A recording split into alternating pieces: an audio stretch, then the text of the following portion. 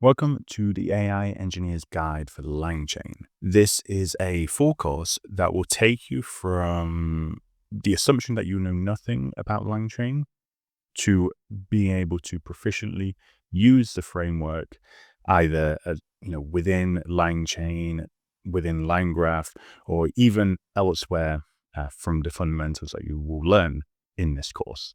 Now, this course will be broken up into multiple chapters. We're going to start by talking a little bit about what LangChain is and when we should really be using it and when maybe we don't want to use it. We'll talk about the pros and cons and also about the wider LangChain ecosystem, not just about the LangChain framework itself. From there, we'll introduce LangChain. We'll just have a look at a few examples before diving into essentially the basics of the framework. Now, I will just note that all of this is for LangChain 0.3. So that is the latest current version. Although that being said, we will cover a little bit of where LangChain comes from as well. So we'll be looking at pre-0.3 version methods for doing things so that we can understand, okay, that's the old way of doing things. How do we do it now that we're in version 0.3? And also, how do we dive a little deeper into those methods as well and kind of customize those? From there, we'll be diving into what I believe is the sort of future of AI. I mean, it's the now and the short term, potentially even further into the future. And that is agents.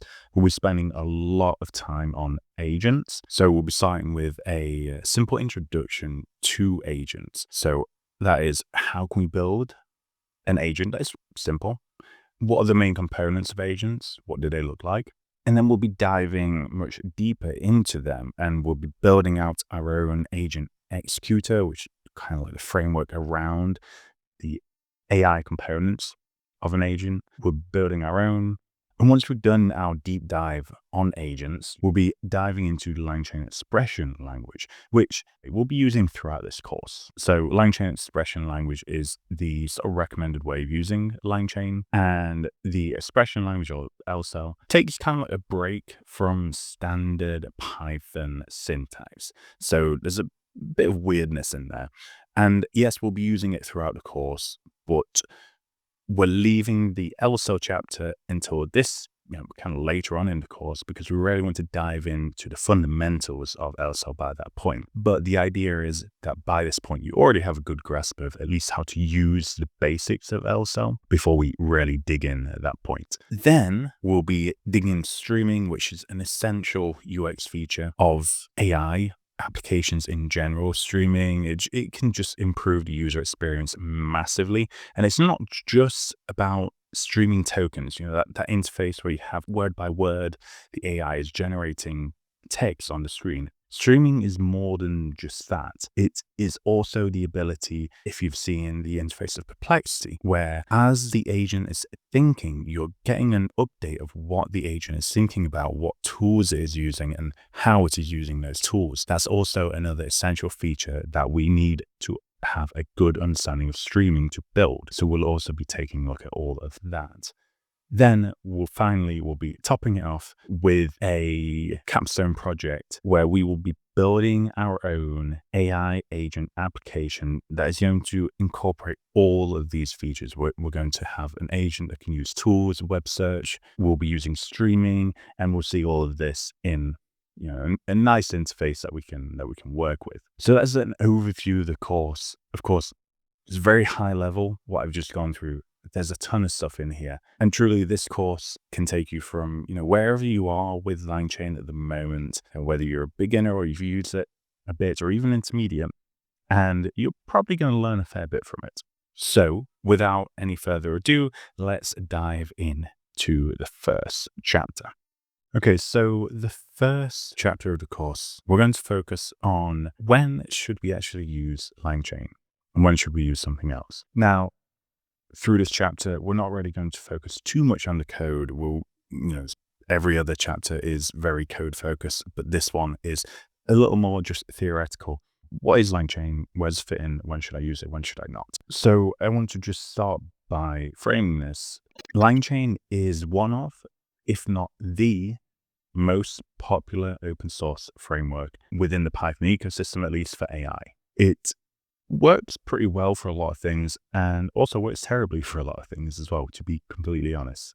There are massive pros, massive cons to using LangChain. Here, we're just going to discuss a few of those and see how LangChain maybe compares a little bit against other frameworks. So the very first question we should be asking ourselves is, do we even need a framework? Is a framework actually needed when we can just hit an API? You have the OpenAI API, other APIs, Mistral, so on, and we can get a response from an LLM in 5 lines of code on average for those. It's incredibly, incredibly simple. However, that can change very quickly when we start talking about agents or retrieval augmented generation, research assistants, all of this sort of stuff. Those use cases, those methods can suddenly get quite complicated when we're outside of frameworks. And that's not necessarily a bad thing, right? It can be incredibly useful to be able to just understand everything that is going on and build it yourself. But the problem is that to do that, you need time. Like, you need to learn all the intricacies of building these things, the intricacies of these methods themselves, like how do they even work? And that kind of runs in the opposite direction of what we see with AI at the moment, which is AI is being integrated into the world at an incredibly fast rate. And because of this, most engineers coming into the space are not from a machine learning or AI background. Most people don't necessarily have any experience with these systems. A lot of engineers coming in that could be DevOps engineers, generic backend Python engineers, even front-end engineers coming in and building all these things, which is great, but they don't necessarily have the experience. And that might be you as well. And that's not a bad thing, because the idea is that obviously you're going to learn and you're going to pick up a lot of these things. And in this scenario, there's quite a good argument for using a framework, because a framework means that you can get started faster. And a framework like LangChain, it abstracts away a lot of stuff. And that's a big complaint that a lot of people will have with LangChain.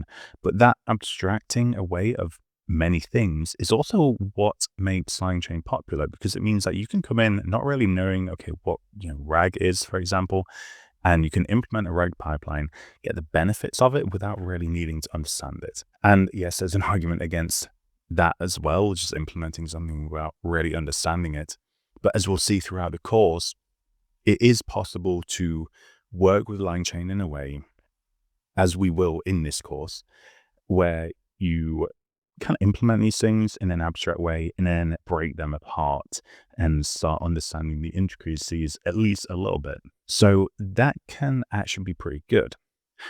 However, again, circling back to what we said at the start, if the idea or your application is just a very simple, you need to generate some text based on some basic input, maybe you should just use an API. That's completely valid as well. Now, we just said, okay, a lot of people coming to LangChain might not be from an AI background. So another question for a lot of these engineers might be, okay, if I want to learn about RAG, agents, all of these things, should I skip LangChain and just try and build it from scratch myself? Well, LangChain can help a lot with that learning journey. So you can start very abstract. And as you gradually begin to understand the framework better, you can strip away more and more of those abstractions and get more into the details. And in my opinion, this gradual shift towards more explicit code with less abstraction is a really nice feature. And it's also what we focus on, right? Throughout this course, that's what we're going to be doing. We're going to be starting abstract, stripping away the abstractions, and getting more explicit with what we're building. So, for example, building an agent. In LangChain, there's this very simple and incredibly abstract create tools agent method that we can use. And it creates a tool agent for you. It doesn't tell you anything. So you can use that, right?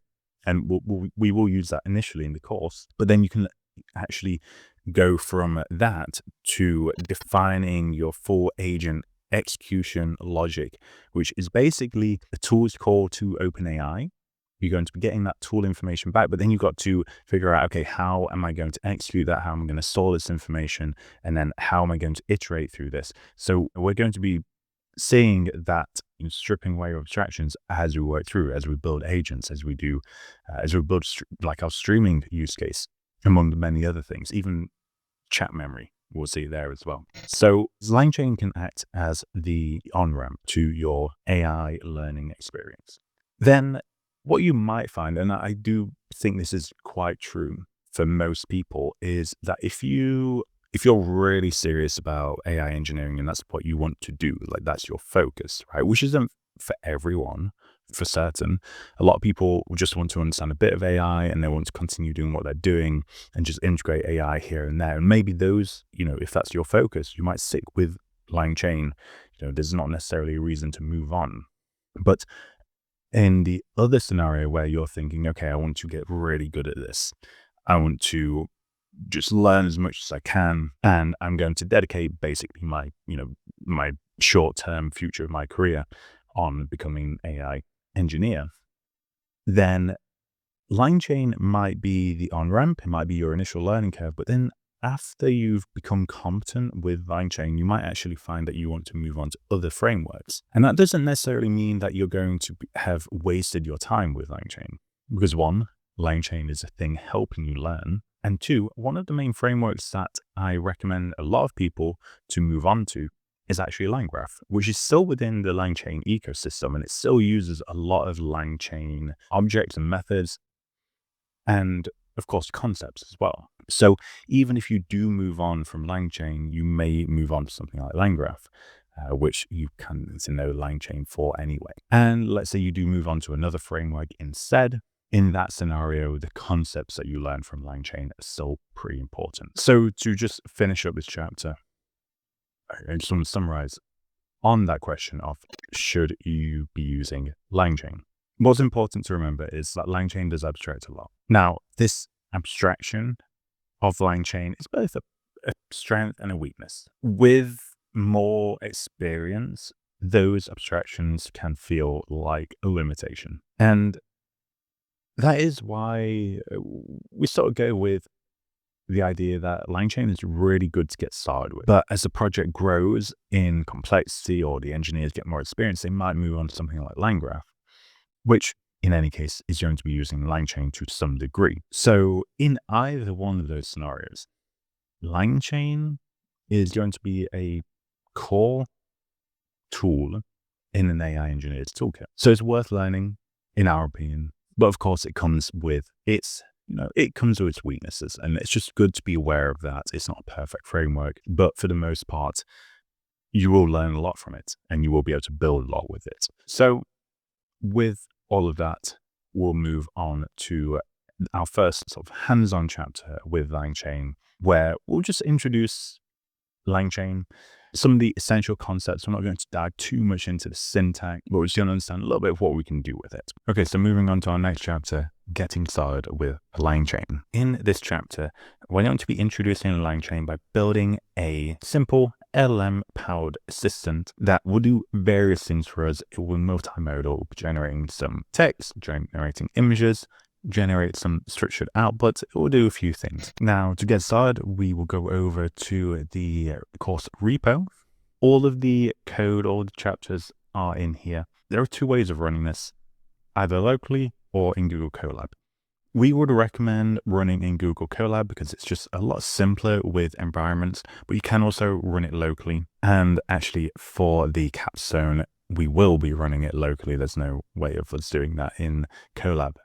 So if you would like to run everything locally, I'll show you how quickly now. If you would like to run in Colab, which I would recommend at least for the first notebook chapters, just skip ahead. There will be chapter points in the timeline of the video. So for running it locally, we just come down to here. So this actually tells you everything that you need. So you will need to install UV.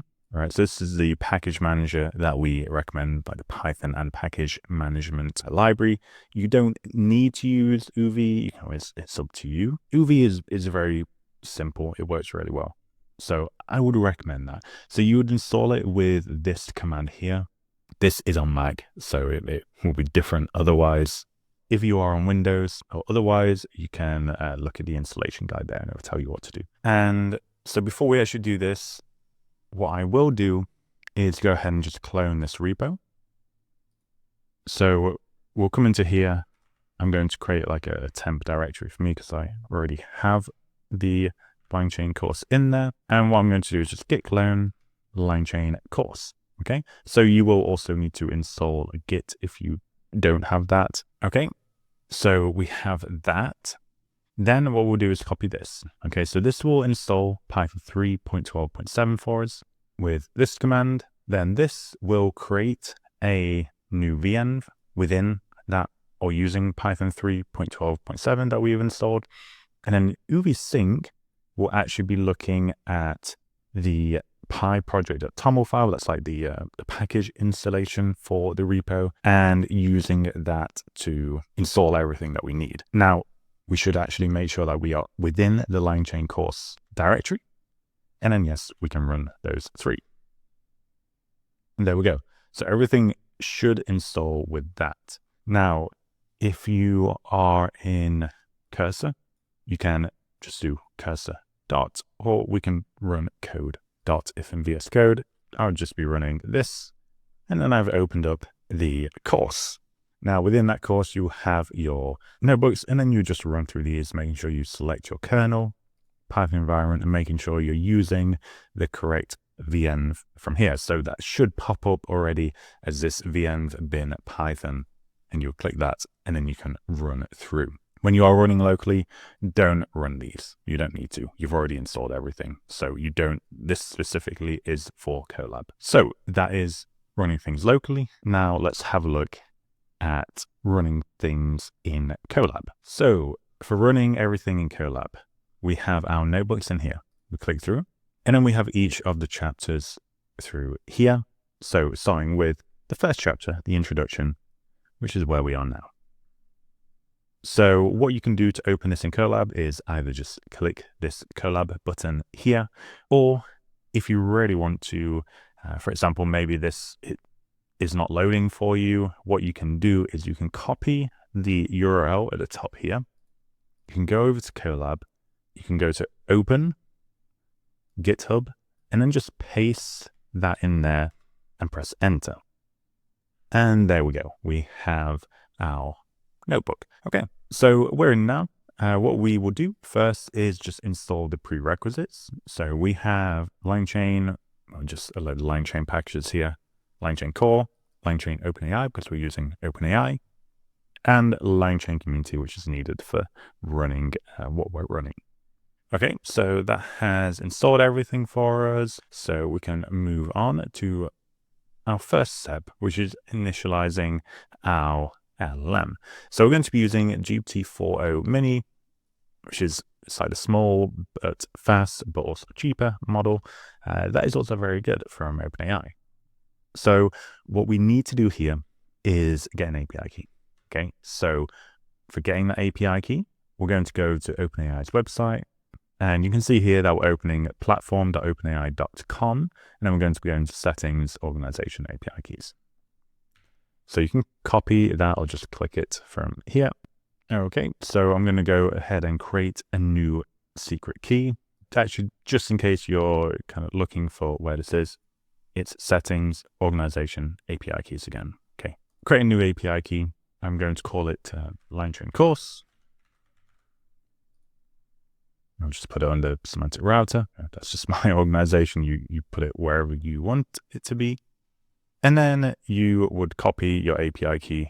You can see mine here. I'm obviously going to revert that before you see this, but you can try and use it if you really like. So I'm going to copy that, and I'm going to place it into this little box here. You could also just place it, put your full API key in here. It's up to you, but this little box just makes things easier. Now, what we've basically done there is just passed in our API key. We're setting our OpenAI model, GPT-4o Mini. And what we're going to be doing now is essentially just connecting and setting up our LLM parameters with LangChain. So we run that. we say, okay, we're using a GPT-4o Mini, and we're also setting ourselves up to use 2 different LLMs here, or 2 of the same LLM with slightly different settings. So the first of those is an LLM with a temperature setting of 0. The temperature setting basically controls almost the randomness of the output of your LLM. And the way that it works is when an LLM is predicting the sort of next token or next word in sequence, it'll provide a probability actually for all of the tokens within the LLM's knowledge base, or what the LLM has been trained on. So what we do when we set a temperature of 0 is we say, you are going to give us the token with highest probability according to you, okay? Whereas when we set a temperature of 0.9, what we're saying is, okay, there's actually an increased probability of you giving us a token that, according to your generated output, is not the token with the highest probability according to the LLM. But what that tends to do is give us more sort of creative outputs. So that's what the temperature does. So we are creating a normal LLM and then a more creative LLM with this. So what are we going to be building? We're going to be taking a article draft. So like a draft article from the Aurelio learning page. And we're going to be using LangChain to generate various things that we might find helpful as we have this article draft and we're editing it and just kind of like finalizing it. So what are those going to be? You can see them here.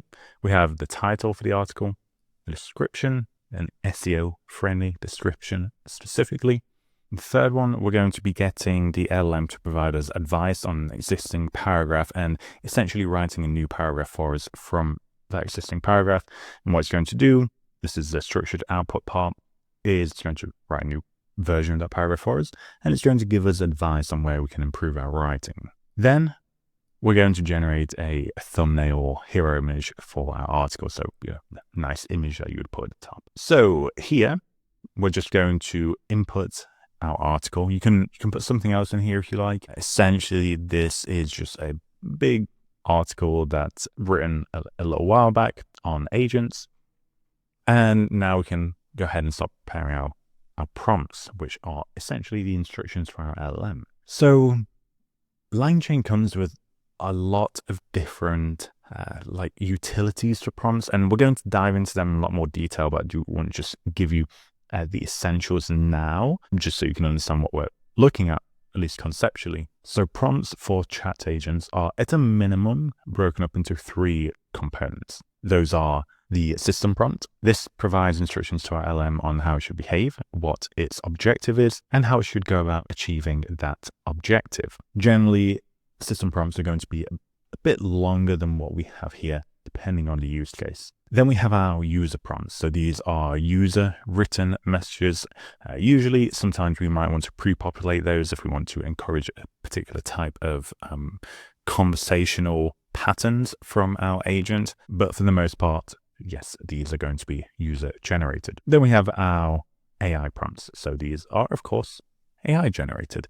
And again, in some cases, we might want to generate those ourselves beforehand or within a conversation if we have a particular reason for doing so. But for the most part, you can assume that these are actually user and AI generated. Now, LangChain provides us with templates for each one of these prompt types. Let's go ahead and have a look at what these look like within LangChain. So to begin, we are looking at this one. So we have our system message prompt template and human message, which is the user that we saw before.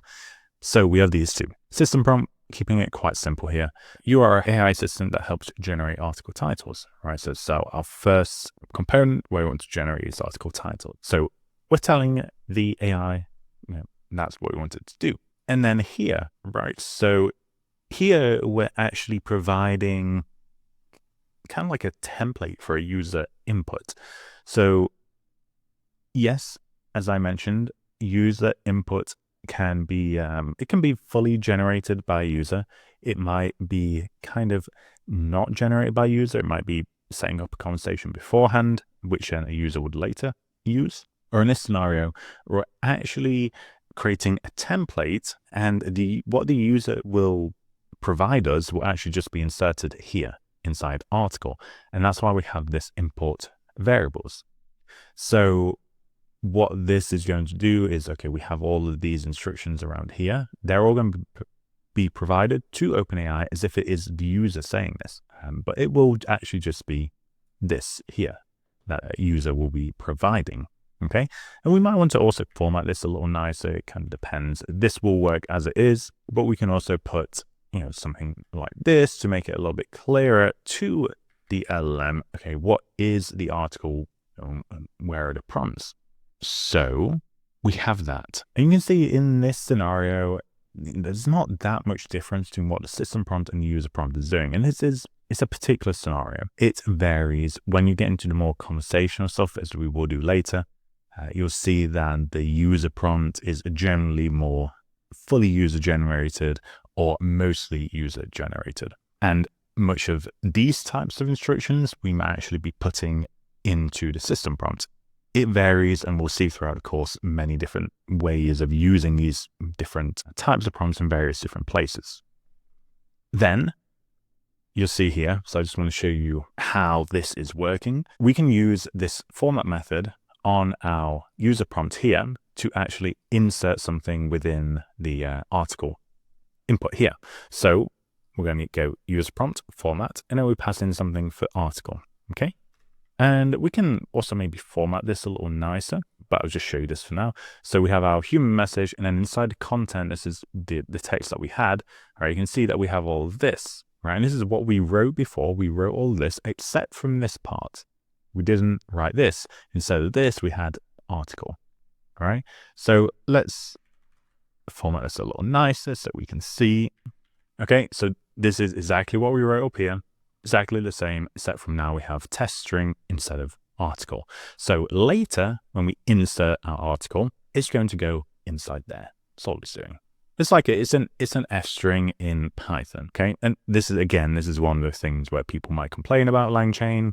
This sort of thing can be, it seems excessive because you could just do this with an F string.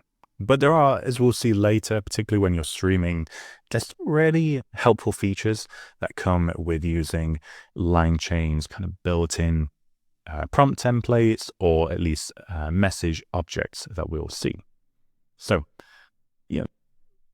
we need to keep that in mind. Again, as things get more complicated, LangChain can be a bit more useful. So, chat prompt template. This is basically just going to take what we have here, our system prompt, user prompts. You could also include some AI prompts in there. And what it's going to do is merge both of those. And then when we do format, what it's going to do is put both of those together into a chat history. Okay, so let's see what that looks like first in a more messy way. Okay. So you can see we have just the content, right? So it doesn't include the whole, before we had human message, we're not seeing anything like that here. Instead, we're just seeing the string. So now let's switch back to print. And we can see that what we have is our system message here. It's just prefixed with this system. And then we have human, and it's prefixed by human, and then it continues. Right, so that's all it's doing. It's just kind of merging those in some sort of chat log. We could also put in like AI messages, and they would appear in there as well. Okay, so we have that. Now that is our prompt template. Let's put that together with an LLM to create what would be in past LangChain be called an LLM chain. Now we wouldn't necessarily call it an LLM chain because we're not using that LLM chain abstraction. It's not super important if that doesn't make sense. We'll go into it in more detail later, particularly in the LCEL chapter. So what this chain will do, think LangChain is just chains. We're chaining together these multiple components. It will perform the steps prompt formatting. So that's what I just showed you. LLM generation. So sending our prompt to OpenAI, getting a response and getting that output. So you can also add another step here if you want to format that in a particular way. We're going to be outputting that in a particular format so that we can feed it into the next step more easily. But there are also things called output parsers, which parse you're outputting a more dynamic or complicated way depending on what you're doing. So this is our first look at LCEL. I don't want us to focus too much on the syntax here because we will be doing that later, but I do want you to just understand what is actually happening here and logically what are we writing. So all we really need to know right now is we define our inputs with the first dictionary segment here. All right, so this is our inputs, which we have defined already. Okay, so if we come up to our user prompt here, we said the input variable is our article, right? And we might have also added input variables to the system prompt here as well. In that case, let's say we had you're an AI assistant called name, right? That helps generate article titles. In this scenario, we might have an input variables name here, right? And then what we would have to do down here is we would also have to pass that in, right? So we would have article, but we would also have name. So basically, we just need to make sure that in here we're including the variables that we have defined as input variables for our first prompts. Okay, so we can actually go ahead and let's add that so we can see it's in action. So we'll run this again and just include that or reinitialize our first prompt. So we see that. And if we just have a look at what that means for this format function here, it means we'll also need to pass in a name. Okay, and call it Joe. Okay, so Joe the AI, right? So you are an AI assistant called Joe now. Okay, so we have Joe, our AI, that is going to be fed in through these input variables. Then we have this pipe operator. The pipe operator is basically saying whatever is to the left of the pipe operator, which in this case would be this, is going to go into whatever is on the right of the pipe operator. It's that simple. Again, we'll dive into this and kind of break it apart in the LCEL chapter, but for now, that's all we need to know.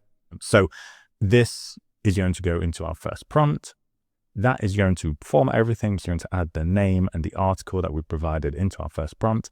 And then it's going to output that, right? It's going to output that. We have our pipe operator here. So the output of this is going to go into the input of our next step.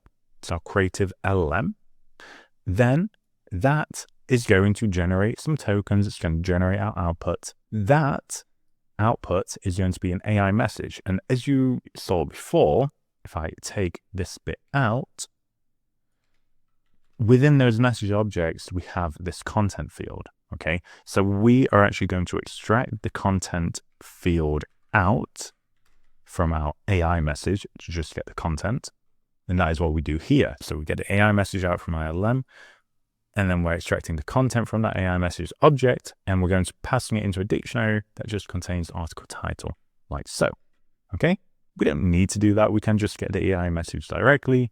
I just want to show you how we are using this sort of chain in LCEL. So once we have set up our chain, we then call it or execute it using the invoke method. Into that, we will need to pass in those variables. So we have our article already, but we also gave our AI a name now. So let's add that and we'll run this. Okay, so Joe has generated us a article title, unlocking the future, the rise of neurosymbolic AI agents. Cool, much better name than what I gave that article, which was AI agents are neurosymbolic systems. No, I don't think I did too bad. Okay, so we have that. Now, let's continue, and what we're going to be doing is building more of these types of LLM chain pipelines where we're feeding in some prompts, we're generating something, getting something, and doing something with it. So, as mentioned, we have the title. We're now moving on to the description. So we're going to generate a description. So we have our human message prompt template. So this is actually going to go into a similar format as before. We probably also want to redefine this because I think I'm using the same system message there. So let's go ahead and modify that. Or what we could also do is let's just remove the name now because I've shown you that. So what we could do is you're an AI assistant that helps build good articles, right? Build good articles. And we could just use this as our, generic system prompt now. So let's say that's our new system prompt. Now we have our user prompt. You're tasked with creating a description for the article. The article is here for you to examine. Article. Here is the article title. Okay, so we need the article title now as well in our input variables. And then we're going to output an SEO-friendly article description. And we're just saying, just to be certain here, do not output anything other than the description. So, sometimes an LLM might say, hey, look, this is what I've generated for you. The reason I think this is good is because so on and so on and so on, right? If you're programmatically taking some output from an LLM, you don't want all of that fluff around what the LLM has generated. You just want exactly what you've asked it for, okay? Because otherwise you need to parse out with code and it can get messy and also just far less reliable. So we're just saying, don't output anything else. Then we're putting all of these together. So system prompt and the second user prompt, this one here. We're putting those together into a new chat prompt template. And then we're going to feed all that in to another LCEL chain as we have here to generate our description. So let's go ahead. We invoke that as before. We're just making sure we add in the article title that we got from before. And let's see what we get. Okay, so we have this. Explore the transformative potential of neurosymbolic AI agents in a little bit long, to be honest.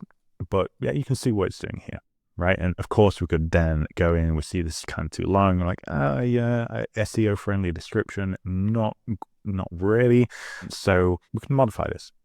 Output the SEO-friendly description. Make sure we don't exceed, let me put that on a new line. Make sure we don't exceed, say, 200 characters, or maybe it's even less for SEO. I don't have a clue.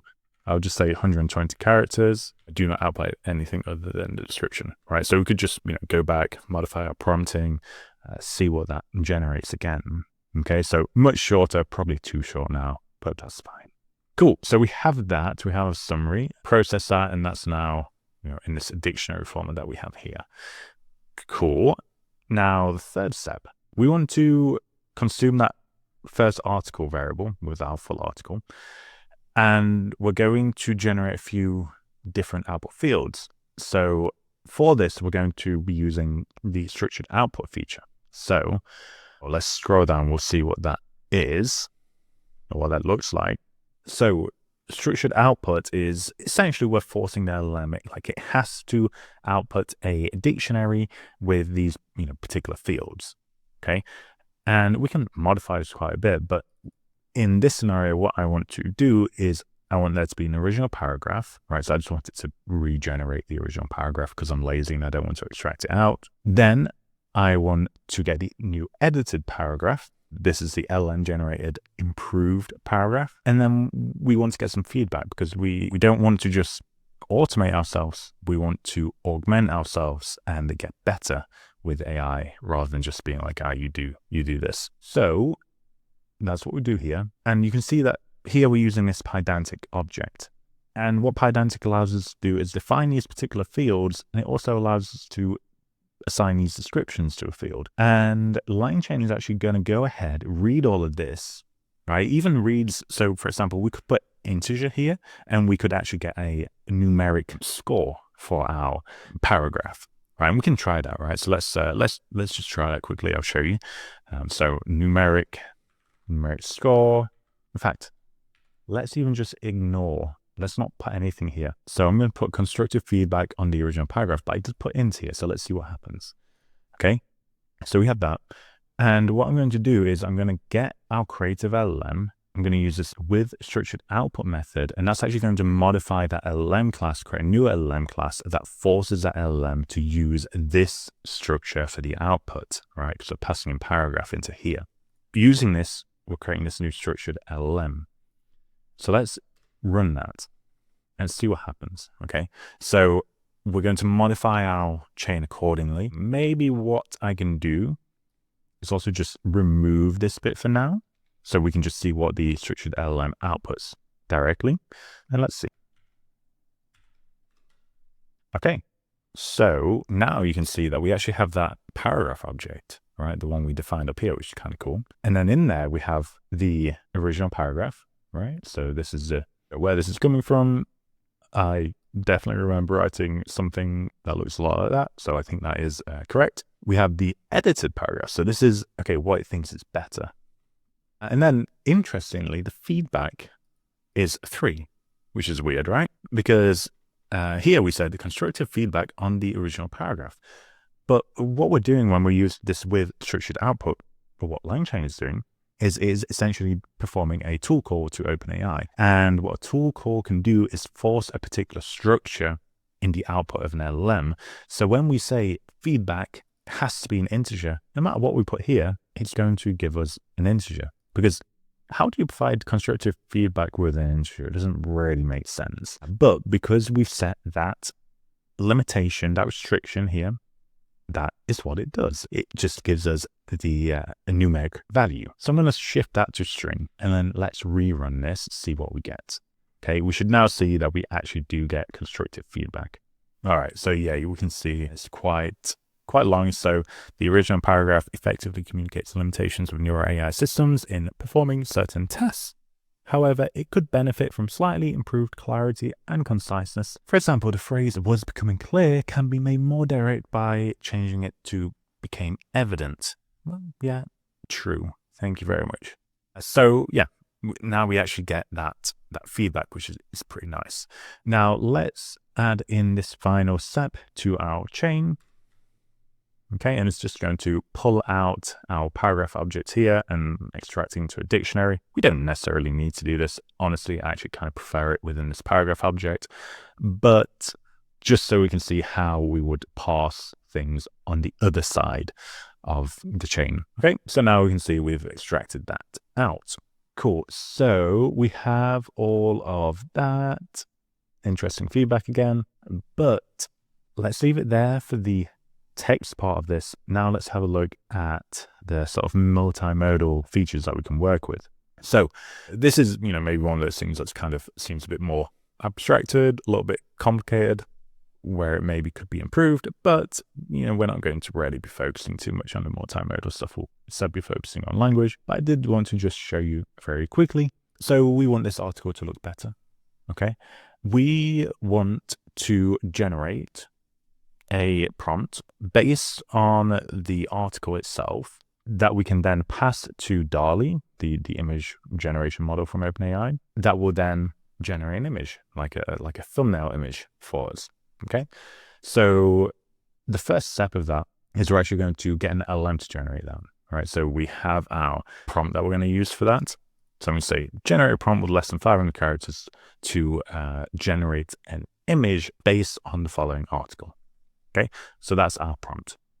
Super simple. We're using the generic prompt template here. You can use that. You can use user prompt template. It's up to you. This is just like the generic prompt template. Then what we're going to be doing is, based on what this outputs, we're then going to feed that in to this generate and display image function via the image prompt parameter. That is going to use the DALL-E API wrapper from LangChain.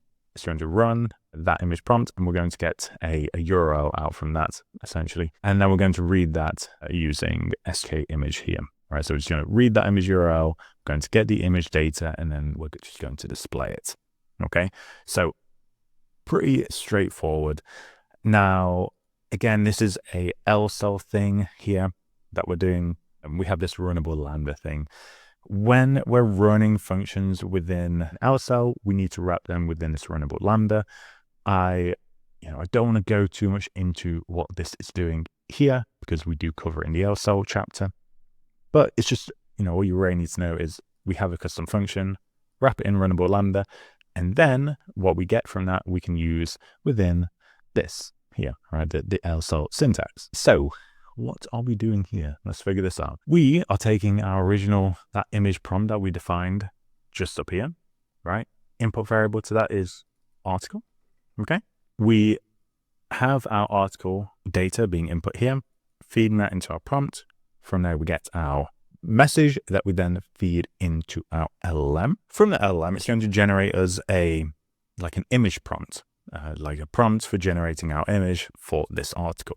We can even, let's print that out so that we can see what it generates, because I'm also kind of curious. Okay, so we'll just run that, and then let's see. It will feed in that content into our runnable, which is basically this function here, and we'll see what it generates. Okay, don't expect anything amazing from DALL-E. It's not the best, to be honest, but at least we see how to use it. Okay, so we can see the prompt that was used here. Create an image that visually represents the concept of neurosymbolic agents, depict a futuristic interface where large language model interacts with traditional code, symbolizing integration of, oh my gosh, something, computation, include elements like a brain to represent neural networks, gears or circuits or symbolic logic, and a web of connections illustrating vast use cases of AI agents. Oh my gosh, look at all that. Big prompt. Then we get this. So, DALL-E is interesting, I would say.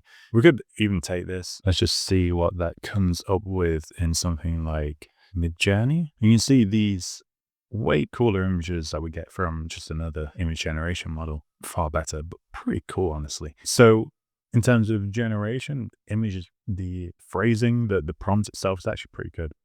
The image, it could be better, but that's it, right? So with all of that, we've seen a little introduction to what we might be building with LangChain.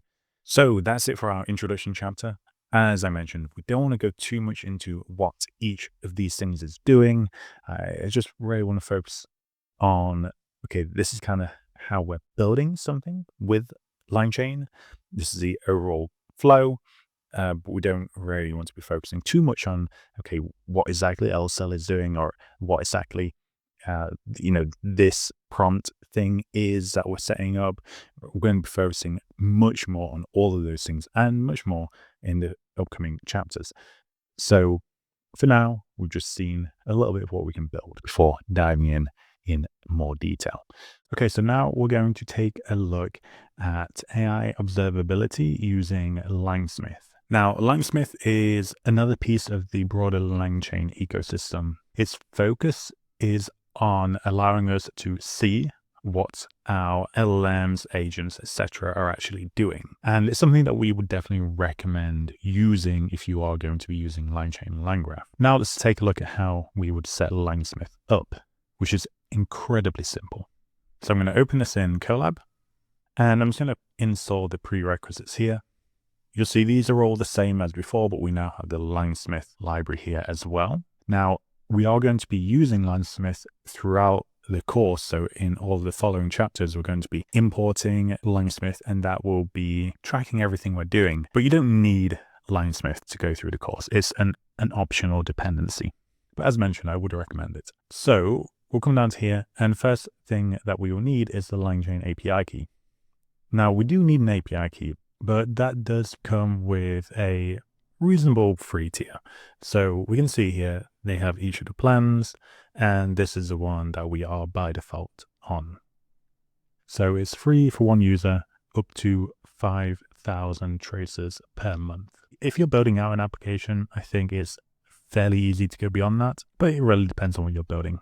So it's a good place to start with. And then of course you can upgrade as required. So we would go to smith.langchain.com, and you can see here that this will log me in automatically. I have all of these tracing projects. These are all from me running the various chapters of the course. Yours, if you do use LangSmith throughout the course, your LangSmith dashboard will end up looking something like this. Now, what we need is an API key. So we go over to settings, we have API keys, and we're just going to create an API key. Because we're just going through some personal learning right now, I would go with personal access token. We can give a name or description if you want. Okay, and we'll just copy that. And then we come over to our notebook and we enter our API key there. And that is all we actually need to do. That's absolutely everything. I suppose the one thing to be aware of is that you should set your LangChain project to whatever project you're working within. So of course, within the course, we have individual project names for each chapter, but for your own projects, of course, you should make sure this is something that you recognize and is useful to you. So LangSmith actually does a lot without us needing to do anything. So we can actually go through, let's just initialize our LLM and start invoking it and seeing what LangSmith returns to us. So we'll need our OpenAI API key, enter it here, and then let's just invoke hello. Okay, so nothing has changed on this end, right? So us running code, there's nothing different here. However, now if we go to LangSmith, I'm going to go back to my dashboard. Okay, and you can see that the order of these projects just changed a little bit. And that's because the most recently used project, i.e. this one at the top, LangChain course LangSmith OpenAI, which is the current chapter we're in, that was just triggered. So I can go into here and I can see, oh, look at this. So we actually have something in the LangSmith UI, and all we did was enter our LangChain API key. That's all we did. And we set some environment variables. And that's it. So we can actually click through to this and it will give us more information. So you can see what was the input, what was the output, and some other metadata here. You see, there's not that much in here. However, when we do the same for agents, we'll get a lot more information. So I can even show you a quick example from one of the future chapters. If we come through to agents intro here, for example, and we just take a look at one of these. Okay, so we have this input and output, but then on the left here, we get all of this information. And the reason we get all this information is because agents they're performing multiple LLM calls, etc., etc. So there's a lot more going on. So we can see, okay, what is the first LLM call? And then we get these tool use traces. We get another LLM call, another tool use, and another LLM call. So you can see all this information, which is incredibly useful and incredibly easy to do, because all I did when setting this up in that agent chapter was simply set the API key and the environment variables as we have done just now. So you get a lot out of very little effort with LangSmith, which is great. So let's return to our LangSmith project here, and let's invoke some more. Now, I've already shown you, we're going to see a lot of things just by default, but we can also add other things that LangSmith wouldn't typically trace. So to do that, we will just import the traceable decorator from LangSmith. And then let's make these just random functions traceable within LangSmith. Okay, so we'll run those. We have 3 here, so we're going to generate a random number. We're going to modify how long a function takes and also generate a random number. And then in this one, we're going to either return this no error, or we're going to raise an error. So we're going to see how LangSmith handles these different scenarios. So let's just iterate through and run those a few times. So we're just going to run each one of those 10 times. Okay, so let's see what happens.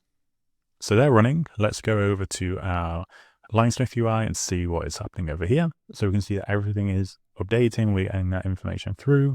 And we can see if we go into a couple of these, we can see a little more information. So the input and the output took 3 seconds. See random error here. In this scenario, random error passed without any issues. Let me just refresh the page quickly. Okay, so now we have the rest of that information, and we can see that occasionally, if there is an error from our random error function, it is signified with this, and we can see the traceback as well that was returned there, which is useful. Okay, so we can see if an error has been raised, we'll be able to see what that error is. We can see the various latencies of these functions, so you can see that varying throughout here. We see all the inputs to each one of our functions, and then of course the outputs. So we can see a lot in there, which is pretty good. Now, another thing that we can do is we can actually filter. So if we come to here, we can add a filter. Let's filter for errors. That would be value error. And then we just get all of the cases where one of our functions has returned or raised an error, or value error specifically. Okay, so that's useful. And then, yeah, there's various other filters that we can add there. So we could add a name, for example, if we wanted to look for the generate string delay function only, we could also do that. Okay, and then we can see the varying latencies of that function as well. Cool, so we have that. Now, one final thing that we might want to do is maybe we want to make those function names a bit more descriptive or easy to search for example. And we could do that by setting the name of the traceable decorator like so. So let's run that. We'll run this a few times. And then let's jump over to LangSmith again, going to LangSmith project. Okay, and you can see those coming through as well. So then we could also search for those based on that new name. So what was it? Chit Chat Maker, like so. And then we can see all that information being streamed through to LangSmith. So that is our introduction to LangSmith. There is really not all that much to go through here. It's very easy to set up. And as we've seen, it gives us a lot of observability into what we are building. And we will be using this throughout the course. We don't rely on it too much. It's a completely optional dependency. So if you don't want to use LangSmith, you don't need to. But it's there and I would recommend doing so. So that's it for this chapter. We'll move on to the next one. Now we're going to move on to the chapter on prompts in LangChain. Now, prompts, they seem like a simple concept, and they are a simple concept, but there's actually quite a lot to them once you start diving into them. And they truly have been a very fundamental part of what has propelled us forwards from sort of pre-LLM times to the current LLM times. You have to think, until LLMs became widespread, the way to fine-tune a AI model or ML model back then was to get loads of data for your particular use case, spend a load of training your specific transformer or part of the transformer to essentially adapt it for that particular task. That could take a long time. Depending on the task, it could take you, months, or in some times, if it was a simpler task, it might take probably days, potentially weeks. Now, the interesting thing with LLMs is that rather than needing to go through this whole fine-tuning process to modify a model for one task over another task, rather than doing that, we just prompt it differently. We literally tell the model, hey, I want you to do this in this particular way. And that is that's a paradigm shift in what you're doing. It's so much faster.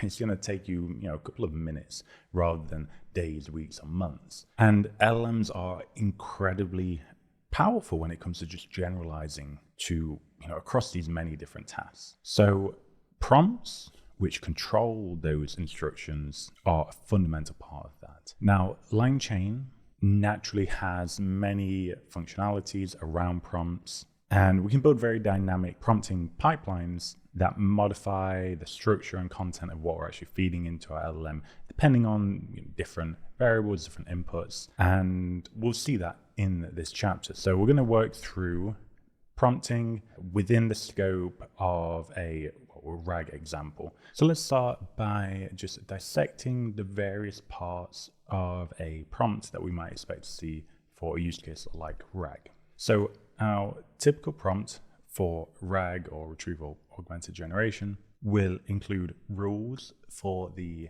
LLM, and this is this you will see in most prompts, if not all. This part of the prompt sets up the behavior of the LLM. That is how it should be responding to user queries, what sort of personality it should be taking on, what it should be focusing on when it is responding, any particular rules or boundaries that we want to set.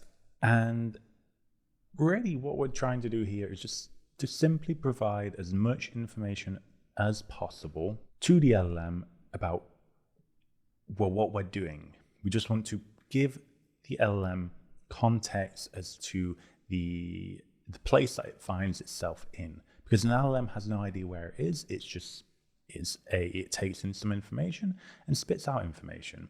If the only information it receives is from the user's user query, it has it doesn't know the context. What is the application that it is within? What is its objective? What is its aim? What are the boundaries? All of this we need to just assume the LLM has absolutely no idea about, because it truly does not. So as much context as we can provide, but it's important that we don't overdo it. We see this all the time. People will over prompt an LLM, you want to be concise. You don't want fluff. And in general, every single part of your prompt, the more concise and less fluffy you can make it, the better. Now, those rules or instructions are typically in the system prompt of your LLM. Now, the second one is context, which is RAG specific. The context refers to some sort of external information that you are feeding into your LLM. We may have received this information from like a web search, database query, or quite often in this case of RAG, it's a vector database. This external information that we provide is essentially the RA, retrieval augmentation, of RAG. We are augmenting the knowledge of our LLM, which the knowledge of our LLM is contained within the LLM model weights. We're augmenting that knowledge with some external knowledge. That's what we're doing here. Now, for chat LLMs, this context is typically placed within a conversational context within the user or assistant messages. And with more recent models, it can also be placed within tool messages as well. Then we have the question. It's pretty straightforward. This is the query from the user. This is, well, it's usually a user message, of course. There might be some additional formatting around this. You might add a little bit of extra context, or you might add some additional instructions if you find that your LLM sometimes veers off the rules that you've set within the system prompt. You might, append or prefix something here, but for the most part, it's probably just going to be the user's input. And then finally, so these are all the inputs for our prompt. Here is going to be the output that we get, so the answer from the assistant. Again, I mean, that's not even specific to RAG, it's just what you would expect in a chat LLM or any LLM. And of course, that would be an assistant message. So putting all of that together in an actual prompt, so you can see everything we have here. So we have the rules for our prompt here, the instructions. We're just saying, okay, answer the question based on the context below. If you cannot answer the question using the information, answer with I don't know. Then we have some context here. Okay, in this scenario, that context that we're feeding in here, because it's the first message, we might be putting that into the system prompt, but that may also be turned around. Okay, if you for example have an agent, you might have your question up here before the context, and then that would be coming from a user message, and then this context would follow the question and be recognized as a tool message, and it would be fed in that way as well. Kind of depends on what sort of structure you're going for there, but you can do either. You can feed it into the system message if it's less conversational, whereas if it's more conversational, you might feed it in as a tool message. Okay, and then we have a user query, which is here, and then we'd have the AI answer. Okay, and obviously that would be generated here. Okay, so let's switch across to the code. We're in the LangChain course repo, notebooks 03 prompts. I'm just going to open this in Colab. Okay, let's scroll down and we'll start just by installing the prerequisites. Okay, so we just have the various libraries again. As I mentioned before, LangSmith is optional. You don't need to install it, but if you would like to see your traces and everything in LangSmith, then I would recommend doing that. And if you are using LangSmith, you will need to enter your API key here. Again, if you're not using LangSmith, you don't need to enter anything here. You just skip that cell. Okay, cool. And let's jump into the basic prompting then. So we're going to start with this prompt. Answer the user query based on the question below. So we're just structuring what we just saw in code. And we're going to be using the chat prompt template because generally speaking, we're using chat LLMs in most cases nowadays. So we have our chat prompt template, and that is going to contain a list of messages, system message to begin with, which is just going to contain this, and we're feeding in the context within that there. And we have our user query here. Okay, so we'll run this. And if we take a look here, we haven't specified what our input variables are, okay? But we can see that we have query and we have context up here, right? So we can see that, okay, these are the input variables. We just haven't explicitly define them here. So let's just confirm with this that LangChain did pick those up, and we can see that it did. So it has context and query as our input variables for the prompt template that we just defined. Okay, so we can also see the structure of our templates. Let's have a look. Okay, so we can see that within messages here, we have a system message prompt template. The way that we define this, you can see here that we have from messages, and this will consume various different structures. So you can see here that it has from messages, it is a sequence of message-like representation. So we could pass in a system prompt template object and then a user prompt template object, or we can just use a tuple like this, and this actually defines, okay, this is system, this is a user, and you could also do assistant or tool messages and stuff here as well using the same structure. And then we can look in here, and of course that is being translated into the system message prompt template and human message prompt template.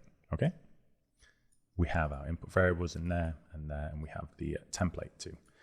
Okay, now let's continue. We'll see here what I just said. So we're importing our system message prompt template and human message prompt template, and you can see we're using the same from messages method here, right? And you can see it's still sequence of message-like representation.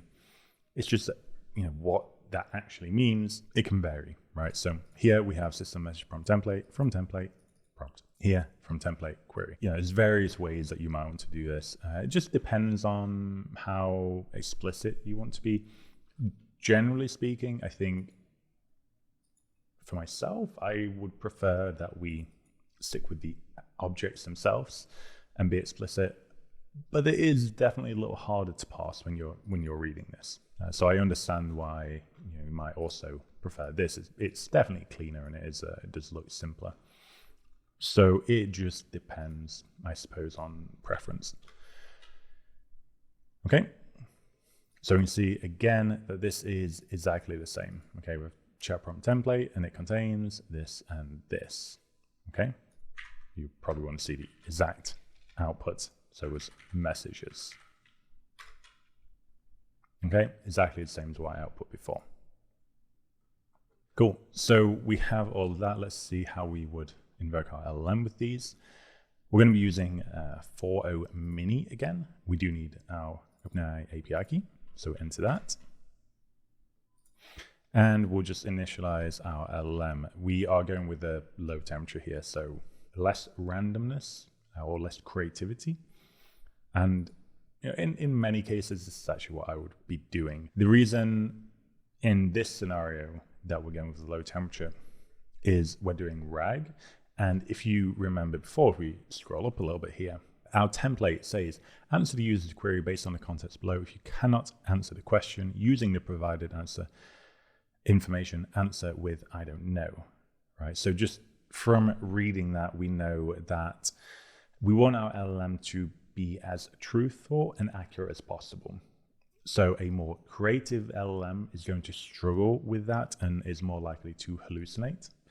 Whereas a low creativity or low temperature LLM will probably stick with the rules a little better. So again, it depends on your use case.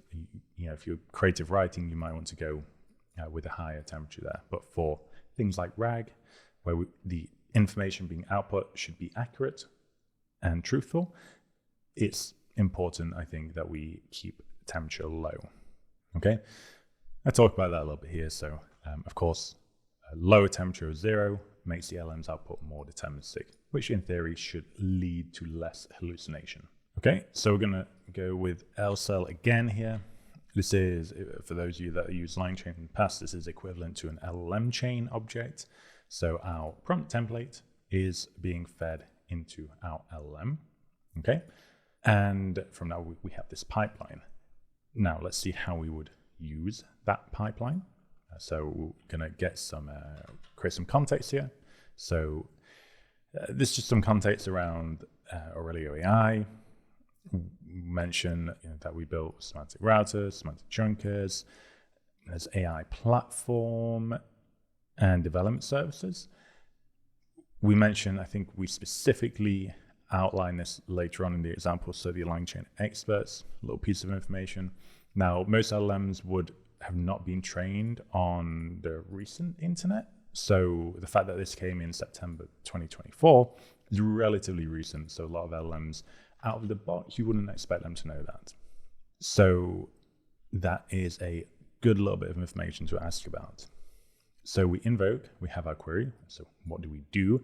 And we have that context. Okay, so we're feeding that into that pipeline that we defined here.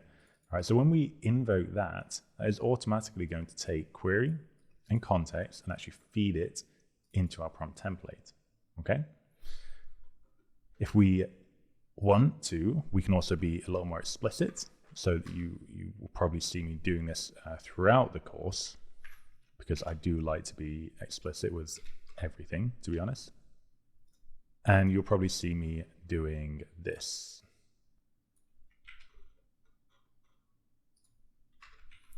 Okay, and this is doing the same thing.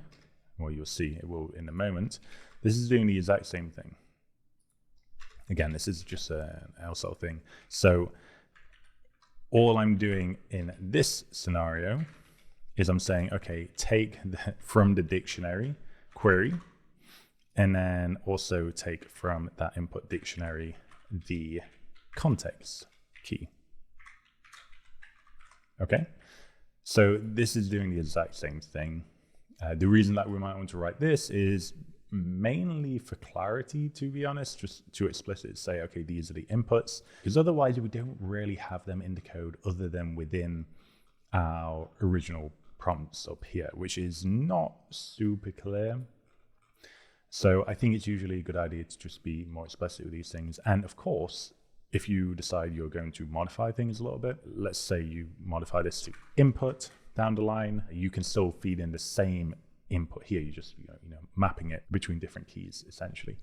Or if you would like to just modify that, I don't know, you need to lowercase it on the way in or something, you can do.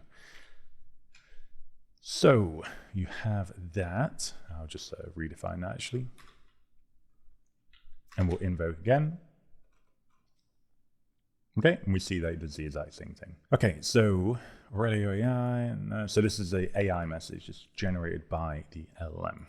Okay, expertise in building AI agents, several open source frameworks, router, AI platform, okay, right? So provide development, so they have everything there. Other than the LangChain expert thing, it didn't mention that, but we will, we'll test it later on that. Okay, so on to few-shot prompting. This is a specific prompting technique. Now, many sort of state-of-the-art or SOTA LLMs are very good at instruction following. So you'll find that few-shot prompting is less common now than it used to be, at least for the sort of bigger, more state-of-the-art models. But when you start using smaller models, not really what we can use here, but let's say you're using a open source model like Llama 3 or Llama 2, which is much smaller, you will probably need to consider things like few-shot prompting. Although that being said, with OpenAI models, at least the current OpenAI models, this is not so important. Nonetheless, it can be useful. So the idea behind few-shot prompting is that you are providing a few examples to your LLM of how it should behave before you are actually going into the main part of the conversation. So let's see how that would look. So we create an example prompt. So we have our human and AI. So human input, AI response. So we're basically saying up, okay, with this type of input, you should provide this type of output. That's what we're doing here. And we're just going to provide some examples. Okay, so we have our input. Here's query 1. Here is the answer 1. All right, this is just, I just want to show you how it works. This is not what we'd actually feed into our LLM. Then, with both these examples and our example prompt, we'd feed both of these into LangChain's few-shot chat message prompt template. Okay, and well, you'll see what we get out of it. Okay, so we basically get, it formats everything and structures everything for us. Okay, and using this, of course, it depends on, let's say you see that your user is talking about a particular topic and you would like to guide your LLM to talk about that particular topic in a particular way, right? So you could identify that the user is talking about that topic, either like a keyword match or a semantic similarity match. And based on that, you might want to modify these examples that you feed into your few-shot chat message prompt template. And then obviously that could be what you do for topic A. For topic B, you might have another set of examples that you feed into this. All this time, your example prompts is remaining the same, but you're just modifying the examples that are going in so that they're more relevant to whatever it is your user is actually talking about. So that can be useful. Now let's see an example of that. So when we are using a tiny LLM, its ability would be limited, although I think we're probably fine here. We're going to say, answer the user query based on the context below, always answer in markdown format, being very specific. This is our system prompt. Okay, that's nice. But what we've kind of said here is, okay, always answer in markdown format. It did do that. But when doing so, please provide headers, short summaries, and follow bullet points, then conclude. Okay, so you see this here. Okay, so we get this overview of already. You have this and this. It's actually quite good. But if we come down here, what I specifically want is to always follow this structure. Right, so we have the double header for the topic, summary, header, a couple of bullet points, and then I always want to follow this pattern where it's like to conclude. Always, it's always bold. I want to be very specific on what I want, and to be, fully honest with GPT-4o Mini, you can actually just prompt most of this in. But for the sake of the example, we're going to provide a few shot examples in our few shot prompt examples instead to get this. So we're going to provide one example here, second example here, and you'll see we're just following that same pattern. We're just setting up the pattern that the LLM should use. So we're going to set that up here. We have our main header, a little summary, some subheaders, bullet points, subheader, bullet points, subheader, bullet points to conclude, so on and so on. Same with this one here. Okay. And let's see what we got. Okay, so this is the structure of our new few-shot prompt template. You can see what all of this looks like. Let's come down and we're basically going to insert that directly into our chat prompt template. So we have from messages, system prompt, user prompt, and then we have in there these. So let me actually show you very quickly. Right, so we just have this few-shot chat to message prompt template, which will be fed into the middle here. Run that, and then feed all this back into our pipeline. Okay, and this will modify the structure so that we have that bold to conclude at the end here. Okay, we can see it nicely here. So we get a bit more of that, the exact structure that we were getting. Again, with GPT-4o models and many other OpenAI models, you don't really need to do this, but you will see it in other examples. We do have an example of this where we're using Ollama, and we're using, I think, Llama 2, if I'm not wrong. And you can see that adding this few-shot prompt template is actually a very good way of getting those smaller, less capable models to follow your instructions. So this is really, when you're working those smaller LLMs, this can be super useful. But even for SOTA models like GPT-4o, if you do find that you're struggling with the prompting, it's just not quite following exactly what you want it to do, this is a very good technique for actually getting it to follow a very strict structure or behavior. Okay, so moving on, we have chain of thought prompting. So this is a more common prompting technique that encourages the LLM to think through its reasoning or its thoughts step by step. So it's a chain of thought. The idea behind this is that, in math class, when you're a kid, the teachers would always push you to put down your working out, right? And there was multiple reasons for that. One of them is to get you to think, because they know in a lot of cases, actually, you're a kid and you're in a rush and you don't really care about this test. And they're just trying to get you to slow down a little bit and actually put down your reasoning. And that kind of forces you to think, oh, actually, I'm skipping a little bit in my head because I'm trying to just do everything up here. If I write it down, all of a sudden it's like, oh, actually, I need to actually do that slightly differently. You realize, okay, you're probably rushing a little bit. Now, I'm not saying an LLM is rushing, but it's a similar effect. By an LLM writing everything down, they tend to actually get things right more frequently. And at the same time, also similar to when you're a child and a teacher is reviewing your exam work, by having the LLM write down its reasoning, you as a human or engineer, you can see where the LLM went wrong if it did go wrong, which can be very useful when you're trying to diagnose problems. So with chain of thought, we should see less hallucinations and generally better performance. Now, to implement chain of thought in LangChain, there's no specific like LangChain objects that do that. Instead, it's just prompting. Okay, so let's go down and just see how we might do that. Okay, so be a helpful assistant and answer the user's question. You must answer the question directly without any other text or explanation. Okay, so that's our no chain of thought system prompt.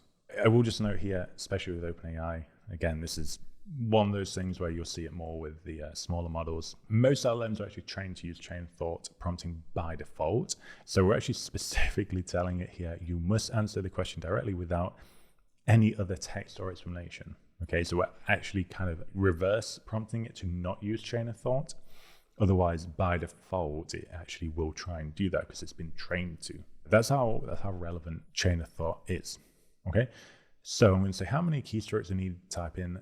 Type the numbers from 1 to 500. Okay, we set up our LLM chain pipeline, and we're going to just invoke our query, and we'll see what we get. Total number of keystrokes needed to type the numbers from 1 to 500 is 1,511. The actual answers I've written here is 1,392. Without chain of thought, it's hallucinating. Okay, now let's go ahead and see, okay, with chain of thought prompting, what does it do? So be a helpful assistant and answer the user's question. To answer the question, you must list systematically and in precise detail all subproblems that are needed to be solved to answer the question. Solve each subproblem individually. You have to shout at the LLM sometimes to get them to listen, and in sequence. Finally, use everything you've worked through to provide a final answer. Okay, so we're forcing it to kind of go through the full prompt now. We can remove that. I'm not sure why it's there. So run that. Again, I don't know why we have context there. I'll remove that. And let's see. You can see straight away that's taking a lot longer to generate the output. That's because it's generating so many more tokens. So that's just one drawback of this, but let's see what we have. So to determine how many keystrokes to type those numbers, it's breaking it down into several subproblems. So count the number of digits from 1 to 9, 10 to 99, so on, and count the digits in number 500. Okay, interesting. So that's how it's breaking it up. Some more digits counted in the previous steps. So we go through total digits and we see that's, okay, 9 digits for those. For here, 180. For here, 1,200. And then, of course, 3 here. So it gets all those, it sums those digits and actually comes to the right answer. Okay, so that is, that's the difference with chain of thought versus without. So without it, we just get the wrong answer, basically guessing.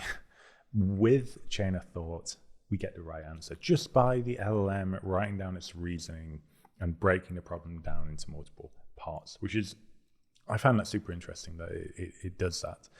So that's pretty cool. Now I will just see, so as we mentioned before, most LLMs nowadays are actually trained to use chain of thought prompting by default. So let's just see if we don't mention anything, right? Be a helpful assistant and answer the user's question. So we're not telling it not to think through its reasoning, and we're not telling it to think through its reasoning. And let's just see what it does. Okay, so you can see, again, it's actually doing the exact same reasoning. Okay, it doesn't give us like the subproblems at the start, but it is going through and it's breaking everything apart. Okay, which is quite interesting. and we get the same correct answer. So the formatting here is slightly different. It's probably a little cleaner, actually, although I think, I don't know. Here we get a lot more information. So both are fine. And in this scenario, we actually do get the right answer as well. So you can see that that chain of thought prompting has actually been quite literally trained into the model. And you'll see that with most, well, I think all state-of-the-art LLMs. Okay, cool. So that is our chapter on prompting. Again, we're focusing very much on a lot of the fundamentals of prompting there, and of course, tying that back to the actual objects and methods within LangChain. But for now, that's it for prompting, and we'll move on to the next chapter. In this chapter, we're going to be taking a look at conversational memory in LangChain. We're going to be taking a look at the core chat memory components that have already been in LangChain since the start, but are essentially no longer in the library. And we'll be seeing how we actually implement those historic conversational memory utilities in the new versions of LangChain, so 0.3. Now, as a pre-warning, this chapter is fairly long, but that is because conversational memory is just such a critical part of chatbots and agents. Conversational memory is what allows them to remember previous interactions, and without it, our chatbots and agents would just be responding to the most recent message without any understanding of previous interactions within a conversations. So they would just not be conversational. And depending on the type of conversation, we might want to go with various approaches to how we remember those interactions within a conversation. Now, throughout this chapter, we're going to be focusing on these 4 memory types. We'll be referring to these, and I'll be showing you actually how each one of these works. But what we're really focusing on is rewriting these for the latest version of LangChain using what's called the Runnable with message history. So we're going to be essentially taking a look at the original implementations for each of these 4 original memory types, and then we'll be rewriting them with the Runnable memory history class. So just taking a look at each of these 4 very quickly. Conversational buffer memory is, I think, the simplest and most intuitive of these memory types. It is literally just you have your messages, they come into this object, they are stored in this object as essentially a list, and when you need them again, it will return them to you. There's nothing else to it. It's super simple. The conversation buffer window memory, okay, so new word in the middle there, window. This works in pretty much the same way, but those messages that it has stored, it's not going to return all of them for you. Instead, it's just going to return the most recent, let's say the most recent 3, for example. Okay, and that is defined by a parameter k. Conversational summary memory, rather than keeping track of the entire interaction memory directly, what it's doing is as those interactions come in, it's actually going to take them and it's going to compress them into a smaller little summary of what has been within that conversation. And as a new interaction is coming in, it's going to do that, going to keep iterating on that summary. And then that is going to be returned to us when we need it. And finally, we have the conversational summary buffer memory. So this is, so the buffer part of this is actually referring to a very similar thing to the buffer window memory, but rather than it being a most k messages, it's looking at the number of tokens within your memory, and it's returning the most recent k tokens. That's what the buffer part is there. And then it's also merging that with the summary memory here. So essentially what you're getting is almost like a list of the most recent messages based on the token length rather than the number of interactions, plus a summary, which would come at the top here. So you get kind of both. The idea is that obviously this summary here would maintain all of your interactions in a very compressed form. So you're you're losing less information and you're still maintaining, maybe the very first interaction, the user might have introduced themselves, giving you their name. Hopefully that would be maintained within the summary and it would not be lost. And then you have almost like a higher resolution on the most recent K or K tokens from your memory. Okay, so let's jump over to the code. We're going into the 04 chat memory notebook, open that in Colab. Okay, and here we are. Let's go ahead and install the prerequisites, run all. We, again, can or cannot use a LangSmith. It is up to you. Enter that, and let's come down and start. So first, just initialize our LLM using 4.0 mini. In this example, again, low temperature. And we're going to start with ConversationBufferMemory. Okay, so this is the original version of this memory type. So let me, where are we? We're here. So memory, ConversationBufferMemory, and we're returning messages that needs to be set to true. So the reason that we set return messages to true, as it mentions up here, is if you do not do this, it's going to be returning your chat history as a string to an LLM, whereas, well, chat LLMs nowadays would expect message objects. So yeah, you just want to be returning these as messages rather than as strings. Okay. Otherwise, yeah, you're going to get some kind of strange behavior out from your LLMs if you return them as strings. So you do want to make sure that is true. I think by default, it might not be true, but this is coming. This is deprecated, right? It does tell you here as a deprecation warning. This is coming from older LangChain, but it's a good place to start just to understand this. And then we're going to rewrite this with the runnables, which is the recommended way of doing so nowadays. Okay. So adding messages to our memory. We're going to write this. Okay. So it's just a conversation user, AI, so on and so on. Random chat. Main things to note here is I do provide my name. We have the model's name right towards the start of those interactions. Okay. So I'm just going to add all of those. We'll do it like this. Okay. Then we can just see, we can load our history like so. So let's just see what we have there.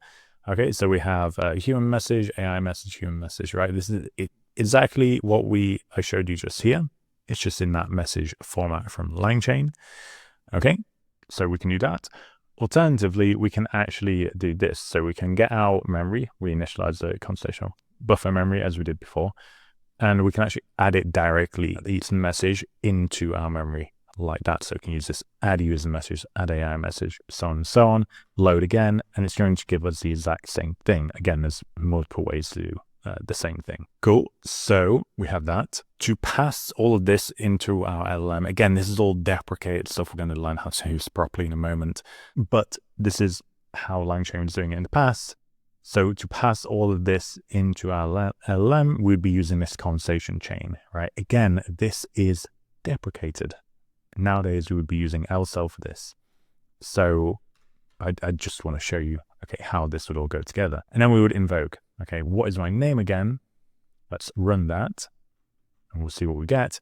It's remembering everything, remember? So this conversation buffer memory, it doesn't drop messages. It just remembers everything, right? And honestly, with the sort of high context windows of many LLMs, that might be what you do. It depends on how long you expect a conversation to go on for, but you probably, in most cases, would get away with this. Okay, so let's see what we get. I say, what is my name again? Okay, let's see what it gives me. It says your name is James. Great, thank you. That works. Now, as I mentioned, all of this that I just showed you is actually deprecated. That's the old way of doing things. Let's see how we actually do this in modern or up-to-date LangChain. So we're going to be using this runnable with message history. To implement that, we will need to use LCEL. And for that, we will need to just define prompt templates, our LLM, as we usually would. Okay, so we're going to set up our system prompt, which is just your helpful assistant called Zeta. Okay, we're going to put in this messages placeholder. Okay, so that's important. Essentially, that is where our messages are coming from. Our conversation buffer memory is going to be inserted, right? So it's going to be that chat history is going to be inserted after our system prompt, but before our most recent query, which is going to be inserted last here. Okay, so messages, placeholder item, that's important. And we use that throughout the course as well. So we use it both for chat history, and we'll see later on, we also use it for the intermediate thoughts that an agent would go through as well. So important to remember that little thing. We'll link our prompt template to our LLM. Again, if we would like, we could also add in I think we only have the query here. Oh, we would probably also want our history as well, but I'm not going to do that right now.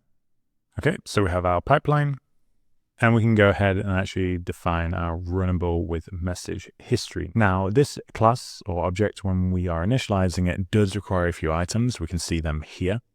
Okay, so we see that we have our pipeline with history. So it's basically going to be, you can see here, right? We have that history messages key, right? This here has to align with what we provided as the messages placeholder in our pipeline, right? So we have our pipeline prompt template here and here, right? So that's where it's coming from. It's coming from messages placeholder. The variable name is history, right? That's important. That links to this. Then for the input messages key here, we have query. That, again, links to this. Okay, so both important to have there. The other thing that is important is obviously we're passing in that pipeline from before, but then we also have this get session history. Basically what this is doing is it's saying, okay, I need to get the list of messages that make up my chat history that are going to be inserted into this variable. So that is a function that we define. Okay, and within this function, what we're trying to do here is actually replicate what we have with the previous conversation buffer memory. Okay, so that's what we're doing here. So it's very simple, right? So we have this in-memory chat message history. Okay, so that's just the object that we're going to be returning. What this will do is it will set up a session ID. The session ID is essentially like a unique identifier so that each conversation or interaction within a single conversation is being mapped to a specific conversation. So you don't have overlapping. Let's say you have multiple users using the same system. You want to have a unique session ID for each one of those. Okay. And what it's doing is saying, okay, if the session ID is not in the chat map, which is this empty dictionary we defined here, we are going to initialize that session with an in-memory chat message history. Okay. And that's it. And we return. Okay, and all that's going to do is it's going to basically append our messages. They will be appended within this chat map session ID, and they're going to get returned. There's nothing else to it, to be honest. So we invoke our runnable. Let's see what we get. Oh, I need to run this. Okay, note that we do have this config, so we have a session ID. That's to, again, as I mentioned, keep different conversations separate. Okay, so we've run that. Now let's run a few more. So what is my name again? Let's see if it remembers. Your name is James. How can I help you today, James? Okay, so it's what we've just done there is literally ConversationBufferMemory, but for up-to-date LangChain with LCEL with runnables. So, the recommended way of doing it nowadays. So that's a very simple example. Okay, there's really not that much to it. It gets a little more complicated as we start thinking about the different types of memory. Although with that being said, it's not massively complicated. We're only really going to be changing the way that we're getting our interactions.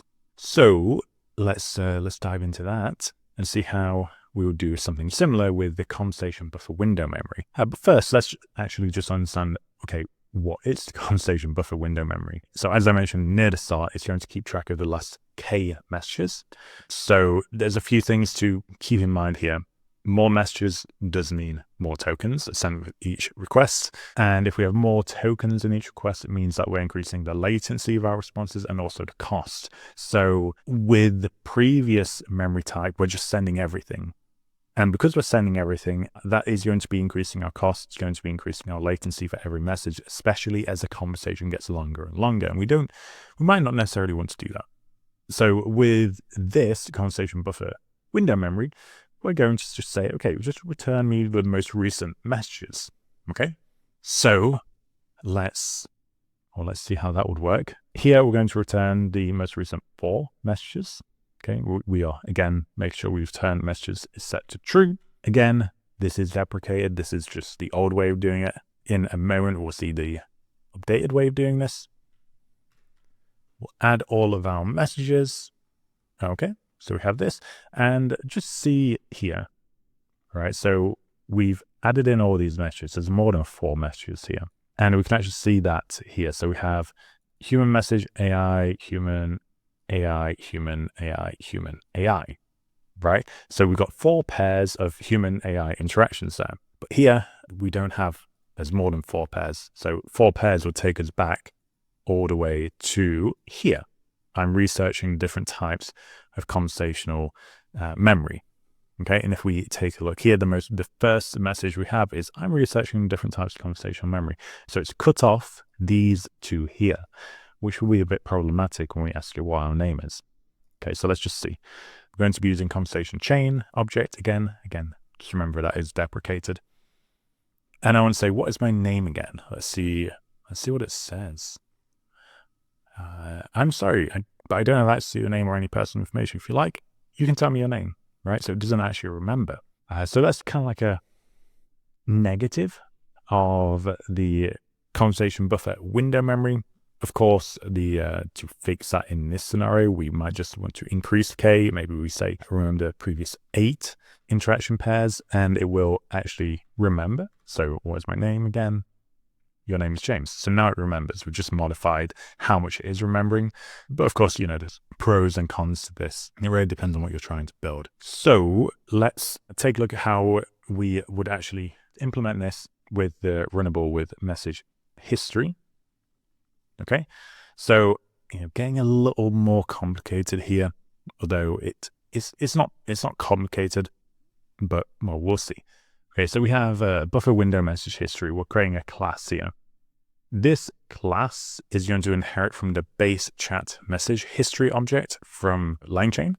Okay, and all of our other message history objects can do the same thing. Before, with the in-memory message object, that was basically replicating the buffer memory.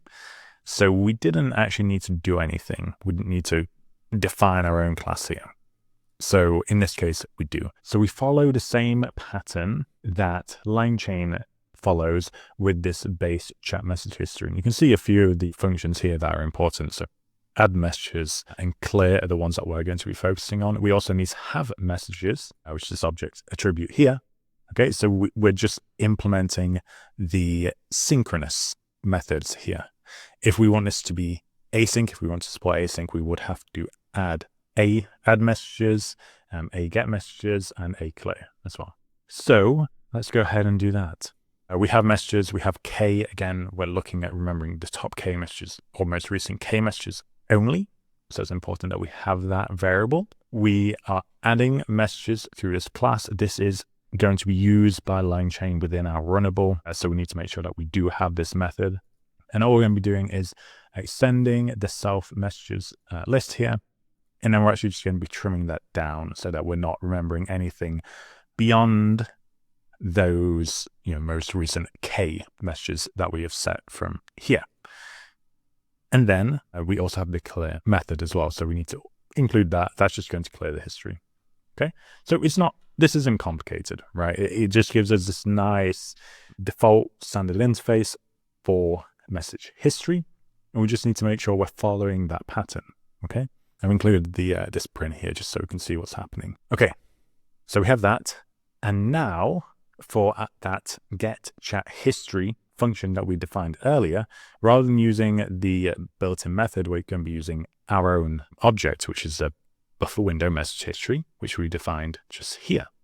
Okay, so if session ID is not in the chat map as we did before, we're going to be initializing our buffer window message history. We're setting K up here with a default value of 4, and then we just return it. Okay, and that is it. So let's run this. We have our Runnable with message history. We have all of these variables, which are exactly the same as before, but then we also have these variables here with this history, factory, config. And this is where if we have new variables that we've added to our message history, in this case, K that we have down here, we need to provide that to LangChain and tell it this is a new configurable field.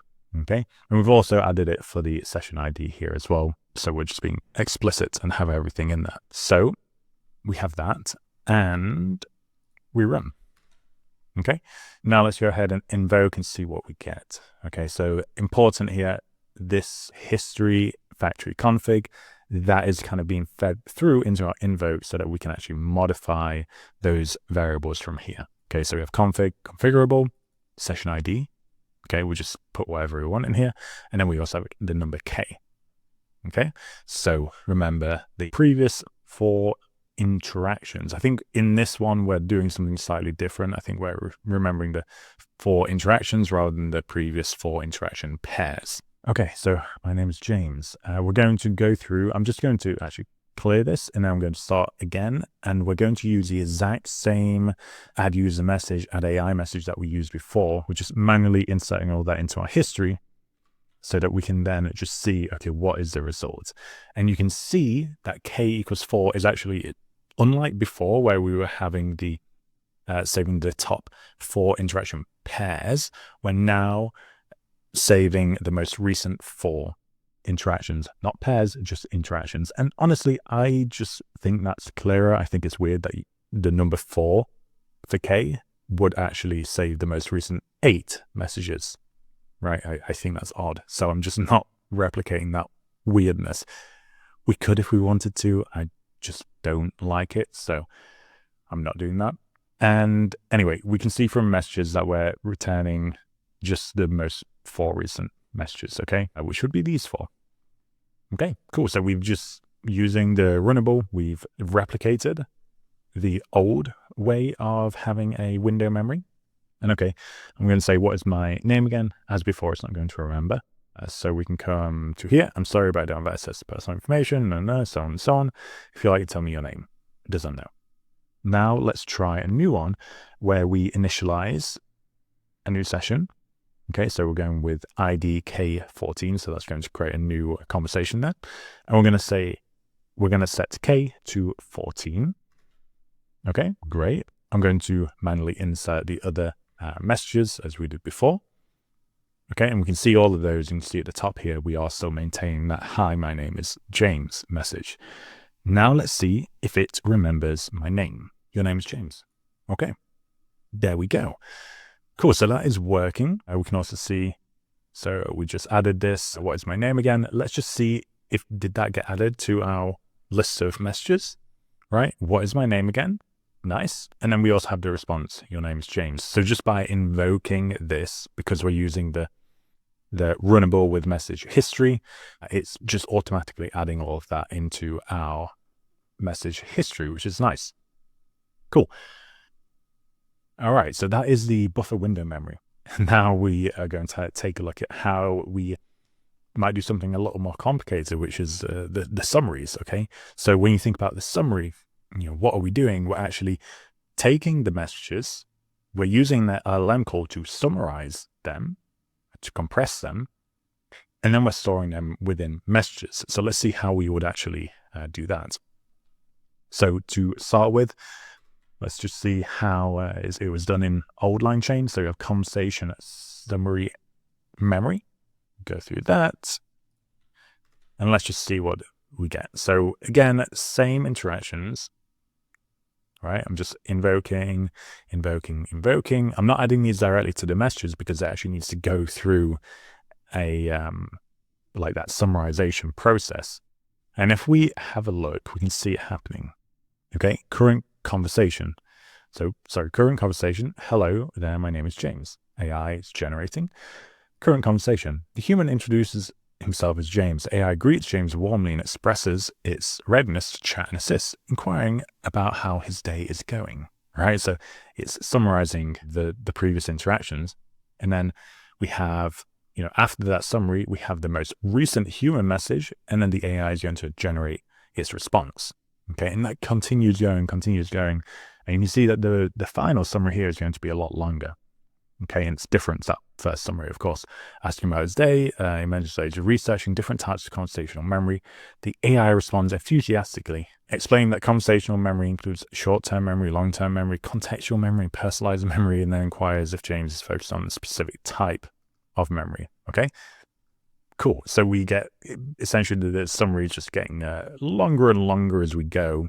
But at some point, the idea is that it's not going to keep just growing, and it should actually be shorter than if you were saving every single interaction whilst maintaining as much of the information as possible. But of course, you're not going to maintain all of the information that you would with, for example, the buffer memory, right? With the summary, you are going to lose information, but hopefully less information than if you were just cutting interactions. So you're trying to reduce your token count whilst maintaining as much information as possible. Now, let's go and ask, what is my name again? It should be able to answer because we can see in the summary here that I introduced myself as James. Okay, response, your name's James. How is your research going? Okay, so how's that? Cool, let's see how we'd implement that. So again, as before, we're going to go with that conversation summary message history. We're going to be importing a system message. We're going to be using that not for the LLM that we're chatting with, but for the LLM that will be generating our summary. So actually, that is not quite correct. There's create a summary. Not that it matters. It's just the doc string. So we have our messages and we also have the LLM. So different attribute here to what we had before. When we initialize the conversation summary message history, we need to be passing in our LLM. We have the same methods as before. We have add messages and clear. And what we're doing is as messages come in, we extend with our current messages, but then we're modifying those. Okay, so we construct our instructions to make a summary. Okay, so that is here. We have the system prompt, given the existing conversation summary and the new messages, generate a new summary of the conversation, ensuring to maintain as much relevant information as possible. Okay, then we have a human message here. Through that, we're passing the existing summary. Okay, and then we're passing in the new messages. Okay, cool. So we format those and invoke the LLM here. And then what we're doing is in the messages, we're actually replacing the existing history that we had before with a new history, which is just a single system summary message. Okay, and let's see what we get. As before, we have that get chat history exactly the same as before. The only real difference is that we're passing in the LLM parameter here. And of course, as we're passing in the LLM parameter in here, it does also mean that we're going to have to include that in the configurable field spec. And that we're going to need to include that when we're invoking our pipeline. Okay, so we run that, passing in the LLM. Now, of course, one side effect of generating summaries for everything is that we're actually, we're generating more. So you are actually using quite a lot of tokens. Whether or not you are saving tokens or not actually depends on the length of a conversation.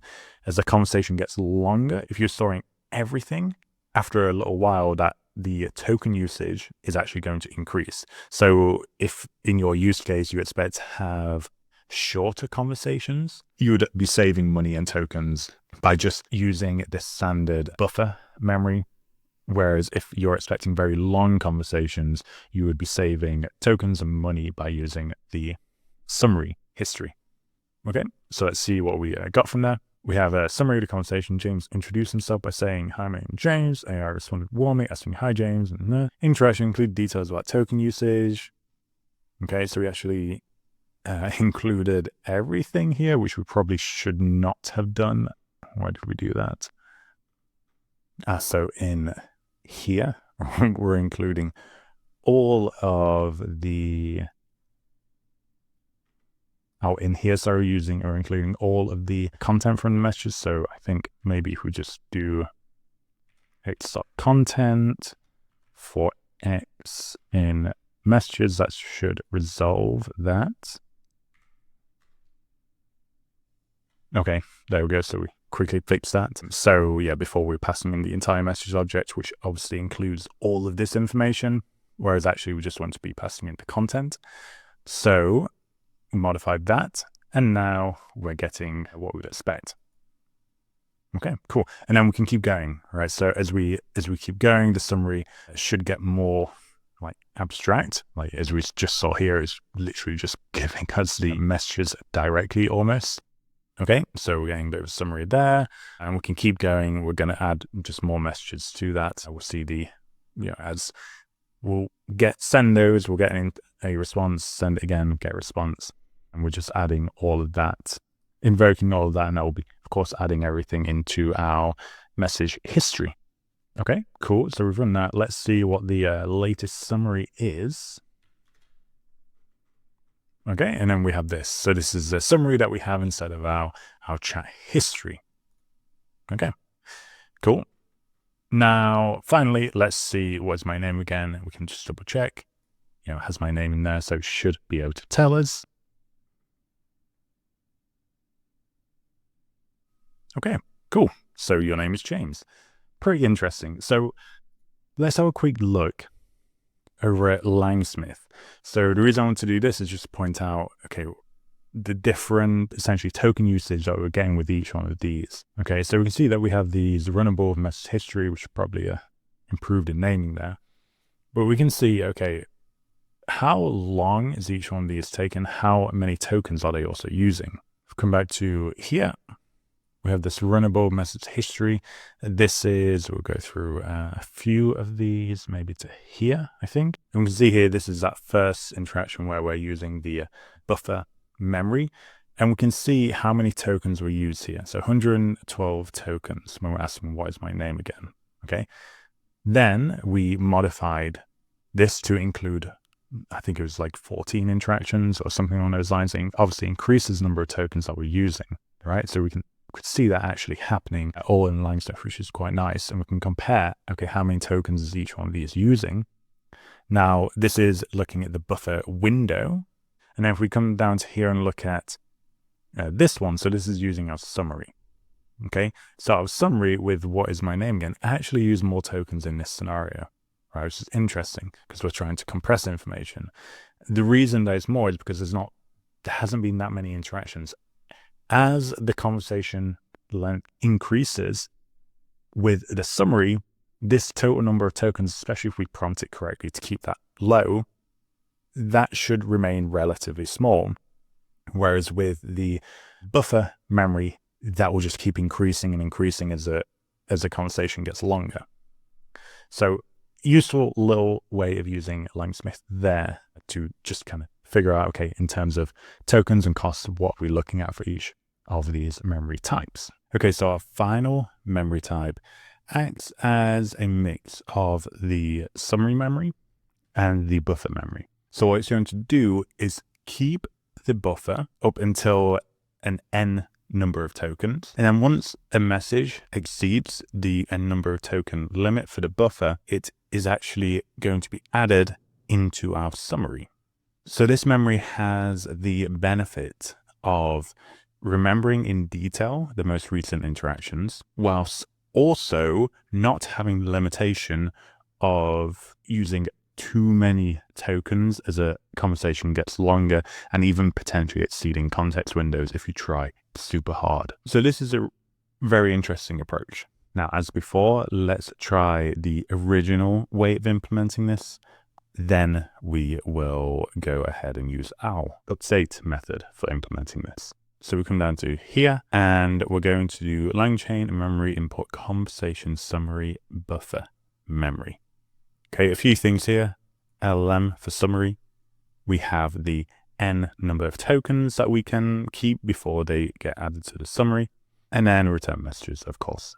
Okay, you can see again, this is deprecated.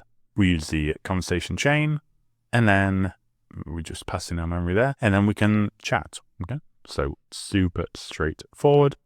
First message, we'll add a few more here. Again, we have to invoke because our memory type here is using the LLM to create those summaries as it goes. And let's see what they look like. Okay, so we can see for the first message here, we have a human message, and then an AI message.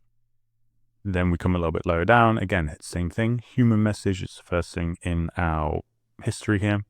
Then it's a system message. So this is at the point where we've exceeded that 300 token limit, and the memory type here is generating those summaries. So that summary comes in as a system message. And we can see, okay, the human named James introduces himself and mentions he's researching different types of conversational memory, and so on and so on, right? Okay, cool. So we have that. Then let's come down a little bit further. We can see, okay, so the summary there. Okay, so that's what we have. That is the implementation for the old version of this memory. Again, we can see it's deprecated. So how do we implement this for our more recent versions of LangChain, and specifically 0.3? Well, again, we're using that runnable with message history, and it looks a little more complicated than we were getting before, but it's actually just, it's nothing too complex.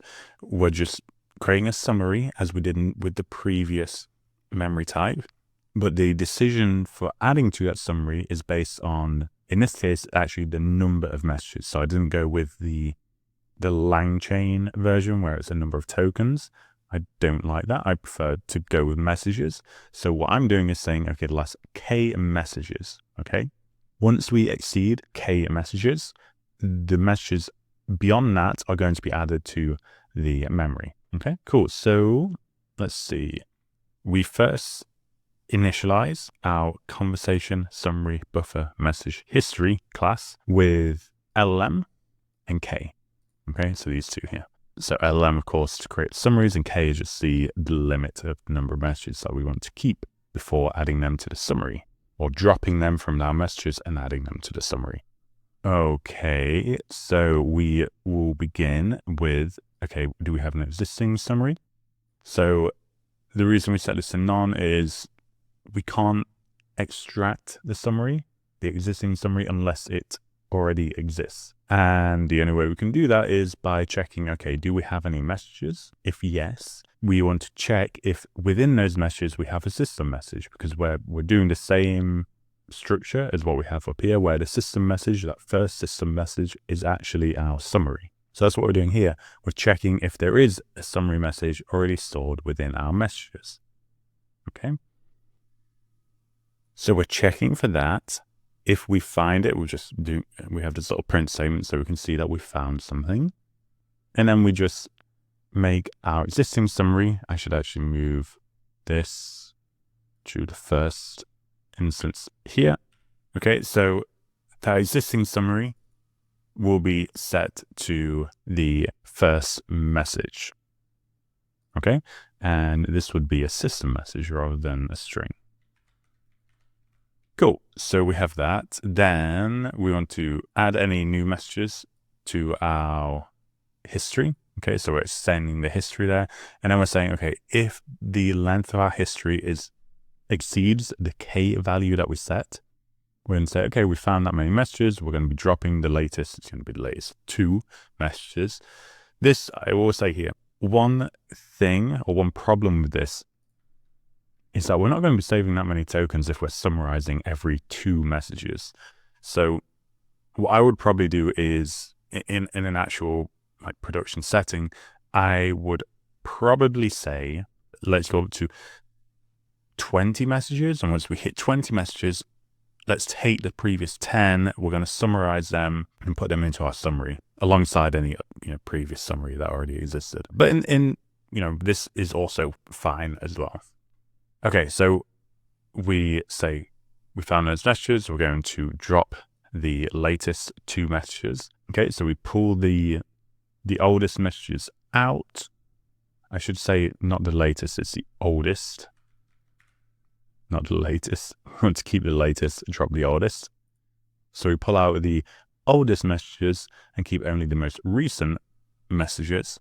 Okay. Then I'm saying, okay, if we don't have any old messages to summarize, we don't do anything, we just return. Okay, so this indicates that this has not been triggered. We would hit this. But in the case that this has been triggered and we do have old messages, we're going to come to here. Okay, so this is, we can see, we have a system message prompt template saying, given the existing conversation summary and the new messages, generate a new summary of the conversation, ensuring to maintain as much relevant information as possible. So if we want to be more conservative with tokens, we could modify this prompt here to say, keep the summary to within the length of a single paragraph, for example. And then we have our human message prompt template, which is going to say, okay, here's the existing conversation summary and here are our new messages. Now, new messages here is actually the old messages, but the way that we're framing it to the LLM here is that we want to summarize the whole conversation, right? It doesn't need to have the most recent messages that we're storing within our buffer. It doesn't need to know about those. That's irrelevant to the summary. So we just tell it that we have these new messages. And as far as this LLM is concerned, this is like the full set of interactions. Okay, so then we would format those and invoke our LLM. And then we'll print out our new summary so we can see what's going on there. And we would prepend that new summary to our conversation history. Okay, and this will work, so we can just prepend it like this because we've already popped, where was it? Up here. If we have an existing summary, we already popped that from the list. So it's already been pulled out of that list. So it's okay for us to just, we don't need to say like, we don't need to do this because we've already dropped that initial system message if it existed. Okay, and then we have the clear method as before. So that's all of the logic for our conversational summary buffer memory. We redefine our get chat history function with the LLM and K parameters there. And then we'll also want to set the configurable fields again. So that is just going to be, of course, session ID, LLM, and K. Okay, so now we can invoke the K value to begin with is going to be 4. Okay, so you can see no old messages to update summary with. That's good. Let's invoke this a few times and let's see what we get. Okay, so no old messages to update summary with. Found 6 messages, dropping the oldest 2. And then we have new summary. In the conversation, James introduced himself and first was interested in researching different types of conversational memory. Right, so you can see there's quite a lot in here at the moment. So we would definitely want to prompt the LLM, the summary LLM, to keep that short. Otherwise, we're just getting a ton of stuff, right? But we can see that that is, you know, it's working, it's functional. So let's go back and see if we can prompt it to be a little more concise. So we come to here, ensuring to maintain as much relevant information as possible. However, we need to keep our summary concise. The limit is a single short paragraph. Okay, something like this. Let's try and let's see what we get with that. Okay, so message 1, again, nothing to update. See this? So new summary, you can see it's a bit shorter. It doesn't have all those bullet points. Okay, so that seems better. Let's see. So you can see the first summary is a bit shorter, but then as soon as we get to the second and third summaries, the second summary is actually slightly longer than the third one. Okay, so we're going to be losing a bit of information in this case, more than we were before, but we're saving a ton of tokens. So that's, of course, a good thing. And of course, we could keep going and adding many interactions here. And we should see that this conversation summary will be, you know, it should maintain that sort of length of around 1 short paragraph. So that is it for this chapter on conversational memory. We've seen a few different memory types. We've implemented their old deprecated versions so we can see what they were like. And then we've re-implemented them for the latest versions of LangChain. And to be honest, using logic where we are getting much more into the weeds. And that is, in some ways, okay, it complicates things. That is true. But in other ways, it gives us a ton of control. So we can modify those memory types as we did with that final summary buffer memory type. We can modify those to our liking, which is incredibly useful when you're actually building applications for the real world. So that is it for this chapter. We'll move on to the next one. In this chapter, we are going to introduce agents. Now, agents, I think, are one of the most important components in the world of AI. And I don't see that going away anytime soon. I think the majority of AI applications, the intelligent part of those will be almost always an implementation of an AI agent or multiple AI agents. So in this chapter, we are just going to introduce agents within the context of LangChain. We're going to keep it relatively simple. We're going to go into much more depth in agents in the next chapter, where we'll do a bit of a deep dive, but we'll focus on just introducing the core concepts and, of course, agents within LangChain here. So jumping straight into our notebook, let's run our prerequisites. You'll see that we do have an additional prerequisite here, which is Google search results. That's because we're going to be using the SerpAPI to allow our LLM as an agent to search the web, which is one of the great things about agents, is that they can do all of these additional things that an LLM by itself obviously cannot. So we'll come down to here. We have our LangSmith parameters again, of course. So enter your LangChain API key if you have one. And now we're going to take a look at tools, which is a very essential part of agents. So tools are a way for us to augment our LLMs with essentially anything that we can write in code.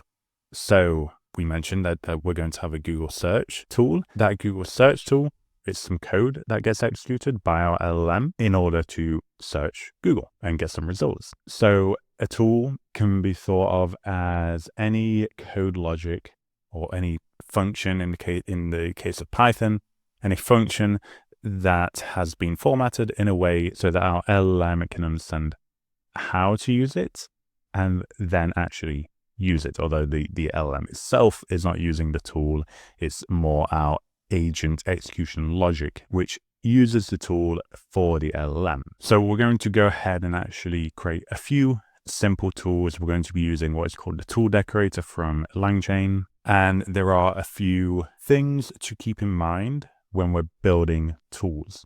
So for optimal performance, our tool needs to be just very readable. And what I mean by readable is we need three main things. One is a doc string that is written in natural language, and it is going to be used to explain to the LLM when and why and how it should use this tool. We should also have clear parameter names. Those parameter names should tell the LLM, okay, what each one of these parameters are. They should be self-explanatory. If they are not self-explanatory, we should be including an explanation for those parameters within the doc string. Then finally, we should have type annotations for both our parameters and also what we're returning from the tool. So let's jump in and see how we would implement all of that.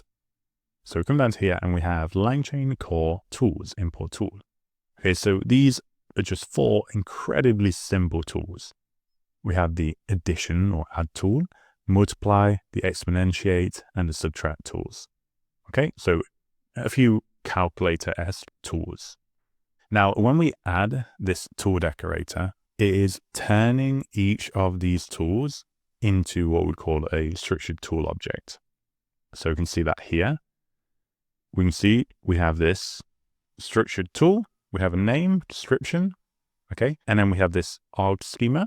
We'll see this in a moment, and a function, right? So this function is literally just the original function. It's a mapping to the original function. So in this case, it's the add function. Now, the description we can see is coming from our doc string.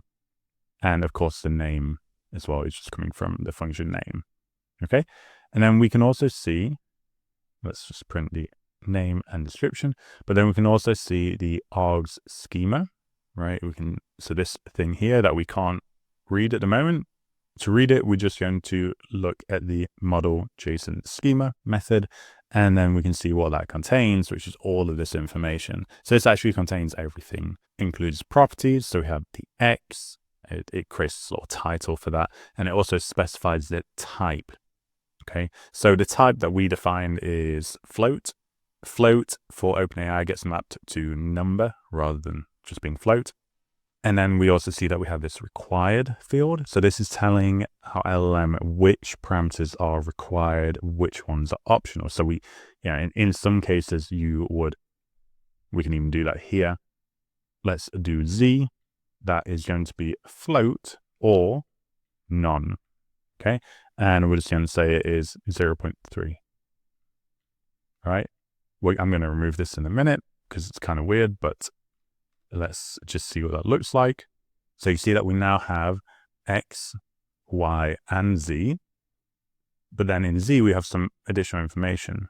Okay. So it can be any of, it can be a number, or it can just be nothing. The default value for that is 0.3. Okay. And then if we look here, we can see that the required field does not include Z. So it's just X and Y. So it's describing the full function schema for us. But let's remove that. Okay, and we can see that again with our exponentiate tool. Similar thing. Okay, so how are we going to invoke our tool? So the LLM, the underlying LLM, is actually going to generate a string. Okay, so it will look something like this. This is going to be our LLM output. So it's a string that is some JSON. And of course, to load a string into a dictionary format, we just use JSON loads. Okay, so let's see that. So this could be the output from our LLM. We load it into a dictionary, and then we get an actual dictionary. And then what we would do is we can take our exponentiate tool, we access the underlying function, and then we pass it the keyword arguments from our dictionary here. Okay. And that will execute our tool. That is the tool execution logic that LangChain implements, and then later on in the next chapter, we'll be implementing ourselves. Cool. So let's move on to creating an agent.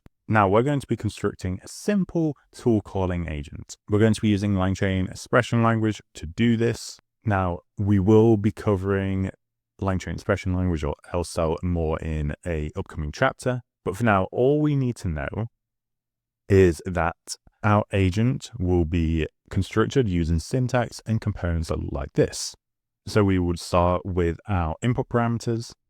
That is going to include our user query and of course the chat history, because we need our agent to be conversational and remember previous interactions within the conversation. These input parameters will also include a placeholder for what we call the agent scratchpad. Now the agent scratchpad is essentially where we are storing the internal thoughts or the internal dialogue of the agent as it is using tools, getting observations from those tools, and working through those multiple internal steps. So in the case that we will see, it will be using, for example, the addition tool, getting the result, using the multiply tool, getting the result, and then providing a final answer to us as a user. So let's jump in and see what it looks like. Okay, so we'll just start with defining our prompt. So our prompt is going to include the system message. There's nothing, we're not putting anything special in there. We're going to include the chat history, which is a messages placeholder. Then we include our human message, and then we include a placeholder for the agent scratchpad. Now, the way that we implement this later is going to be slightly different. For the scratchpad, we'd actually use this messages placeholder, but this is how we use it with the built-in create tool agent from LangChain. Next, we'll define our LLM. We do need our OpenAI API key for that, so we'll enter that here, like so. Okay, so come down. Okay, so we're going to be creating this agent. We need conversation memory, and we are going to use the older ConversationBufferMemory class rather than the newer Runnable with message history class. That's just because we're also using this older create tool calling agent, and this is the older way of doing things. In the next chapter, we are going to be using the more recent, basically what we already learned on chat history. We're going to be using all of that to implement our chat history. But for now, we're going to be using the older method, which is deprecated just as a pre-warning. But again, as I mentioned at the very start of the course, we're starting abstract and then we're getting into the details. So we're going to initialize our agent. For that, we need these 4 things. LLM, as we defined, tools, as we have defined, prompt, as we have defined, and then the memory, which is our old conversation buffer memory. So with all of that, we are going to go ahead and we create a tool calling agent, and then we just provide it with everything. Okay, there we go. Now, you'll see here, I didn't pass in the memory. I'm passing it in down here instead. So we're going to start with this question, which is what is 10.7 multiplied by 7.68? Okay, so given the precision of these numbers, our normal LLM would not be able to answer that, or almost definitely would not be able to answer that correctly. We need an external tool to answer that accurately, and we'll see that that is exactly what it's going to do. So we can see that the tool agent action message here, we can see that it decided, okay, I'm going to use the multiply tool, and here are the parameters that I want to use for that tool. Okay, we can see X is 10.7 and Y is 7.68. You can see here that this is already a dictionary, and that is because LangChain has taken the string from our LLM call and already converted it into a dictionary for us. Okay, so that's just, it's happening behind the scenes there. And you can actually see if we go into the details a little bit, we can see that we have these arguments, and this is the original string that was coming from our LLM, okay, which has already been, of course, processed by LangChain. So we have that. Now, the one thing missing here is that, okay, we've got that the LLM wants us to use multiply, and we've got what the LLM wants us to put into multiply, but where's the answer? Right, that there is no answer because the tool itself has not been executed because it can't be executed by the LLM. But then, okay, didn't we already define our agent here? Yes, we defined the part of our agent that is how LLM has our tools, and it is going to generate which tool to use, but it actually doesn't include the agent execution part, which is, okay, the agent executor is a broader thing. It's broader logic, like just code logic, which acts as a scaffolding within which we have the iteration through multiple steps of our LLM calls, followed by the LLM outputting what tool to use, followed by us actually executing that for the LLM, and then providing the output back into the LLM for another decision or another step. So the agent itself here is not the full agentic flow that we might expect. Instead, for that, we need to implement this agent executor class. This agent executor includes our agent from before. Then it also includes the tools. And one thing here is, okay, we already passed the tools to our agent. Why do we need to pass them again? Well, the tools being passed to our agent up here, that is being used. So that is essentially extracting out those function schemas and passing it to our LLM so that our LLM knows how to use the tools. Then we're down here, we're passing the tools again to our agent executor. And this is, rather than looking at how to use those tools, this is just looking at, okay, I want the functions for those tools so that I can actually execute them for the LLM or for the agent. Okay, so that's what is happening there. Now we can also pass in our memory directly. So you see, if we scroll up a little bit here, I actually had to pass in the memory like this with our agent. That's just because we weren't using the agent executor. Now we have the agent executor, it's going to handle that for us. And another thing that's going to handle for us is its intermediate steps. So you'll see in a moment that when we invoke the agent executor, we don't include the intermediate steps. And that's because that is already handled by the agent executor now. So we'll come down, we'll set verbose equal to true so we can see what is happening. And then we can see here, there's no intermediate steps anymore.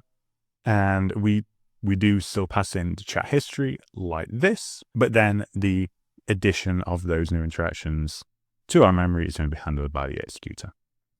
So, in fact, let me actually show that very quickly before we jump in. Okay, so that's currently empty. We're going to execute this. Okay, we entered that new agent executor chain. And let's just have a quick look at our messages again. And now you can see that the agent executor automatically handled the addition of our human message and then the responding AI message for us. Okay, which is useful. Now, what happened? So we can see that the multiply tool was invoked with these parameters. And then this pink text here that we got, that is the observation from the tool. So this is what the tool output back to us. Okay. Then this final message here is not formatted very nicely, but this final message here is coming from our LLM. So the green is our LLM output. The pink is our tool output. Okay. So the LLM, after seeing this output, says 10.7 multiplied by 7.68 is approximately 82.18.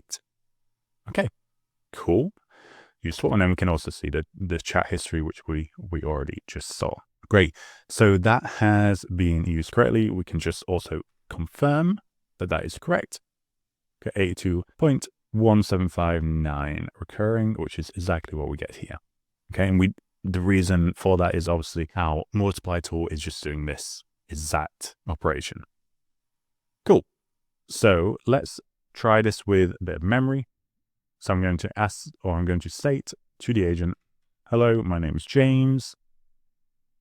We'll leave that as it's not actually the first interaction because we already have these, but it's an early interaction with my name in there. Then we're going to try and perform multiple tool calls within a single execution loop. And what you'll see when it is calling these tools is that it can actually use multiple tools in parallel. So for sure, I think 2 or 3 of these were used in parallel. And then the final subtract had to wait for those previous results. So it would have been executed afterwards. And we should actually be able to see this in LangSmith. So if we go here, yeah, we can see that we have this initial call. And then we have add, a multiply, and exponentiate, we're all used in parallel. Then we have another call, which uses subtract, and then we get the response. Okay, which is pretty cool. And then the final result there is -11. Now, when you look at whether the answer is accurate, I think the order here of calculations is not quite correct. So if we put the actual computation here, it gets it right.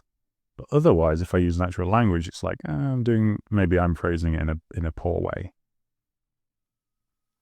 Okay, so I suppose that is pretty important. So, okay, if we put the computation in here, we get the -13. So it's something to be careful with and probably requires a little bit of prompting and maybe examples in order to get that smooth so that it does do things in the way that we might expect. Or maybe we as humans are just bad and misuse the systems. One or the other. Okay, so now we've gone through that a few times. Let's go and see if our agent can still recall our name. Okay, and it remembers my name is James. Good. So it still has that memory in there as well. That's good. Let's move on to another quick example where we're just going to use Google search. So we're going to be using the SerpAPI. You can get the API key that you need from here. So serpapi.com/users/sign-in and just enter that in here. So you will get, it's up to 100 searches per month for free. So just be aware of that if you overuse it. I don't think they charge you because I don't think you enter your card details straight away, but yeah, just be aware of that limit. Now, there are certain tools that LangChain have already built for us. So they're pre-built tools and we can just load them using the load tools function. So we do that like so. We have our load tools and we just pass in the SerpAPI tool only. We could pass in more there if we wanted to. And then we also pass in our LLM. Now I'm going to use that tool, but I'm also going to define my own tool, which is to get the current location based on the IP address. Now we're in Colab at the moment, so it's actually going to get the IP address for the Colab instance that I'm currently on. And we'll find out where that is. So that is going to get the IP address, and then it's going to provide the data back to our LLM in this format here. So we're going to do latitude, longitude, city, and country. Okay. We're also going to get the current day and time. So now we're going to redefine our prompt. I'm not going to include chat history here. I just want this to be like a one-shot thing. I'm going to redefine our agent and agent executor using our new tools, which is our SerpAPI plus the get current datetime and get location from IP. Then I'm going to invoke our agent executor with, I have a few questions. What is the date and time right now? How is the weather where I am? And please give me degrees in Celsius. So when it gives me that weather. Okay, and let's see what we get. Okay, so apparently we're in Council Bluffs in the US. It is 13 degrees Fahrenheit, which I think is absolutely freezing. Oh my gosh, it is. Yes, -10. So it's super cold over there. And you can see that, okay, it did give us Fahrenheit. So that is because the tool that we were using provided us with Fahrenheit, which is fine. But it did translate that over into an estimate of Celsius for us, which is pretty cool. So let's actually output that. So we get this, which is correct. Go to US, approximately this. And we also get a description of the conditions as well. It's partly cloudy with 0% precipitation, lucky for them, and humidity of 66%. Okay, all pretty cool. So that is it for this introduction to LangChain agents. As I mentioned, next chapter, we're going to dive much deeper into agents and also implement that for LangChain version 0.3. So we'll leave this chapter here and jump into the next one. In this chapter, we're going to be taking a deep dive into agents with the LangChain, and we're going to be covering what an agent is. We're going to talk a little bit conceptually about agents, the React agent, and the type of agent that we're going to be building. And then based on that knowledge, we are actually going to build out our own agent execution logic, which we refer to as the agent executor. So in comparison to the previous video on agents in LangChain, which is more of an introduction, this is far more detailed. We'll be getting into the weeds a lot more with both what agents are and also agents within LangChain.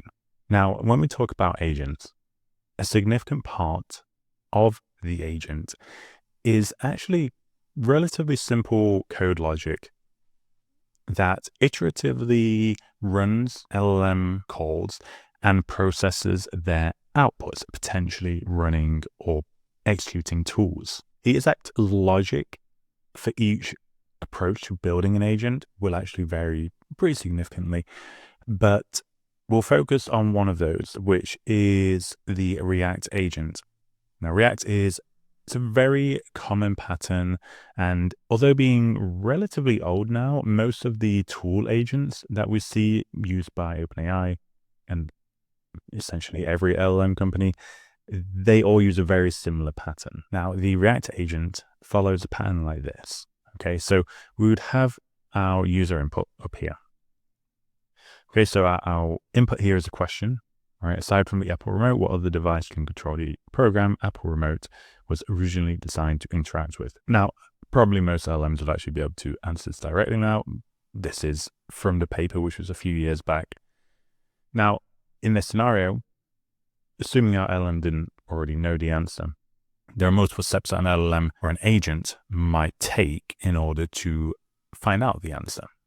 Okay, so the first of those is we say, our question here is, what other device can control the program Apple Remote was originally designed to interact with? So the first thing is, okay, what was the program that the Apple Remote was originally designed to interact with? That's the first question we have here.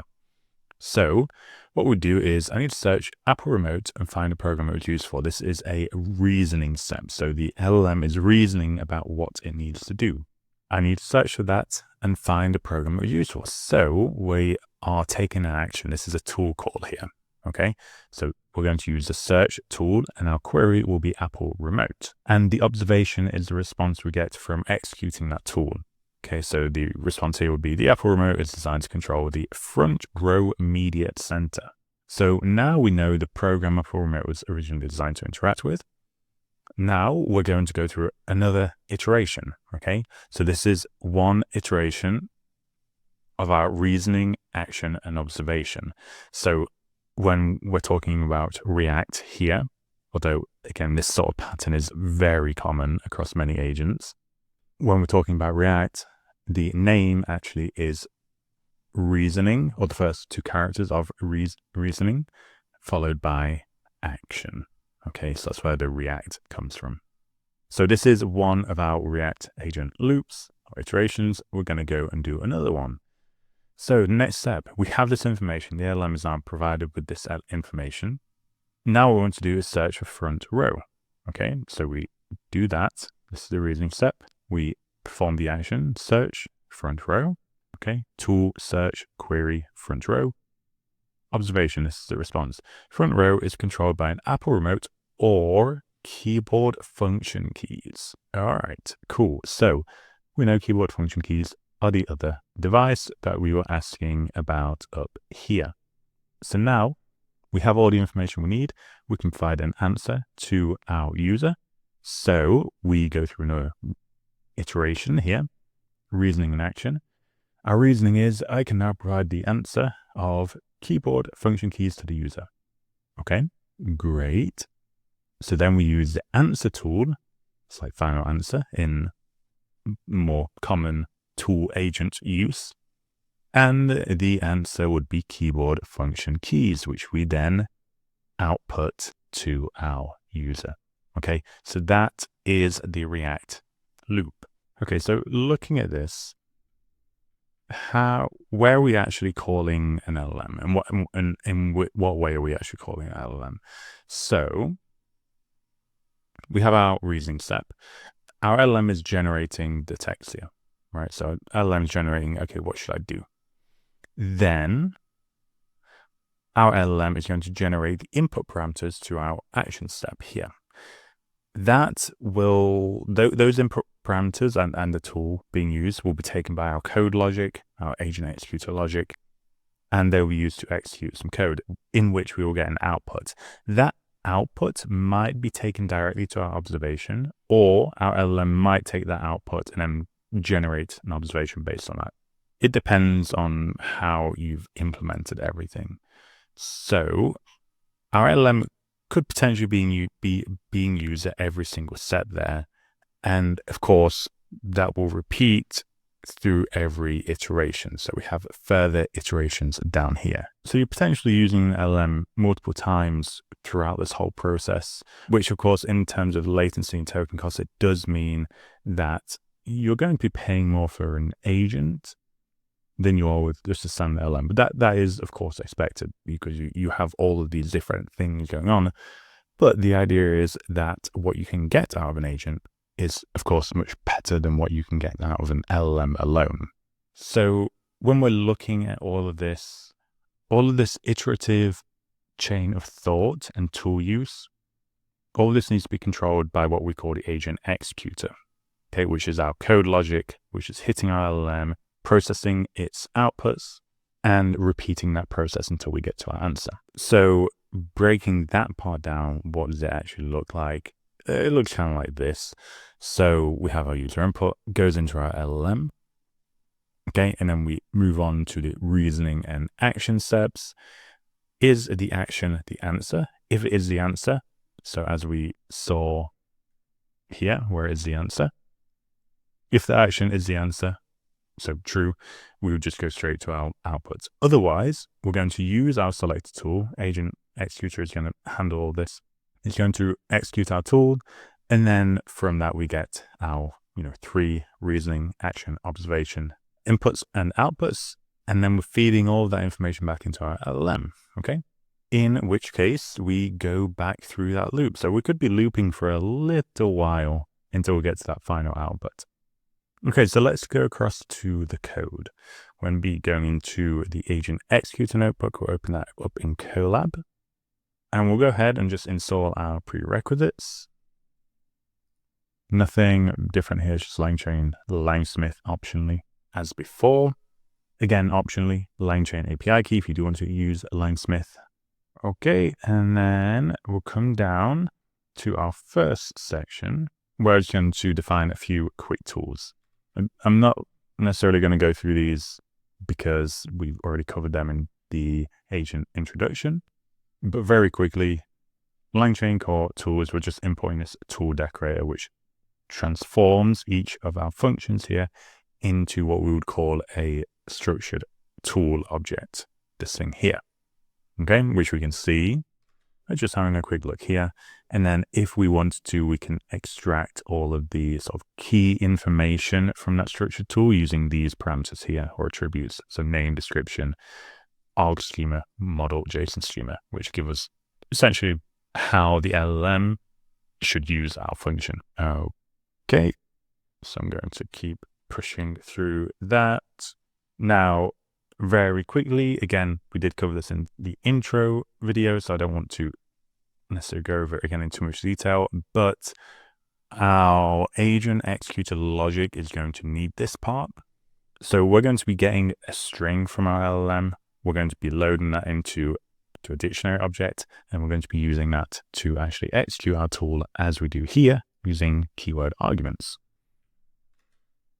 Okay, like that. Okay, so with the tools out of the way, let's take a look at how we create our agent. So when I say agent here, I'm specifically talking about the part that is generating our reasoning step, then generating which tool and what the input parameters to that tool will be.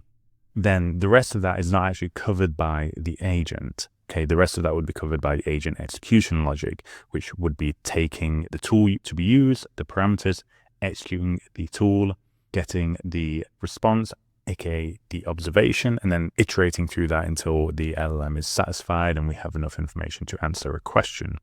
So looking at that, our agent will look something like this. It's pretty simple. So we have our input parameters, including the chat history user query. We have our input parameters, including the chat history user query, and actually would also have any intermediate steps that have happened in here as well. We have our prompt template, and then we have our LLM binded with tools. So let's see how all this would look. Starting with, we'll define our prompt template. So it's going to look like this. We have our system message. You're a helpful assistant when answering users' question you should use on tool provided. After using a tool, the tool output will be provided in the scratch pad below, okay, which we're naming here. If you have an answer in the scratch pad, you should not use any more tools and instead answer directly to the user. Okay, so we have that as our system message. We could obviously modify that based on what we're actually doing. Then following our system message, we're going to have our chat history, so any previous interactions between the user and the AI. Then we have our current message from the user, okay, which will be fed into the input field there. And then following this, we have our agent scratchpad, or the intermediate thoughts. So this is where things like the LLM deciding, okay, this is what I need to do. This is how I'm going to do it, aka the tool call. And this is the observation. That's where all of that information will be going, right? So each of those is going to pass in as a message, okay? And the way that will look is that any tool call generation from the LLM, so when the LLM is saying, use this tool, please, that will be a system message. And then the responses from our tool, so the observations, they will be returned as tool messages. Great, so we'll run that to define our prompt template. We're going to define our LLM. So we're going to be using GPT-4o Mini with a temperature of 0 because we want less creativity here, particularly when we're doing tool calling.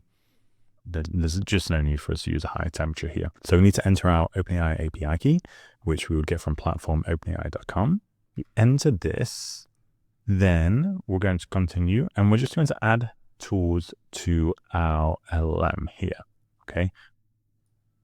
These, and we're going to bind them here. And then we have tool choice any. So tool choice any, we'll see in a moment. I'll go through this a little bit more in a second, but that's going to essentially force a tool call. Now you can also put required, which is actually a bit more, it's a bit clearer, but I'm using any here, so I'll stick with it. So these are our tools. We're going through, we have our inputs into the agent Runnable. We have our prompt template, and then that will get fed into our LLM. So let's run that. Now we would invoke the agent part of everything here with this. Okay, so let's see what it outputs. This is important. So I'm asking, what is 10%? Obviously, that should use the addition tool. And we can actually see that happening. So the agent message content is actually empty here. This is where you'd usually get an answer. But if we go and have a look, we have additional keyword args. In there, we have tool calls, and then we have function, arguments. Okay, so we're calling a function. Arguments for that function are this. Okay, so we can see this is string. Again, the way that we would parse that is we do JSON loads, and that becomes a dictionary. And then we can see which function is being called, and it is the add function. And that is all we need in order to actually execute our function or our tool. Okay, we can see it's a lot more detail here. Now, what do we do from here? We're going to map the tool name to the tool function. And then we're just going to execute the tool function with the generated args, i.e. those. I'll also just point out quickly that here we are getting the dictionary directly, which I think is coming from somewhere else in this, which is here. Okay, so even that step here where we're parsing this out, we don't necessarily need to do that because I think on the LangChain side, they're doing it for us. So we're already getting that. So the JSON loads we don't necessarily need here. Okay, so we're just creating this tool name to function mapping dictionary here. So we're taking the tool names and we're just mapping those back to our tool functions. And this is coming from our tools list. So that tools list that we defined here. Okay, and we can even just see quickly that will include everything or each of the tools we define there. Okay, that's all it is. Now we're going to execute using our name to tool mapping. Okay, so this here will get us the function. So we'll get us this function. And then to that function, we're going to pass the arguments that we generated. Okay, let's see what it looks like. All right, so the response, so the observation is 20.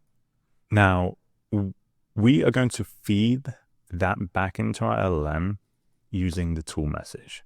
And we're actually going to put a little bit of text around this to make it a little bit nicer. We don't necessarily need to do this, to be completely honest. We could just return the answer directly. I don't even think there would really be any difference. So we could do either. In some cases, that could be very useful. In other cases, like here, it doesn't really make too much difference, particularly because we have this tool call ID. And what this tool call ID is doing is it's being used by OpenAI. It's being read by the LLM so that the LLM knows that the response we got here is actually mapped back to the tool execution that it's identified here. Because you see that we have this ID, right? We have an ID here. The LLM is going to see the ID. It's going to see the ID that we pass back in here, and it's going to see those two are connected. So you can see, okay, this is the tool I called, and this is the response I got from it. Because of that, you don't necessarily need to say which tool you used here. What you can, it depends on what you're doing. Okay, so what do we get here? We have, okay, just running everything again. We've added our tool call. So that's the original AI message that includes, okay, use the add tool. And then we have the tool execution tool message, which is the observation. We map those to the agent scratchpad. And then what do we get? We have an AI message, but the content is empty again, which is interesting because we said to our LLM up here, if you have an answer to in the scratchpad, you should not use any more tools and instead answer directly to the user. So why is our LLM not answering? Well, the reason for that is down here, we specified tool choice equals any, which again, is the same as tool choice required, which is telling the LLM that it cannot actually answer directly. It has to use a tool. And I usually do this, right? I would usually put tool choice equals any or required and force the LLM to use a tool every single time. So then the question is, if it has to use a tool every time, how does it answer our user? Well, we'll see in a moment. First, I just want to show you the two options essentially that we have. The second is what I would usually use, but let's start with the first. So The first option is that we set tool choice equal to auto. And this tells the LLM that it can either use a tool or it can answer the user directly using the final answer or using that content field. So if we run that, like we're specifying tool choice as auto, we run that, let's invoke. Okay. Initially, you see, wait, there's still no content. That's because we didn't add anything into the agent scratchpad here. There's no information, right? It's all empty. Actually, it's empty because, so here you have the chat history, that's empty. We didn't specify the agent scratchpad. And the reason that we can do that is because we're using, if you look here, we're using get. So essentially it's saying, try and get agent scratchpad from this dictionary, but if it hasn't been provided, we're just going to give an empty list. So that's why we don't need to specify it here. But that means that, the agent doesn't actually know anything here. It hasn't used a tool yet. So we're going to just go through our iteration again, right? So we're going to get our tool output. We're going to use that to create the tool message. And then we're going to add our tool call from the AI and the observation. We're going to pass those to the agent scratchpad. And this time we'll see, we run that. Okay, now we get the content. Okay, so now it's not calling. You see here, there's no tool call or anything going on. We just get content. So this is a standard way of doing or building a tool calling agent. The other option, which I mentioned, this is what I would usually go with. So number 2 here, I would usually create a final answer tool. So why would we even do that? Why would we create a final answer tool rather than just, this method is actually perfectly, it works. So why would we not just use this? There are a few reasons. The main ones are that with option 2, where we're forcing tool calling, this removes the possibility of an agent using that content field directly. And the reason I found this good when building agents in the past is that occasionally when you do want to use a tool, it's actually going to go with the content field. And it can get quite annoying and use the content field quite frequently when you actually do want it to be using one of the tools. And this is particularly noticeable with smaller models. With bigger models, it's not as common, although it does still happen. Now, the second thing that I quite like about using a tool as your final answer is that you can enforce a structured output in your answers. So this is something we saw in, I think, the first LangChain example, where we were using the structured output tool of LangChain. And what that actually is, the structured outputs feature of LangChain, it's actually just a tool call, right? So it's forcing a tool call from your LLM. It's just abstracted away so you don't realize that that's what it's doing, but that is what it's doing. So I find that structured outputs are very useful, particularly when you have a lot of code around your agent. So when that output needs to go downstream into some logic, that can be very useful because you have a reliable output format that is going to be output. And it's also incredibly useful if you have multiple outputs or multiple fields that you need to generate for. So those can be very useful. Now, to implement this, so to implement option 2, we need to create a final answer tool.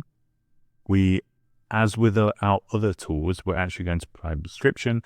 And you can or you cannot do this. So you can also just return none and actually just use the generated action as essentially what you're going to send out of your agent execution logic. Or you can actually just execute the tool and just pass that information directly through. Perhaps in some cases, you might have some additional post-processing for your final answer. Maybe you do some checks to make sure it hasn't said anything weird. You could add that in this tool here. But yeah, in this case, we're just going to pass those through directly. So let's run this. We've added, where are we? Final answer. We've added the final answer tool to our named tool mapping. So our agent can now use it. We redefine our agent, setting tool choice to any because we're forcing the tool choice here. And let's go with what is 10 plus 10. See what happens. Okay, we get this, right? We can also, nice thing here is that we don't need to check, is our output in the content field or is it in the tool calls field? We know it's going to be in the tool calls field because we're forcing that tool use, which is quite nice. So, okay, we know we're using the add tool and these are the arguments. Great. We go through that process again. We're going to create our tool message and then we're going to add those messages into our scratchpad or intermediate steps. And then we can see again, okay, content field is empty. That is expected. We're forcing tool users. No way that this can be or have anything inside it. But then if we come down here to our tool calls, nice. Final answer, args, answer, 10 plus 10 equals 20. All right. We also have this, tools used. Where is tools used coming from? Okay, well, I mentioned before that you can add additional things or outputs when you're using this tool use for your final answer. So if you just come up here to here, you can see that I asked the LLM to use that tools use field, which I defined here. It's a list of strings. Use this to tell me what tools you used in your answer. Right, so I'm getting the normal answer, but I'm also getting this information as well, which is kind of nice. So that's where that is coming from. See that? Okay, so we have our actual answer here, and then we just have some additional information. Okay, and we've also defined a type here. It's just a list of strings, which is really nice. It's giving us a lot of control over what we're outputting, which is perfect. That's, when you're building with agents, the biggest problem in most cases is control of your LLM. So here we're getting a honestly pretty unbelievable amount of control over what our LLM is going to be doing, which is perfect for when you're building in the real world. So this is everything that we need. This is our answer. And we would, of course, be passing that downstream into whatever logic our AI application would be using. Okay, so maybe that goes directly to a front end and we're displaying this as our answer and we're maybe providing some information about, okay, where did this answer come from? Or maybe there's some additional steps downstream where we're actually doing some more processing or transformations. But yeah, we have that. That's great. Now, everything we've just done here, we've been executing everything one by one, and that's to help us understand what process we go through when we're building an agent executor. But we're not going to want to do that all the time, are we? Most of the time, we probably want to abstract all this away, and that's what we're going to do now. So we're going to build essentially everything we've just taken. We're going to take that and abstract it away into a custom agent executor class. So let's have a quick look at what we're doing here. Although it's literally just what we just did.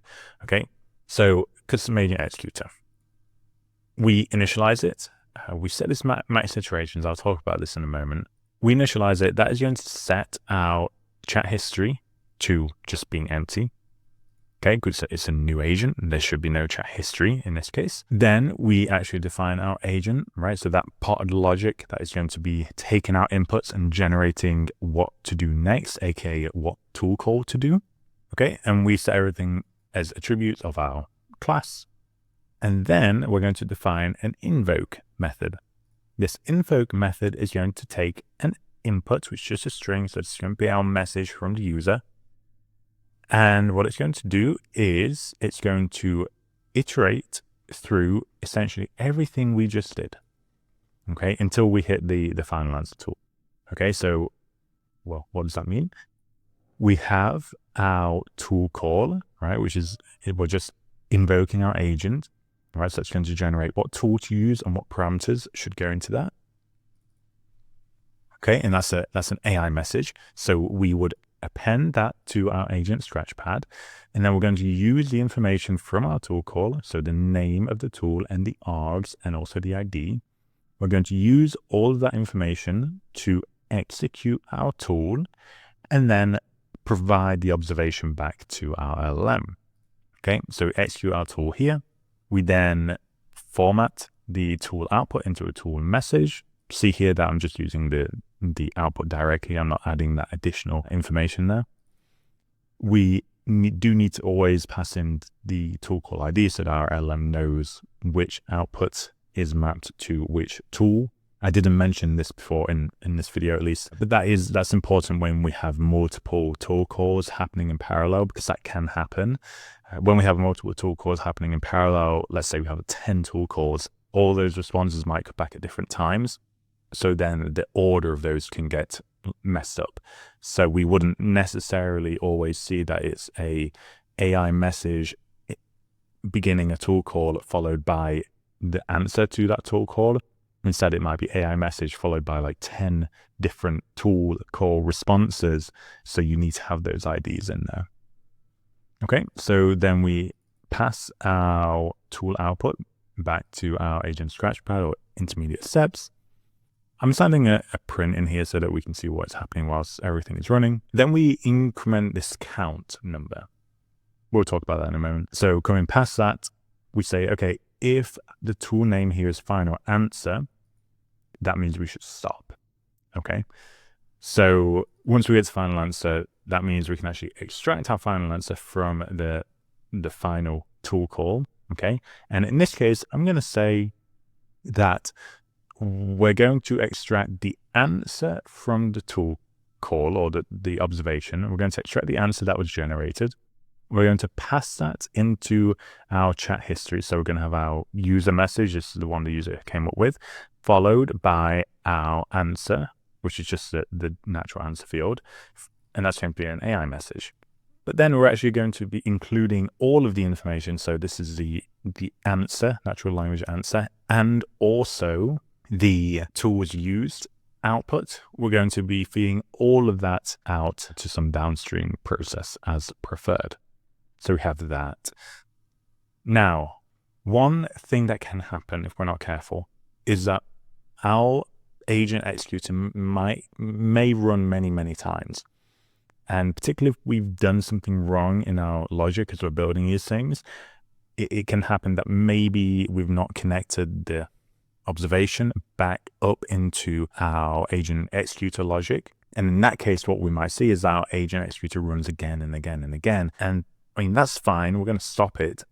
But if we don't realize straight away, and we're doing a lot of LLM calls, that can get quite expensive quite quickly. So what we can do is we can set a limit, right? So that's what we've done up here with this max iterations. We said, okay, if we go past 3 max iterations by default, I'm going to say stop. All right, so that's why we have the count here. While count is less than the max iterations, we're going to keep going. Once we hit the number of max iterations, we stop. Okay, so the while loop will just stop looping. Okay, so it just protects us in case of that. And it also potentially maybe at some point your agent might be doing too much to answer a question. So this will force it to stop and just provide an answer. Although if that does happen, I just realized there's a bit of a fault in the logic here. If that does happen, we wouldn't necessarily have the answer here, right? So we would probably want to handle that nicely. But in this scenario, it's a very simple use case. We're not going to see that happening. So we initialize our custom agent executor, and then we invoke it. Okay, and let's see what happens. All right, there we go. So that just wrapped everything into a single invoke. So everything is handled for us. We could say, okay, what is 10? We can modify that and say 7.4, for example. And that will go through it. We'll use the multiply tool instead, and then we'll come back to the final answer again. Okay, so we can see that with this custom agent executor, we've built an agent, and we have a lot more control over everything that is going on in here. One thing that we would probably need to add in this scenario is, right now I'm assuming that only one tool call will happen at once. And it's also why I'm asking here, I'm not asking a complicated question, because I don't want it to go and try and execute multiple tool calls at once, which can happen. So let's just try this. Okay, so this was actually completely fine. So this did just execute it one after the other. So you can see that when asking this more complicated question, it first did the exponentiate tool, followed by the add tool. And then it actually gave us our final answer, which is cool. Also told us it used both of those tools, which it did. But one thing that we should just be aware of is that from OpenAI can actually execute multiple tool calls in parallel. So by specifying that we're just using this 0 here, we're actually assuming that we're only ever going to be calling one tool at any one time, which is not always going to be the case. So you would probably need to add a little bit of extra logic there in case of scenarios if you're building an agent that is likely to be running parallel tool calls. But yeah, you can see here actually it's completely fine. So it's running one after the other. Okay, so with that, we've built our agent executor. I know there's a lot to that. And of course, you can just use the very abstract agent executor in LangChain, but I think it's very good to understand what is actually going on to build our own agent executor in this case. And it sets you up nicely for building more complicated or use case specific agent logic as well. So that is it for this chapter. In this chapter, we're going to be taking a look at LangChain's expression language. We'll be looking at the runnables, the serializable and parallel of those, the runnable pass-through, and essentially how we use LCEL in its full capacity. Now, to do that well, what I want to do is actually start by looking at the traditional approach to building chains in LangChain. So to do that, we're going to go over to the LCEL chapter and open that in Colab. Okay, so let's come down. We'll do the prerequisites. As before, nothing major in here. The one thing that is new is doc array. That's because later on, as you'll see, we're going to be using this as an example of the parallel capabilities in LCEL. If you want to use LangSmith, you just need to add in your LangChain API key. Okay, and then so now let's dive into the traditional approach to chains in LangChain. So the LLM chain, I think it's probably one of the first things introduced in LangChain, if I'm not wrong. This takes a prompt and feeds it into an LLM, and that's it. You can add like output parsing to that as well, but that's optional, and I don't think we're going to cover it here. So what that might look like is we have, for example, this prompt template here. Give me a small report on topic. Okay, so that would be our prompt template. We'd set up as we usually do with the prompt templates, as we've seen before. We'd then define our LLM. We need our OpenAI API key for this, which as usual, we would get from platform.openai.com.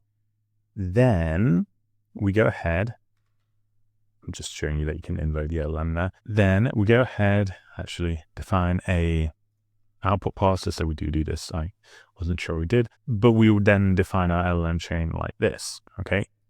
So LLM chain, we add in our prompt, add in our LLM, add in our output parser. Okay. This is the traditional approach. So I would then say, okay, retrieve augmented generation, and what it's going to do is it's going to give me a little report back on RAG. Okay, it takes a moment, but you can see that that's what we get here.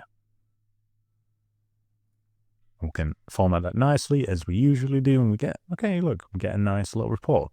However, the LLM chain is one, it's quite restrictive, right? We have to have like particular parameters that have been predefined as being usable, which is, restrictive. And it's also been deprecated. So, this isn't the standard way of doing this anymore, but we can still use it. However, the preferred method to building this and building anything else really, or chains in general in LangChain, is using LCEL, right? And it's super simple, right? So we just actually take the prompt LLM and output parser that we had before, and then we just chain them together with these pipe operators. So the pipe operator here is saying, take what is output from here and input it into here. Take what is output from here and input it into here. That's all it does. It's super simple. So put those together, and then we invoke it in the same way, and we'll get the same outputs. Okay, and that's what we get. There is actually a slight difference on what we're getting out from there. You can see here we got actually a dictionary, but that is pretty much the same. Okay, so we get that, and as before, we can display that in Markdown with this. Okay, so we saw just now that we have this pipe operator here. It's not really standard Python syntax to use this, or at least it's definitely not common. It's an aberration of the intended use of Python, I think. But anyway, it looks cool. And when you understand it, I kind of get why they do it, because it does make things quite simple in comparison to what it could be otherwise. So I kind of get it. It's a little bit weird, but it's what they're doing, and I'm teaching the LCEL. That's what we're going to learn. So what is that pipe operator actually doing? Well, it's, as I mentioned, it's taking the output from this, putting it as input into what is ever on the right. But how does that actually work? Well, let's actually implement it ourselves without LangChain. So we're going to create this class called Runnable. This class, when we initialize it, it's going to take a function. Okay, so this is literally a Python function. It's going to take that, and it's going to essentially turn it into what we would call a runnable in LangChain. And what does that actually mean? Well, it doesn't really mean anything. It just means that when you run the invoke method on it, it's going to call that function in the way that you would have done otherwise. All right, so using just function, brackets open, parameters, brackets close, it's going to do that. But it's also going to add this method, this OR method. Now, this OR method in typical Python syntax, now this OR method is essentially going to take your runnable function, the one that you initialize with, and then it's also going to take an other function. Okay, this other function is actually going to be a runnable, I believe. Yes, it's going to be a runnable, just like this. And what it's going to do is it's going to run this runnable based on the output of your current runnable. Okay, that's what this OR is going to do. Seems a bit weird maybe, but I'll explain in a moment. We'll see why that works. So I'm going to chain a few functions together using this OR method.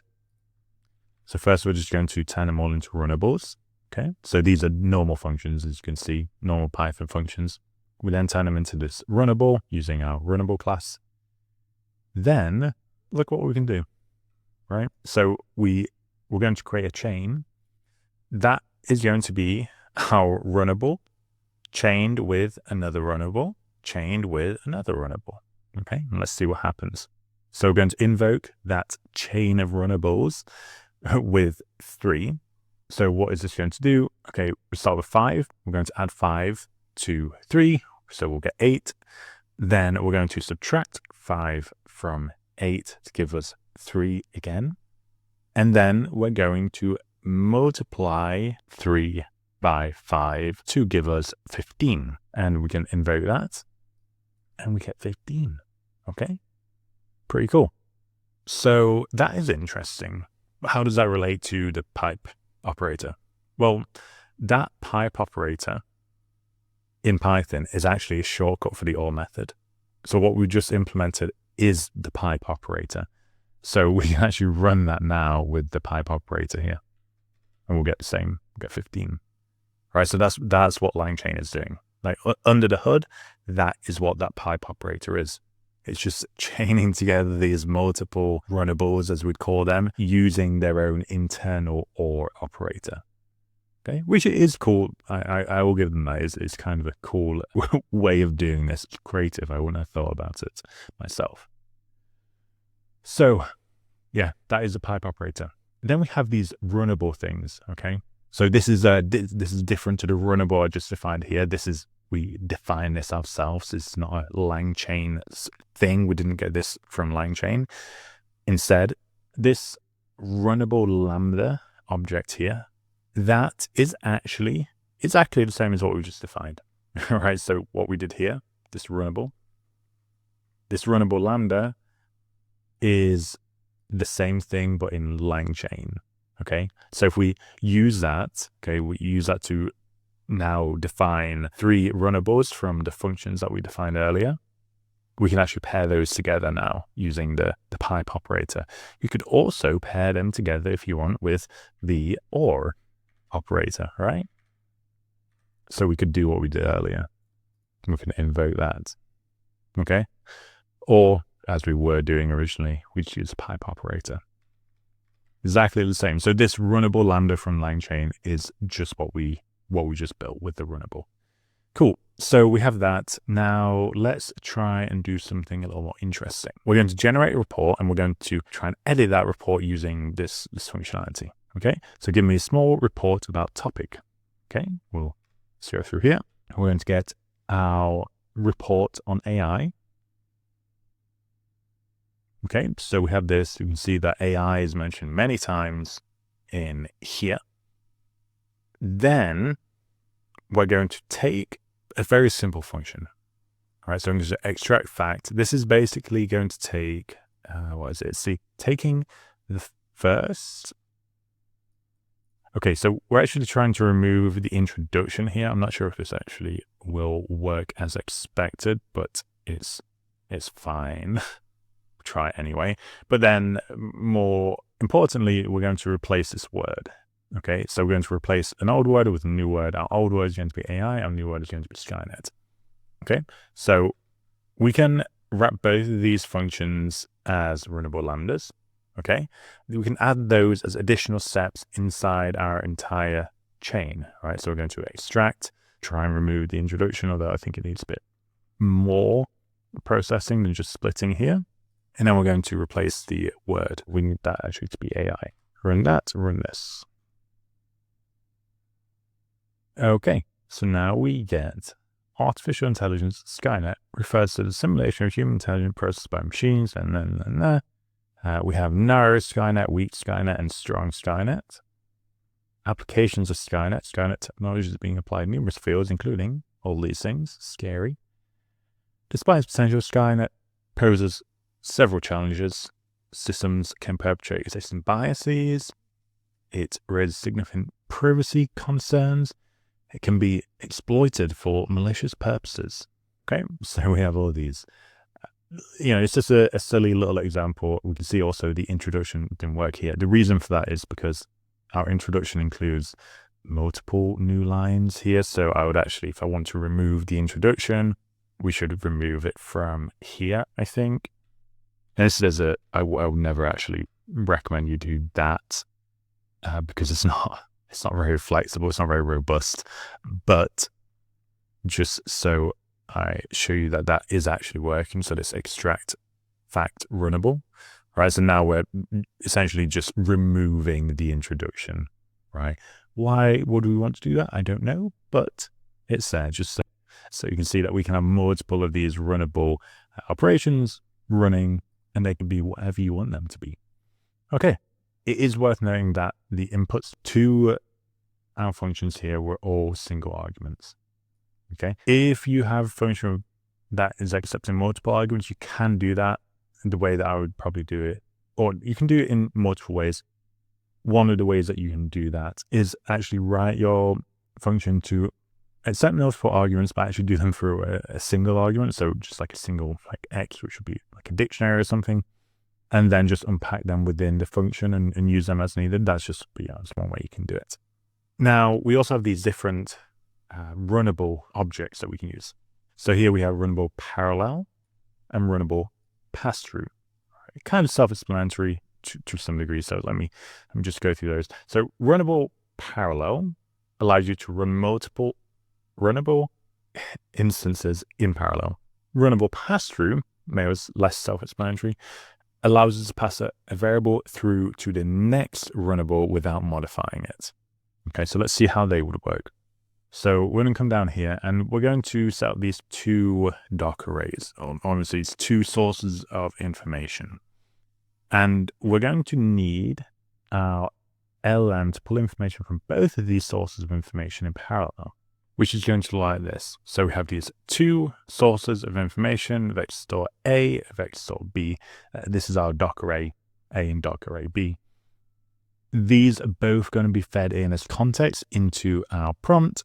And then our LLM is going to use all of that to answer the question. Okay, so to actually implement that, we need an embedding model. So use OpenAI embeddings. We have our vector store A, vector store B. They're not, real vectors. They're not full-on vector stores here. We're just passing in a very small amount of information to both. So we're saying, okay, we're going to create an in-memory vector store using these 2 bits of information. So when say half the information is here, this would be an irrelevant piece of information. Then we have the relevant information, which is DeepSeek v3 was released in December 2024. Okay, then we're going to have some other information in our other vector store. Again, irrelevant piece here and relevant piece here. Okay, the DeepSeek v3 LLM is a mixture of experts model with 671 billion parameters at its largest. Okay, so based on that, we're also going to build this prompt string. So we're going to pass in both of those contexts into our prompt. And then we're going to ask a question. We don't need that bit. And actually, we don't even need that bit. What am I doing? So we just need this. So we have both the contexts there. And we would run them through our prompt template. Okay, so we have a system prompt template, which is this. And then we're just going to have, our question is going to go into here as a user message. Cool. So we have that. And then let me make this easier to read. We're going to convert both those vector stores to retrievers, which just means we can retrieve stuff from them. And we're going to use this runnable parallel to run both of these in parallel, right? So these are both being run in parallel, but then we're also running our question in parallel because this needs to be essentially passed through this component without us modifying anything. So when we look at this here, it's almost like, this section here would be our runnable parallel, and these are being run in parallel, but also our query is being passed through. So it's almost like there's another line there, which is our runnable pass-through. Okay, so that's what we're doing here. These are running in parallel. One of them is a pass-through. Oh, I need to run here. I just realized here we're using the deprecated embeddings. Just switch it to this. So LangChain OpenAI. We run that, run this, run that. And now this is set up, okay? So we then put our initial, so this using our runnable parallel and runnable pass-through, that is our initial step. We then have our prompt, the LLM enable parser, which are being chained together with the usual pipe operator. Okay, and now we're going to invoke question. What architecture does the model DeepSeek released in December use? Okay, so for the LLM to answer this question, it's going to need to tell us it needs the information about the DeepSeek model that was released in December, which we have specified in 1/2 here. And then it also needs to know what architecture that model uses, which is defined in the other half over here. Okay, so let's run this. Okay, there we go. DeepSeek v3 model released in December 2024 is a mixture of experts model with 671 billion parameters. Okay, so mixture of experts and this many parameters. Pretty cool. So we've put together our pipeline using LCEL, using the pipe operator, the runnables. Specifically, we've looked at the runnable parallel, runnable pass-through, and also the runnable lambdas. So that's it for this chapter on LCEL, and we'll move on to the next one. In this chapter, we're going to cover streaming and async in LangChain.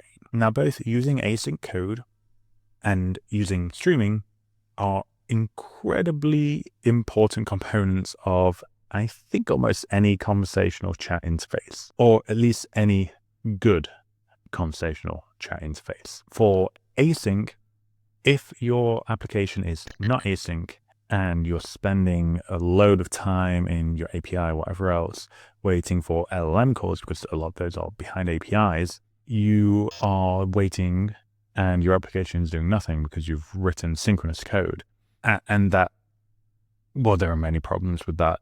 Mainly, it doesn't scale. So async code generally performs much better, and especially for AI, where a lot of the time we're kind of waiting for API calls. So async is incredibly important for that.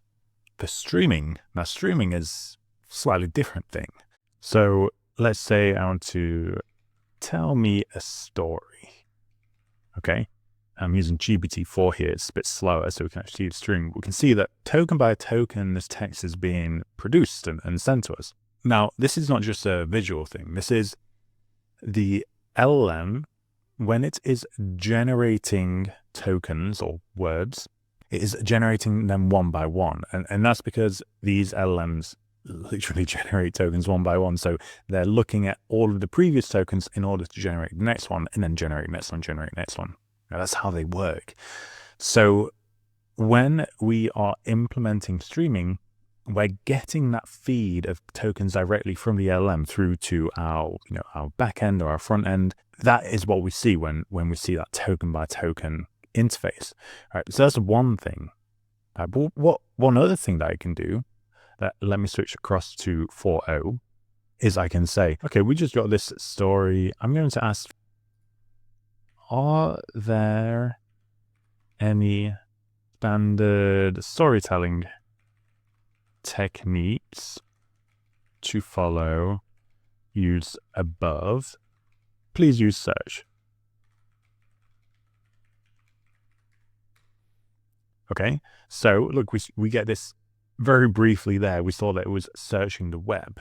And the way, it's not because we told it, okay, we told the LLM to use the search tool, but then the LLM outputs some tokens to say, use the search tool, that it's going to use a search tool. And it also would have output the tokens saying what that search query would have been, although we didn't see it there. But what the ChatGPT interface is doing there, so it received those tokens saying, hey, I'm going to use a search tool. It didn't just send us those tokens like it does with the standard tokens here. Instead, it used those tokens to show us that searching the web little text box. So streaming is not just the streaming of these direct tokens, it's also the streaming of these intermediate steps that the LLM may be thinking through, which is particularly important when it comes to agents and agentic interfaces. So it's also a feature thing, right? Streaming doesn't just look nice, it's also a feature. Then finally, of course, when we're looking at this, okay, let's say we go back to GPT-4 and I say, okay, use all of this information to generate a long story for me, right? And okay, we are getting the first token now. So we know something is happening and we need to start reading. Now imagine if we were not streaming anything here and we're just waiting, right? We're still waiting now. We're still waiting. And we wouldn't see anything. We're just like, oh, it's just blank, or maybe there's a little loading spinner. So we'd still be waiting. And even now, we're still waiting, right? This is an extreme example, but can you imagine just waiting for so long and not seeing anything as a user, right? Now, just now, we would have got our answer if we were not streaming. I mean, that would be painful as a user. You'd not want to wait, especially in a chat interface. You don't want to wait that long. It's okay with, for example, deep research takes a long time to process, but you know it's going to take a long time to process, and it's a different use case, right? You're getting a report. This is a chat interface, and yes, most messages are not going to take that long to generate. We're also probably not going to be using GPT-4, depending on, I don't know, maybe some people still do, but in some scenarios, it's painful to need to wait that long, okay? And it's also the same for agents. It's nice when you're using agents to get an update on, okay, we're using this tool, it's using this tool, this is how it's using them. Perplexity, for example, have a very nice example of this. So, okay, what's this? OpenAI co-founder joins Marathi startup. Let's see, right? So we see this is really nice. We're using Pro Search. It's searching for news, showing us the results. Like we're getting all this information as we're waiting, which is really cool. And it helps us understand what is actually happening, right? It's not needed in all use cases, but it's super nice to have those intermediate steps, right? So then we're not waiting. And then I think this bit probably also streamed, but it was just super fast. So I didn't see it, but that's pretty cool. So streaming is pretty important. Let's dive into our example. Okay, we'll open that in Colab, and off we go. So starting with the prerequisites, same as always, LangChain, optionally LangSmith. We'll also enter our LangChain API key if you'd like to use LangSmith. We'll also enter our OpenAI API key. So that is platform.openai.com. And then, as usual, we can just invoke our LLM, right? So we have that, it's working. Now let's see how we would stream with a stream. Okay, so whenever a method, so stream is actually a method as well, we could use that, but it's not async, right? So whenever we see a method in LangChain that has a prefixed onto what would be another method, that's like the async version of this. So we can actually stream using async super easily using just LLM a stream. Okay. Now, this is just an example. To be completely honest, you probably will not be able to use this in an actual application, but it's just an example. And we're going to see how we would use this or how we would stream asynchronously in an application further down in this notebook. So starting with this, you can see here that we're getting these tokens, right? We're just appending it to tokens here. We don't actually need to do that. I don't think we're even using this, but maybe we'll do it here. It's fine. So we're just appending the tokens as they come back from our LLM, appending it to this. We'll see what that is in a moment. And then I'm just printing the token content, right? So the content of the token. So in this case, that would be L. In this case, it would be LP. Would be sans, for, so on and so on. So you can see for the most part, it tends to be word level, but it can also be sub-word level. As you see, sentiment is one word, of course. So, they get broken up in various ways. Then I'm adding this pipe character onto the end here. So we can see, okay, where are our individual tokens? Then we also have flush. So flush, you can actually turn this off and it's still going to stream. You're still going to see everything, but it's going to be a bit more, you can see it's kind of it's like bit by bit. When we use flush, it forces the console to update what is being shown to us immediately. All right, so we get a much smoother, when we're looking at this, it's much smoother versus when flush is not set to true. So yeah, when you're printing, that is good to do, just so you can see. You don't necessarily need to. Okay. Now we added all those tokens to the tokens list, so we can have a look at each individual object that was returned to us, right? And this is interesting. So you see that we have the AI message chunk, right? That's an object. And then you have the content. The first one's actually empty. The second one has that N for NLP. And yeah, I mean, that's all we really need to know. They're very simple objects, but they're actually quite useful because just look at this, right? So we can add each one of our AI message chunks, right? Let's see what that does. It doesn't create a list. It creates this, right? So we still just have one AI message chunk, but it's combined the content within those AI message chunks, which is kind of cool, right? So for example, like we could remove these, right? And then we just see NLP. So it's kind of nice little feature there. I actually quite like that. But you do need to just be a little bit careful because obviously you can do that the wrong way and you're going to get like I don't know what that is, some weird token salad.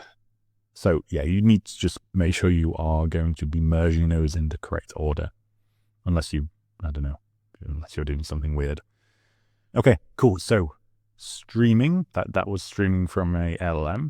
Let's have a look at streaming with agents. So it gets a bit more complicated, to be completely honest. But we also need to things are going to get a bit more complicated so that we can implement this in, for example, an API, right? So it's kind of like a necessary thing in any case. So to just very quickly, we're going to construct our agent executor like we did in the agent execution chapter. And for the agent executor, we're going to need tools, chat prompt template, LLM, agent, and the agent executor itself. Okay. Very quickly, I'm not going to go through these in detail. We just define our tools. We have add, multiply, exponentiate, subtract, and the final answer tool. Merge those into a single list of tools. Then we have our prompt template. Again, same as before, we just have system message, we have chat history, we have query, and then we have the agent scratchpad for those intermediate steps. Then we define our agent using LCEL. LCEL works quite well with both streaming and async, by the way. It supports both out of the box, which is nice. So we define our agent. Then coming down here, we're going to create the agent executor. This is the same as before, right? So there's nothing new in here, I don't think. So just initialize our agent things there. Then it's, we're looping through, yeah, nothing new there. So we're just executing, we're invoking our agent, seeing if there's a tool call. This is slightly, we could shift this to before or after. It doesn't actually matter that much. So we're checking if it's final answer. If not, we continue, execute our tools, and so on. Okay, cool. So then we can invoke that. Okay, we go, what is 10 plus 10? There we go, right? So we have our agent executor. It is working. Now, when we are running our agent executor, with every new query, if we're putting this into an API, we're probably going to need to provide it with a fresh callback handler. Okay, so this is the callback handler is what's going to handle taking the tokens that are being generated by our LLM or agent and giving them to some other piece of code, like, for example, the streaming response for a API. And our callback handler is going to put those tokens in a queue in our case. And then for example, the streaming object is going to pick them up from the queue and put them wherever they need to be.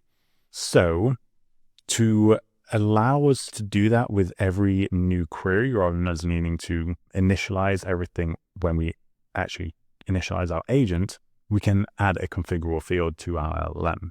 Okay, so we set the configurable fields here. Oh, also one thing is that we set streaming equal to true. That's a very minor thing, but just so you see that there, that we do that. So we add some configurable fields to our LLM, which means we can basically pass an object in for these on every new invocation. So we set our configurable field. It's going to be called callbacks, and we just add a description, right? There's nothing more to it. So this will now allow us to provide that field when we're invoking our agent. Okay. Now we need to define our callback handler. And as I mentioned, what is basically going to be happening is this callback handler is going to be passing tokens into our async IO queue object, and then we're going to be picking them up from the queue elsewhere. Okay, so we can call it a queue callback handler. Okay, and that is inheriting from the async callback handler, because we want all this to be done asynchronously, because we're thinking here about, okay, how do we implement all this stuff within APIs and actual real world code? And we do want to be doing all this in async. So let me execute that, and I'll just explain a little bit of what we're looking at. So we have the initialization, right? There's nothing specific here. What we really want to be doing is we want to be setting our queue object, assigning that to the class attributes. And then there's also this final answer scene, which we're setting to false. So what we're going to be using that for is our LLM will be streaming tokens to us whilst it's using its tool calling. And we might not want to display those immediately, or we might want to display them in a different way. So by setting this final answer scene to false, whilst our LLM is outputting those tool tokens, we can handle them in a different way. And then as soon as we see that it's done with the tool calls and it's onto the final answer, which is actually another tool call, but once we see that it's onto the final answer tool call, we can set this to true, and then we can start processing our tokens in a different way, essentially. Okay, so we have that. Then we have this Executor method. This is required for any async generator object. So what that is going to be doing is going to be iterating through, right? So it's a generator. It's going to be iterating through, and it's going to be saying, okay, if our queue is empty, right? This is the queue that we set up here. If it is empty, wait a moment, right? We use the sleep method here. And this is an async sleep method. This is super important. We're awaiting for an asynchronous sleep. All right. So whilst we're waiting for that 0.1 seconds, our code can be doing other things, right? That is important. If we use, I think the standard is time.sleep, that is not asynchronous. And so it will actually block the thread for that 0.1 seconds. So we don't want that to happen. Generally, our queue should probably not be empty that frequently, given how quickly tokens are going to be added to the queue. So the only way that this would potentially be empty is maybe our LLM stops. Maybe there's like a connection interruption for a brief second or something, and no tokens are added. So in that case, we don't actually do anything. We don't keep checking the queue. We just wait a moment, okay? And then we check again. Now, if it was empty, we wait, and then we continue on to the next iteration. Otherwise, it probably won't be empty. We get whatever is from inside our queue. We get that out, pull it out. Then we say, okay, if that token is a done token, we're going to return. So we're going to stop this generator, right? We're finished. Otherwise, if it's something else, we're going to yield that token, which means we're returning that token, but then we're continuing through that loop again, right? So that is our generator logic. Then we have some other methods here. These are LangChain specific. Okay, we have on LLM new token and we have on LLM end. Starting with on LLM new token. This is basically when an LLM returns a token to us. LangChain is going to run or execute this method. Okay, this is the method that will be called. What this is going to do is it's going to go into the keyword arguments and it's going to get the chunk object. So this is coming from our LLM. If there is something in that chunk, it's going to check for a final answer tool call first. Okay, so we get our tool calls and we say, if the name within our chunk, right, probably this will be empty most of the tokens we return, right? Because you remember before when we're looking at the chunks here, this is what we're looking at, right? The content for us is actually always going to be empty. And instead, we're actually going to get the additional keyword args here. And inside there, we're going to have our tool calls as we saw in the previous videos, right? So that's what we're extracting. We're extracting that information. That's why we're going additional keyword args, right? And get those tool call information, right? Or it will be none, right? So if it is none, I don't think it ever would be none, to be honest. It would be strange if it's none. I think that means something would be wrong. Okay, so here we're using the walrus operator. So the walrus operator, what it's doing here is whilst we're checking the if logic here, whilst we do that, it's also assigning whatever is inside this, it's assigning over to tool calls. And then with the if, we're checking whether tool calls is something or none, right? Because we're using get here. So if this get operation fails and there is no tool calls, this object here will be equal to none, which gets assigned to tool calls here. And then this if none will return false, and this logic will not run, okay? And it will just continue. If this is true, so if there is something returned here, we're going to check if that something returned is using the function name or tool name final answer. If it is, we're going to set that final answer scene equal to true. Otherwise, we're just going to add our chunk into the queue. Okay, we use put no wait here because we're using async. Otherwise, if you were not using async, I think you might just put wait, or maybe even put. No, okay, you'd use put. if it's just synchronous code. But I don't think I've ever implemented this synchronously, so it would actually just be put no weight for async. Okay, and then return. So we have that. Then we have on LLM end. Okay, so this is when LangChain sees that the LLM has returned or indicated that it is finished with the response, LangChain will call this. So you have to be aware that this will happen multiple times during an agent execution, because if you think within our agent executor, we're hitting the LLM multiple times. We have that first step where it's deciding, oh, I'm going to use the add tool or the multiply tool. And then that response gets back to us. We execute that tool, and then we pass the output from that tool and or the original user query in the chat history, we pass that back to our LLM again. All right, so that's another call to our LLM that's going to come back, it's going to finish, or it's going to give us something else, right? So there's multiple LLM calls happening throughout our agent execution logic. So this on LLM call will actually get called at the end of every single one of those LLM calls. Now, if we get to the end of our LLM call, and it was just a tool invocation, so we had the, it called the add tool, we don't want to put the done token into our queue, because when the done token is added to our queue, we're going to stop iterating, okay? Instead, if it was just a tool call, we're going to say step end, right? And we'll actually get this token back. So this is useful on, for example, the front end.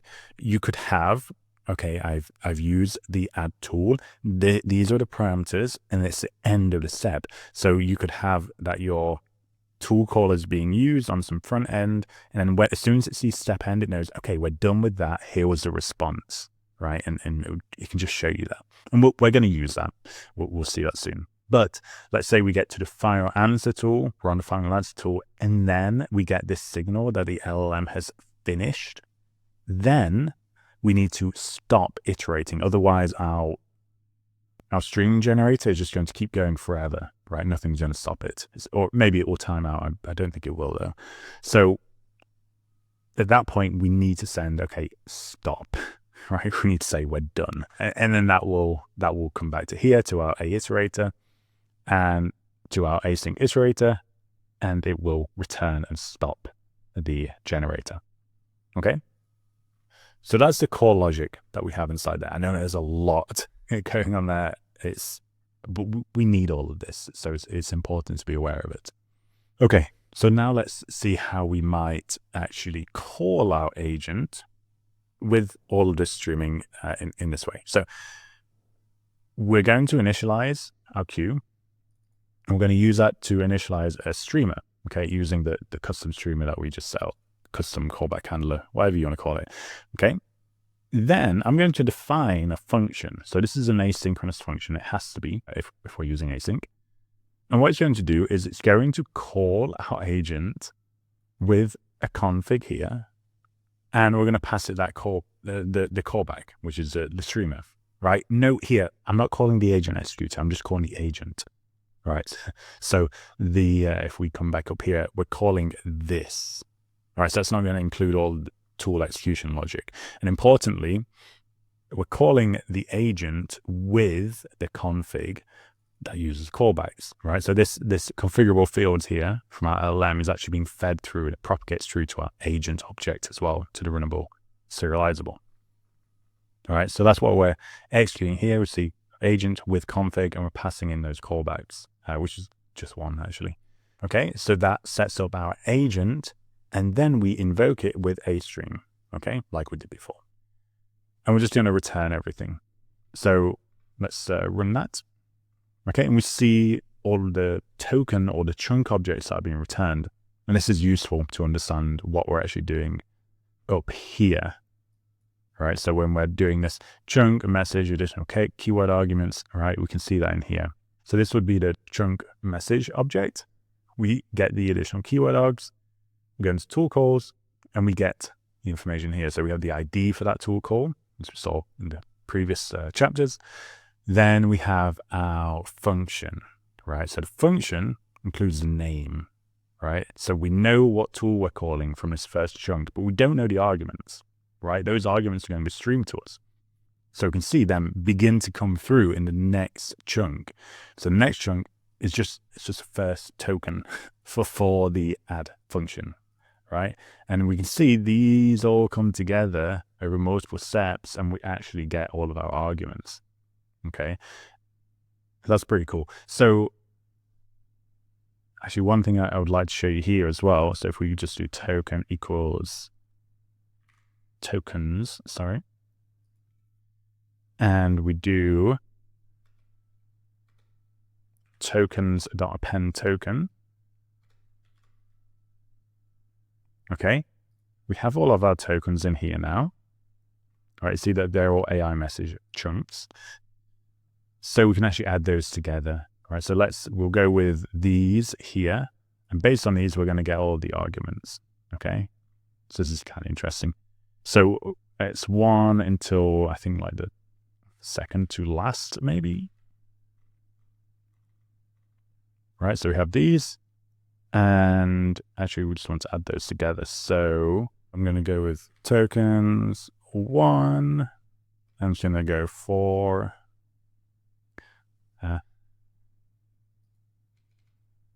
token in. We're going to go from the second onwards. I'm going to TK plus token. Right, and let's see what TK looks like at the end here. TK. Okay, so now you see that it's kind of merged with all those arguments here. Sorry, plus equal. Okay, so run that, and you can see here that it's merged those arguments. It didn't get all of them, so I kind of missed some at the end there. But it's merging them, right? So we can see that logic where it's, before it was adding the content from various chunks, it also does the same for the other parameters within your chunk object, which is I think it's pretty cool. And you can see here the name wasn't included. That's because we started on token 1 rather than token 0 where the name was. So if we actually started from token 0, and let's just put all of them in there. All right, so from 1 onwards, we're going to get a complete AI message chunk, which includes the name here and all of those arguments. And you'll see it also here, right? Populate everything, which is pretty cool. Okay, so we have that. Now, based on this, we're going to want to modify our custom agent executor because we're streaming everything, right? So we want to add streaming inside our agent executor, which we're doing here, right? So this is async def stream, and we're doing async for token in the A stream, okay?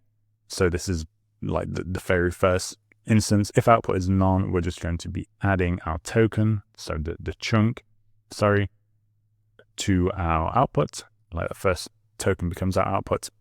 Otherwise, we're just appending our tokens to the output, okay?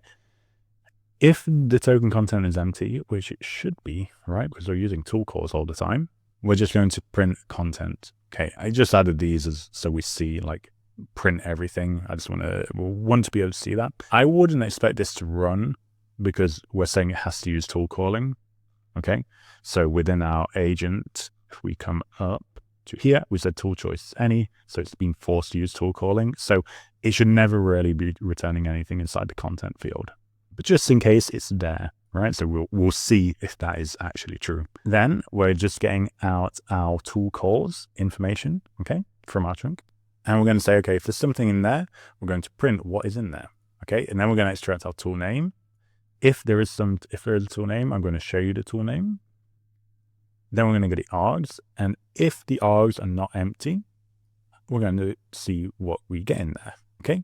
And then from all of this, we're actually going to merge all of it into our AI message, right? Because we're merging everything as we're going through, we're merging everything into outputs, as I showed you before. Okay, cool. And then we're just awaiting our stream that will like kick it off, okay? And then we do the standard agent executor stuff again here, right? So we're just pulling out tool name, tool logs, tool call ID, and then we're using all that to execute our tool here. And then we're creating a new tool message and passing that back in. And then also here, I move the break for the final answer into the final step. So that is our custom agent executor with streaming, and let's see what it does. Okay, setting for both equal to true, so we see all those print statements. Okay, so you can kind of see it's a little bit messy, but you can see we have tool calls that had some stuff inside it, had add here. And what we're printing out here is we're printing out the full AI message chunk with tool calls. And then I'm just printing out, okay, what are we actually pulling out from that? So these are actually coming from the same thing, okay? And then the same here, right? So we're looking at the full message, and then we're looking, okay, we're getting this argument out from it, okay? So we can see everything that is being pulled out, chunk by chunk, or token by token, and that's it, okay? So we could just get everything like that. However, right, so I'm printing everything so we can see that it's streaming. What if I don't print?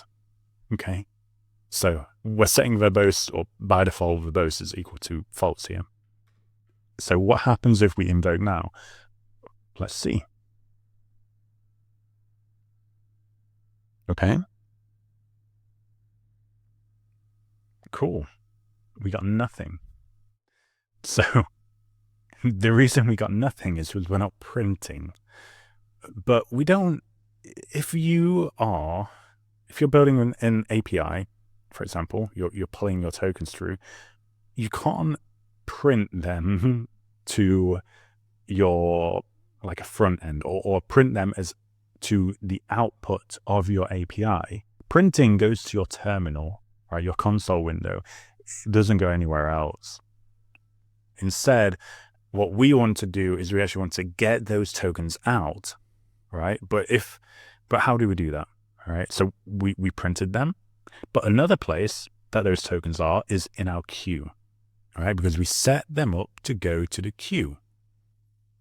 So we can actually pull them out of our queue whilst our agent executor is running, and then we can do whatever we want with them because our code is async, so it can be doing multiple things at the same time. So whilst our code is running the agent executor, whilst that is happening, our code can also be pulling out from our queue tokens that are in there and sending them to like an API, for example, right? Or whatever downstream logic you have. So let's see what that looks like. We start by just initializing our queue, initializing our streamer with that queue. Then we create a task. So this is basically saying, okay, I want to run this, but don't run it right now. I'm not ready yet. The reason that I say I'm not ready yet is because I also want to define here my async loop, which is going to be printing those tokens, right? But this is async, right? So we set this up. This is like, get ready to run this. Because it is async, this is running, right? This is just running. Like it's there, it's already running. So we get to this, we continue. None of this is actually executed yet, right? Only here, when we await the task that we set up here, only then does our agent executor run and our async object here begin getting tokens, right? And here, again, I'm printing, but I don't need to print. I could have like let's say where this is within an API or something. Let's say I'm saying, okay, send token to XYZ token, right? That's sending up tokens somewhere. Or if we're yielding this to some sort of streamer object within our API, right? We can do whatever we want with those tokens. Okay, I'm just printing them because I want to actually see them. Okay, but just important here is that we're not printing them within our agent executor. We're printing them outside the agent executor. We've got them out and we can put them wherever we want, which is perfect when you're building an actual sort of real world use case where you're using an API or something else. Okay, so let's run that. Let's see what we get. Look at that. We get all of the information we could need and a little bit more, right? Because now we're using the agent executor, and now we can also see, we have this step end, right? So I know just from looking at this, right? This is my first tool use. So what tool is it? Let's have a look. It's the add tool. And then we have these arguments, so I can then pass them, right, downstream. Then we have the next tool use, which is here. down here. So then we can then parse them in the way that we like. So that's pretty cool. Let's see, right? So we're getting those tokens out. Can we do something with them before I print them and show them? Yes. Let's see. Okay. So we're now modifying our loop here. Same stuff, right? We're still initializing our queue, initializing our streamer, initializing our tasks. Okay. And we're still doing this async for token streamer. Okay. But then we're doing stuff with our tokens. So I'm saying, okay, if we're on stream end, I'm not actually going to print stream end. I'm going to print new line. Okay. Otherwise, if we're getting a tool call here, we're going to say, if that tool call is the tool name, I am going to print calling tool name. Okay. If it's the arguments, I'm going to print the tool argument, and I'm going to end up with nothing so that we don't go into a new line. So we're actually going to be streaming everything. Okay. So let's just see what this looks like. Oh, my bad. I just added that. Okay. You see that? So it goes very fast, so it's kind of hard to see it. I'm going to slow it down so you can see. So you can see that as soon as we get the tool name, we stream that we're calling the add tool. Then we stream token by token, the actual arguments for that tool. Then for the next one, again, we do the same. We're calling this tool name. Then we're streaming token by token again. We're processing everything downstream from outside of the agent executor. And this is an essential thing to be able to do when we're actually implementing streaming and async and everything else in an actual application. So I know that's a lot, but it's important. So that is it for our chapter on streaming and async. I hope it's all been useful. Thanks. Now we're on to the final capstone chapter. We're going to be taking everything that we've learned so far and using it to build a actual chat application. Now the chat application is what you can see right now, and we can go into this and ask some pretty interesting questions. And because it's an agent, because it has access to these tools, it will be able to answer them for us. So we'll see inside our application that we can ask questions that require tool use, such as this.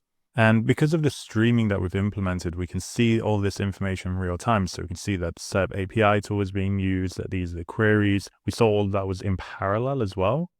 So each one of those tools were being used in parallel. We modified the code a little bit to enable that. And we see that we have the answer.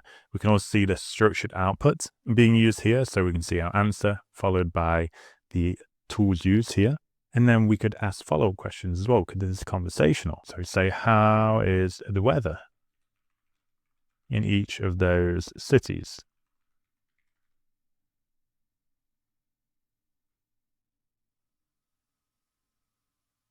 Okay, that's pretty cool.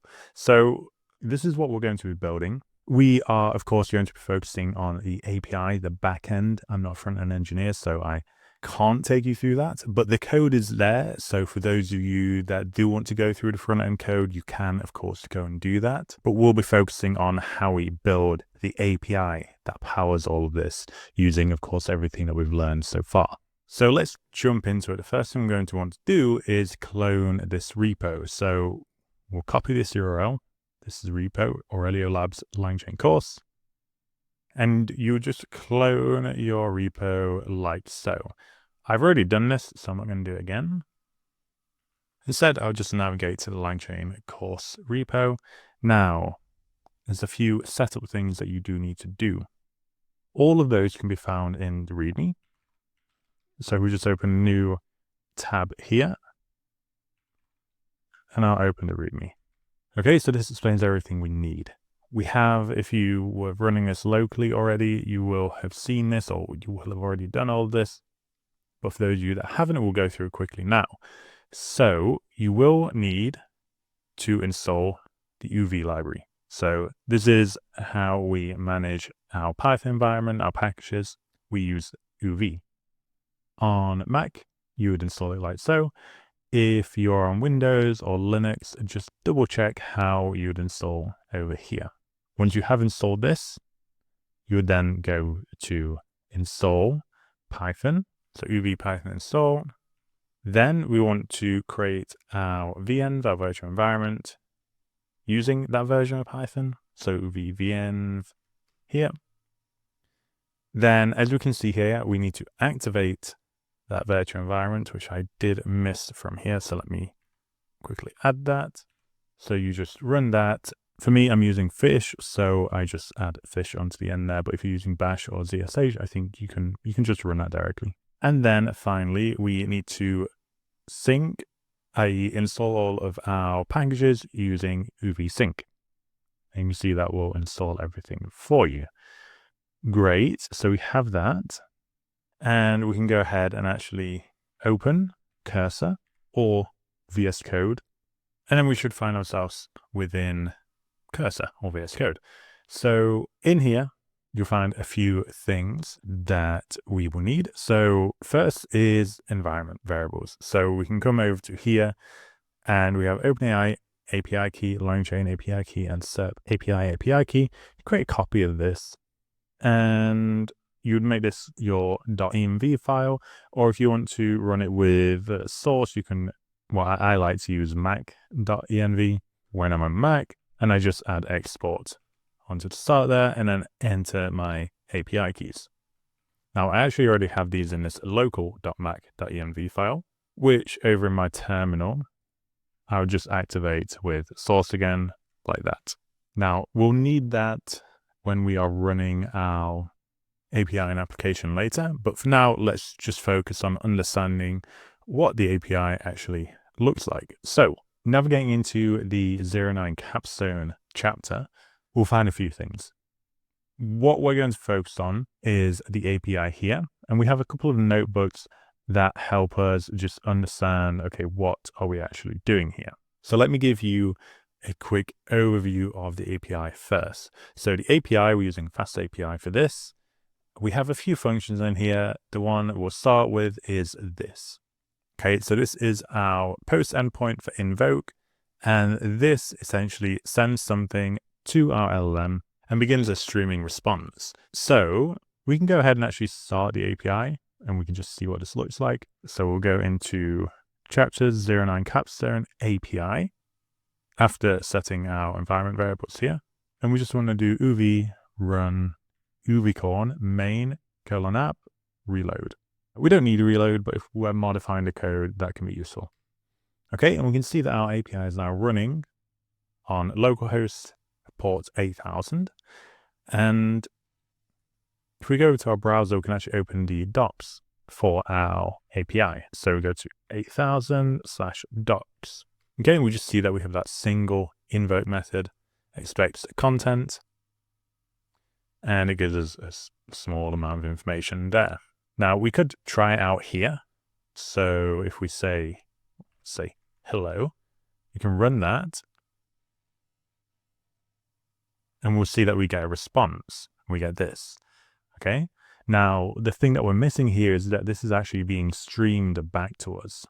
Okay, so this is not just a direct response. This is a stream. To see that, we're going to navigate over to here to this streaming test notebook, and we'll run this. So we are using requests here. We are not just doing the standard post request, because we want to stream the output and then print the output as we are receiving them. Okay, so that's why this looks a little more complicated than just a typical request.post or request.get. So what we're doing here is we're starting our session, which is our post request, and then we're just iterating through the content as we receive it from that request. When we receive a token, because sometimes this might be none, we print that. Okay, and we have that flush equals true as we have used in the past. So let's define that, and then let's just ask a simple question. What is 5 plus 5? Okay, and we saw that it was pretty quick. So it generated this response first, and then it went ahead and actually continued streaming with all of this. Okay, and we can see that there are these special tokens that are being provided. This is to help the front end basically decide, okay, what should go where. So here where we're showing these multiple steps of tool use and the parameters, the way the front end is deciding how to display those is it's being provided a single stream, but it has these SEP tokens, has a SEP name, then it has the parameters followed by the sort of ending of the SEP token. And it's looking at each one of these. And then the one step name that it treats differently is where it will see the final answer step name. When it sees the final answer step name, rather than displaying this tool use interface, it instead begins streaming the tokens directly at like a typical chat interface. And if we look at what we actually get in our final answer, it's not just the answer itself, right? So we have the answer here. This is streamed into that typical chat output. But then we also have tools used, and then this is added into the little boxes that we have below the chat here. So there's quite a lot going on just within this little stream. Now we can try with some other questions here. So we can say, okay, tell me about the latest news in the world. You can see that there's a little bit of a wait here whilst it's waiting to get the response. And then, yeah, it's streaming a lot of stuff quite quickly. Okay, so there's a lot coming through here. Okay, and then we can ask other questions like, okay, this one here, how cold is it in Oslo right now? Or is 5 multiplied by 5?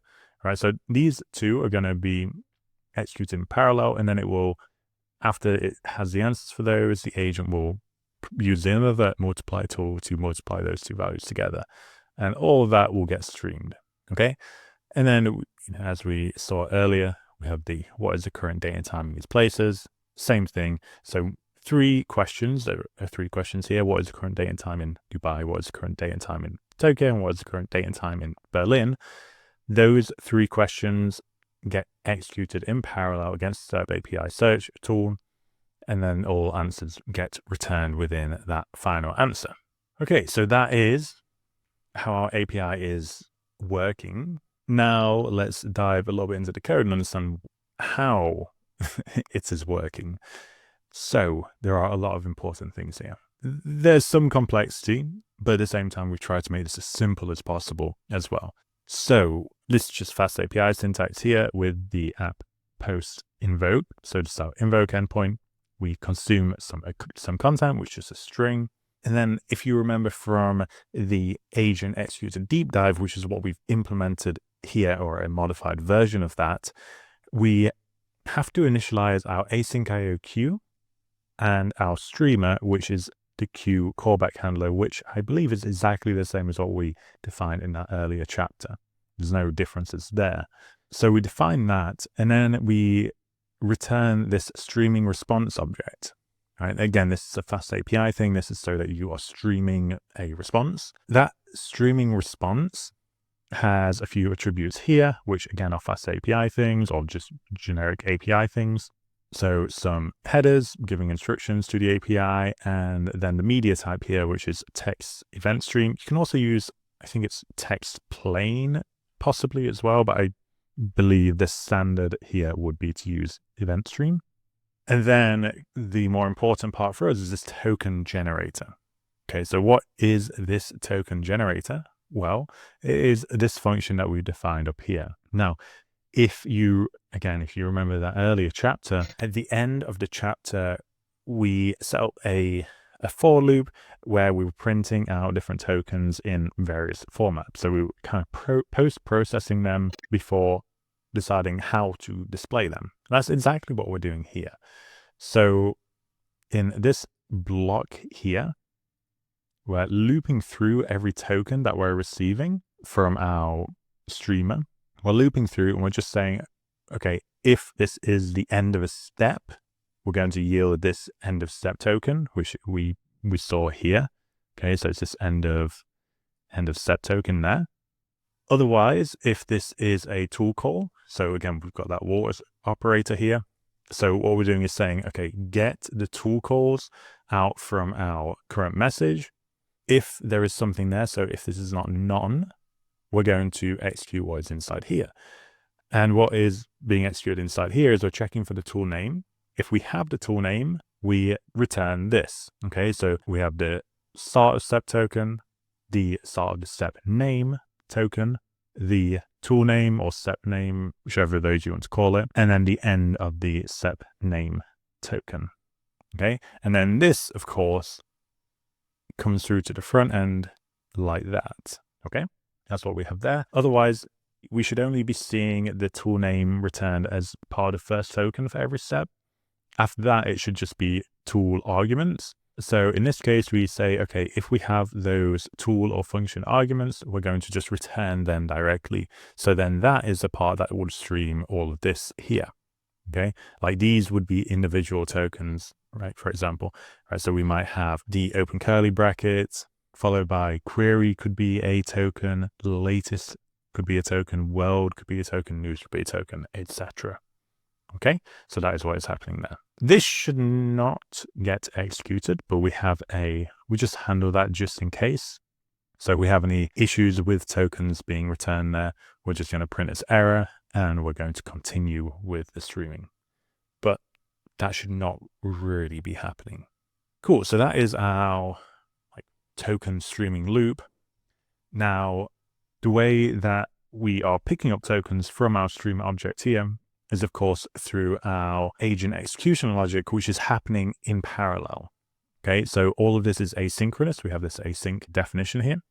So all of this is happening asynchronously. So what has happened here is here we have created a task, which is the agent executor invoke, and we passing our content, we're passing that streamer, which we're going to be pulling tokens from. And we also set verbose to true. We can actually remove that, but that would just allow us to see additional output in our terminal window if we want it. I don't think there's anything particularly interesting to look at in there, but particularly if you are debugging, that can be useful. So we create our task here, but this does not begin the task. All right, this is it's async IO create task, but this does not begin until we await it down here.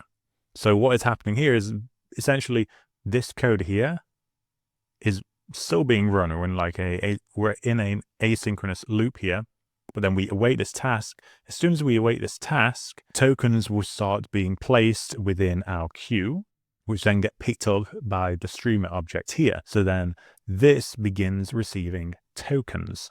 I know async code is always a little bit more confusing given the strange order of things, but that is essentially what is happening. You can imagine all of this is essentially being executed all at the same time. So we have that. Is there anything else to go through here? I don't think so. It's all sort of boilerplate stuff for FastAPI rather than the actual AI code itself. So we have that as our streaming function. Now let's have a look at the agent code itself. Okay, so agent code, where would that be? So we're using this agent executor invoke, and we're importing this from the agent file. So we can have a look in here for this. Now you can see straight away we're pulling in our API keys here. Just make sure that you do have those. Now, all of our setup. Okay, this is what we've seen before in that agent executor deep dive chapter. This is all practically the same. So we have our LLM. We've set those configurable fields as we did in the earlier chapters. That configurable field is for our callbacks. We have our prompt. This has been modified a little bit. So essentially just telling it, okay, make sure you use the tools provided. We say you must use the final answer tool to provide a final answer to the user.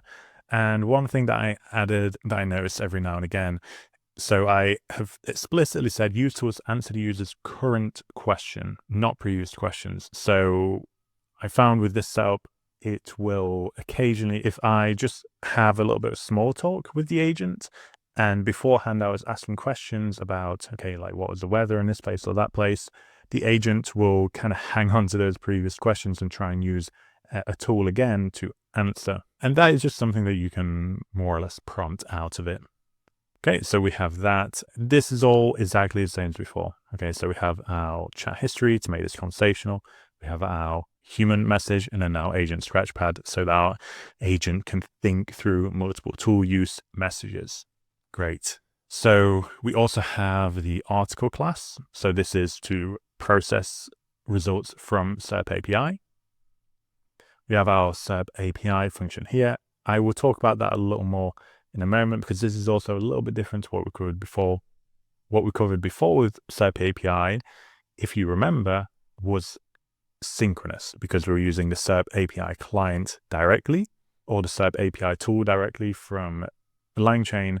And because we want everything to be asynchronous, we have had to recreate that tool in a asynchronous fashion, which we'll talk about a little bit later. But for now, let's move on from that. We can see our final answer being used here. So this is, I think we defined the exact same thing before, probably in that deep dive chapter again, where we have just the answer and the tools that have been used. Great, so we have that. One thing that is a little different here is when we are defining our name to tool function. So this takes a tool name and it maps it to a tool function. When we have synchronous tools, we actually use tool func here. Okay, so rather than tool coroutine, it would be tool func. However, we are using asynchronous tools. And so this is actually tool coroutine. And this is why if you come up here, I've made every single tool asynchronous. Now, that is not really necessary for a tool like Final Answer because there's no API calls happening.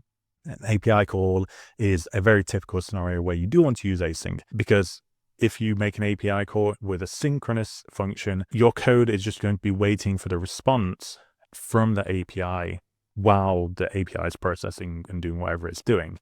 So that is an ideal scenario where you would want to use async because rather than your code just waiting for the response from the API, it can instead go and do something else whilst it's waiting. All right, so that's an ideal scenario where you'd use async, which is why we would use it, for example, with the SerpAPI tool here. But for Final Answer and for all of these calculator tools that we built, there's actually no need to have these as async because our code is just running through, it's executing its code. There's no waiting involved. So it doesn't necessarily make sense to have these asynchronous. However, by making them asynchronous, it means that I can do tool coroutine for all of them rather than saying, oh, if this tool is synchronous, use tool.func. Whereas if this one is async, use tool.coroutine. So it just simplifies the code for us a lot more. But yeah, not directly necessary, but it does help us write cleaner code here. This is also true later on because we actually have to await our tool calls, which we can see over here, right? So we have to await those tool calls. That would get messier if we were using the some sync tools, some async tools. So we have that. We have our queue callback handler. This is, again, that's the same as before. So I'm not going to go through that. We covered that in the earlier deep dive chapter. We have our execute tool function here. Again, that is asynchronous.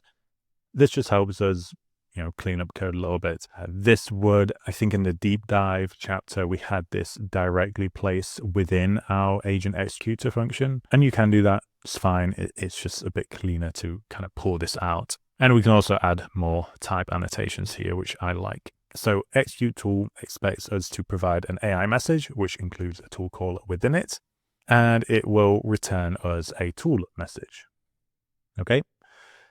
Agent executor, this is all the same as before. And we're actually not even using verbose here, so we could fully remove it, but I will leave it. Of course, if you would like to use that, you can just add a if verbose and then log or print some stuff where you need it. Okay, so what do we have in here? We have our streaming function. So this is what actually calls our agent. All right, so we have a query. This will call our agent just here. And we could even make this a little clearer. So for example, this could be configured agent, because this is not the response, this is a configured agent. So I think this is maybe a little clearer. So we are configuring our agent with our callbacks, okay, which is just our streamer. then we're iterating through the tokens that are returned by our agent using a stream here. Okay, and as we are iterating through this, because we pass our streamer to the callbacks here, what that is going to do is every single token that our agent returns is going to get processed through our queue callback handler here. Okay, so this on LLM new token, on LLM end, these are going to get executed, and then all of those tokens you can see here are passed to our queue. Okay, then we come up here and we have this aiter. So this aiter method here is used by our generator over in our API, is used by this token generator to pick up from the queue the tokens that have been put in the queue by these other methods here. Okay, so it's putting tokens into the queue and pulling them out with this. Okay, so that is just happening in parallel as well as this code is running here. Now, the reason that we extract the tokens out here is that we want to pull out our tokens and we append them all to our outputs. Now, those outputs, that becomes a list of AI messages, which are essentially the AI telling us what tool to use and what parameters to pass to each one of those tools. This is very similar to what we covered in that deep dive chapter. But the one thing that I have modified here is I've enabled us to use parallel tool calls. So that is what we see here with these 4 lines of code. We're saying, okay, if our tool call includes an ID, that means we have a new tool call or a new AI message. So what we do is we append that AI message, which is the AI message chunk, to our outputs. And then following that, if we don't get an ID, that means we're getting the tool arguments. So following that, we're just adding our AI message chunk to the most recent AI message chunk from our outputs. Okay, so what that will do is it will create that list of AI messages. It would be like, AI message 1, and then this will just append everything to that AI message 1. Then we'll get our next AI message chunk. This will then just append everything to that until we get a complete AI message, and so on and so on. Okay. So what we do here is, here we've collected all of our AI message chunk objects. Then finally, what we do is just transform all those AI message chunk objects into actual AI message objects and then return them from our function, which we then receive over here. So into the tool calls variable. Okay.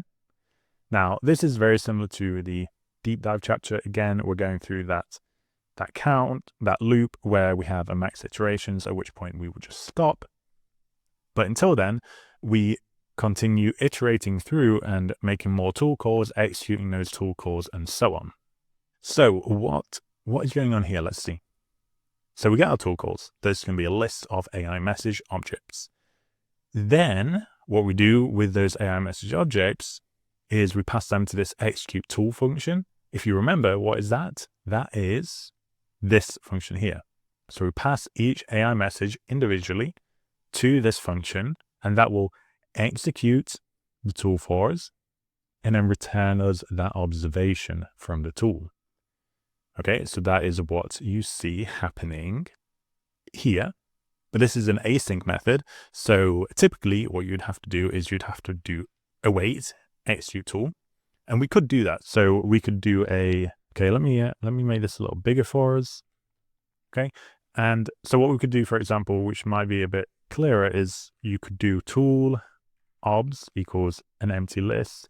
And what you could do is you can say for tool call, in tool calls, the tool observation is we're going to append execute tool call, which would have to be in await. So we'd actually put the await in there. And what this would do is actually the exact same thing as what we're doing here. The difference being that we're doing this tool by tool. Okay.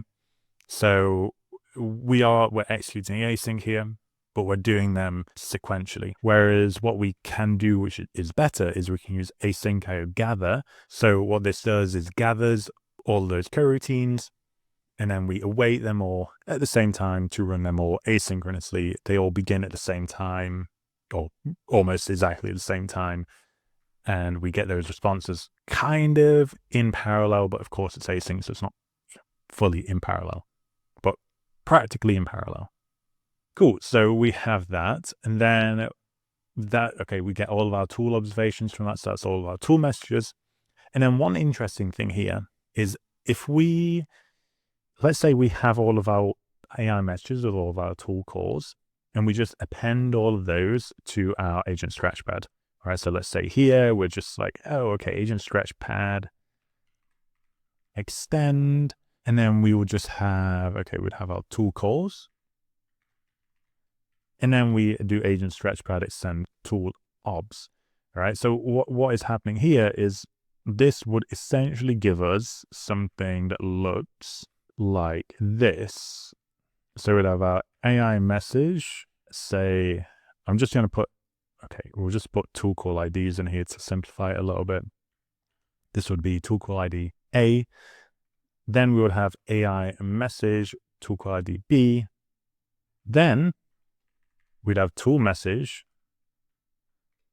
Let's just remove this content field. I don't want that.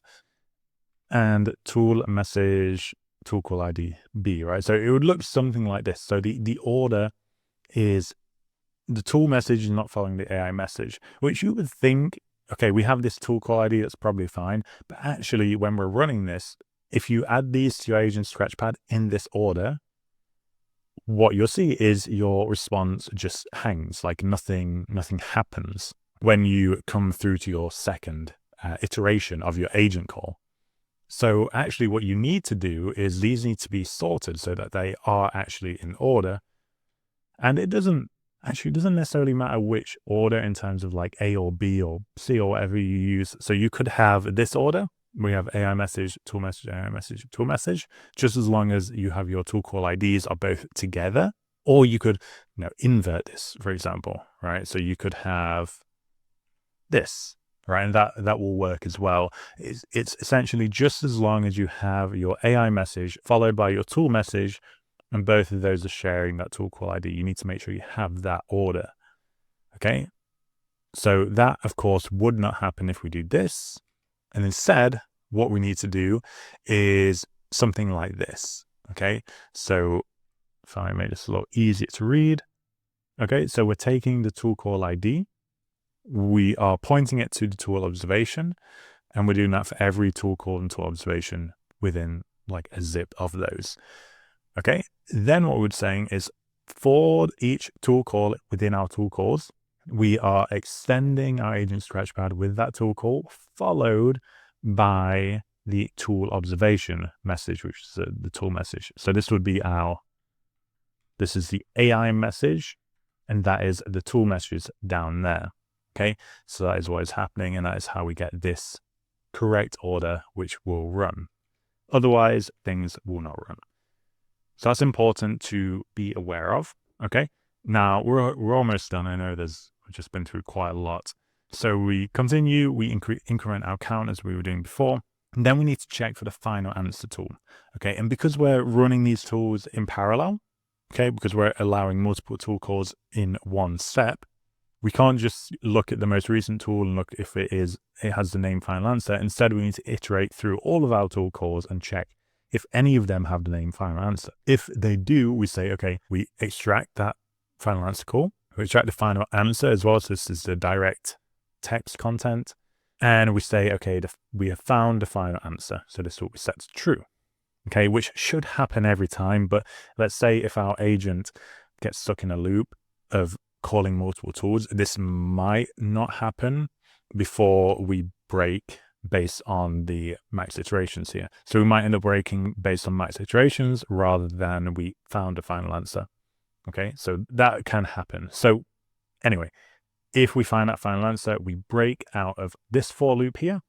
And then, of course, we do need to break out of our while loop, which is here. So we say, if we found a final answer, break. Okay, cool. So we have that. Finally, after all of that, so this is our, we've executed our tool, our agent, has steps and iterations, has process. We've been through those. Finally, we come down to here where we say, okay, we're going to add that final output to our chat history. So this is just going to be the text content, all right? So this here, get direct answer. But then what we do is we return the full final answer call. The full final answer call is basically this here, right? So this answer and tools used, but of course populated. So we're saying here that if we have a final answer, okay, if we have that, we're going to return the final answer call, which was generated by our LLM. Otherwise, we're going to return this one. So this is in the scenario that maybe the agent got caught in a loop and just kept iterating. If that happens, we'll say it will come back with, okay, no answer found, and it will just return, okay, we didn't use any tools, which is not technically true, but this is like a exception handling event. So it ideally shouldn't happen, but it's not really a big deal if we're saying, okay, there were no tools used, in my opinion anyway. Cool. So we have all of that. And yeah, we initialize our agent executor. And then, I mean, that is our agent execution code. The one last thing we want to go through is the SerpAPI tool, which we will do in a moment. Okay. So SerpAPI. Let's see how we build our SerpAPI tool. Okay, so we'll start with the synchronous SerpAPI. Now, the reason we're starting with this is that it's just a bit simpler. So I'll show you this quickly before we move on to the async implementation, which is what we're using within our app. So we want to get our SerpAPI API key. So I'll run that, and we just enter it at the top there. And this will run. So we're going to use the SerpAPI SDK first. We're importing Google Search, and these are the input parameters. So we have our API key. We say we want to use Google. Our question is cell query. So Q for query. We're searching for the latest news in the world, and it will return quite a lot of stuff. You can see there's a ton of stuff in there, right?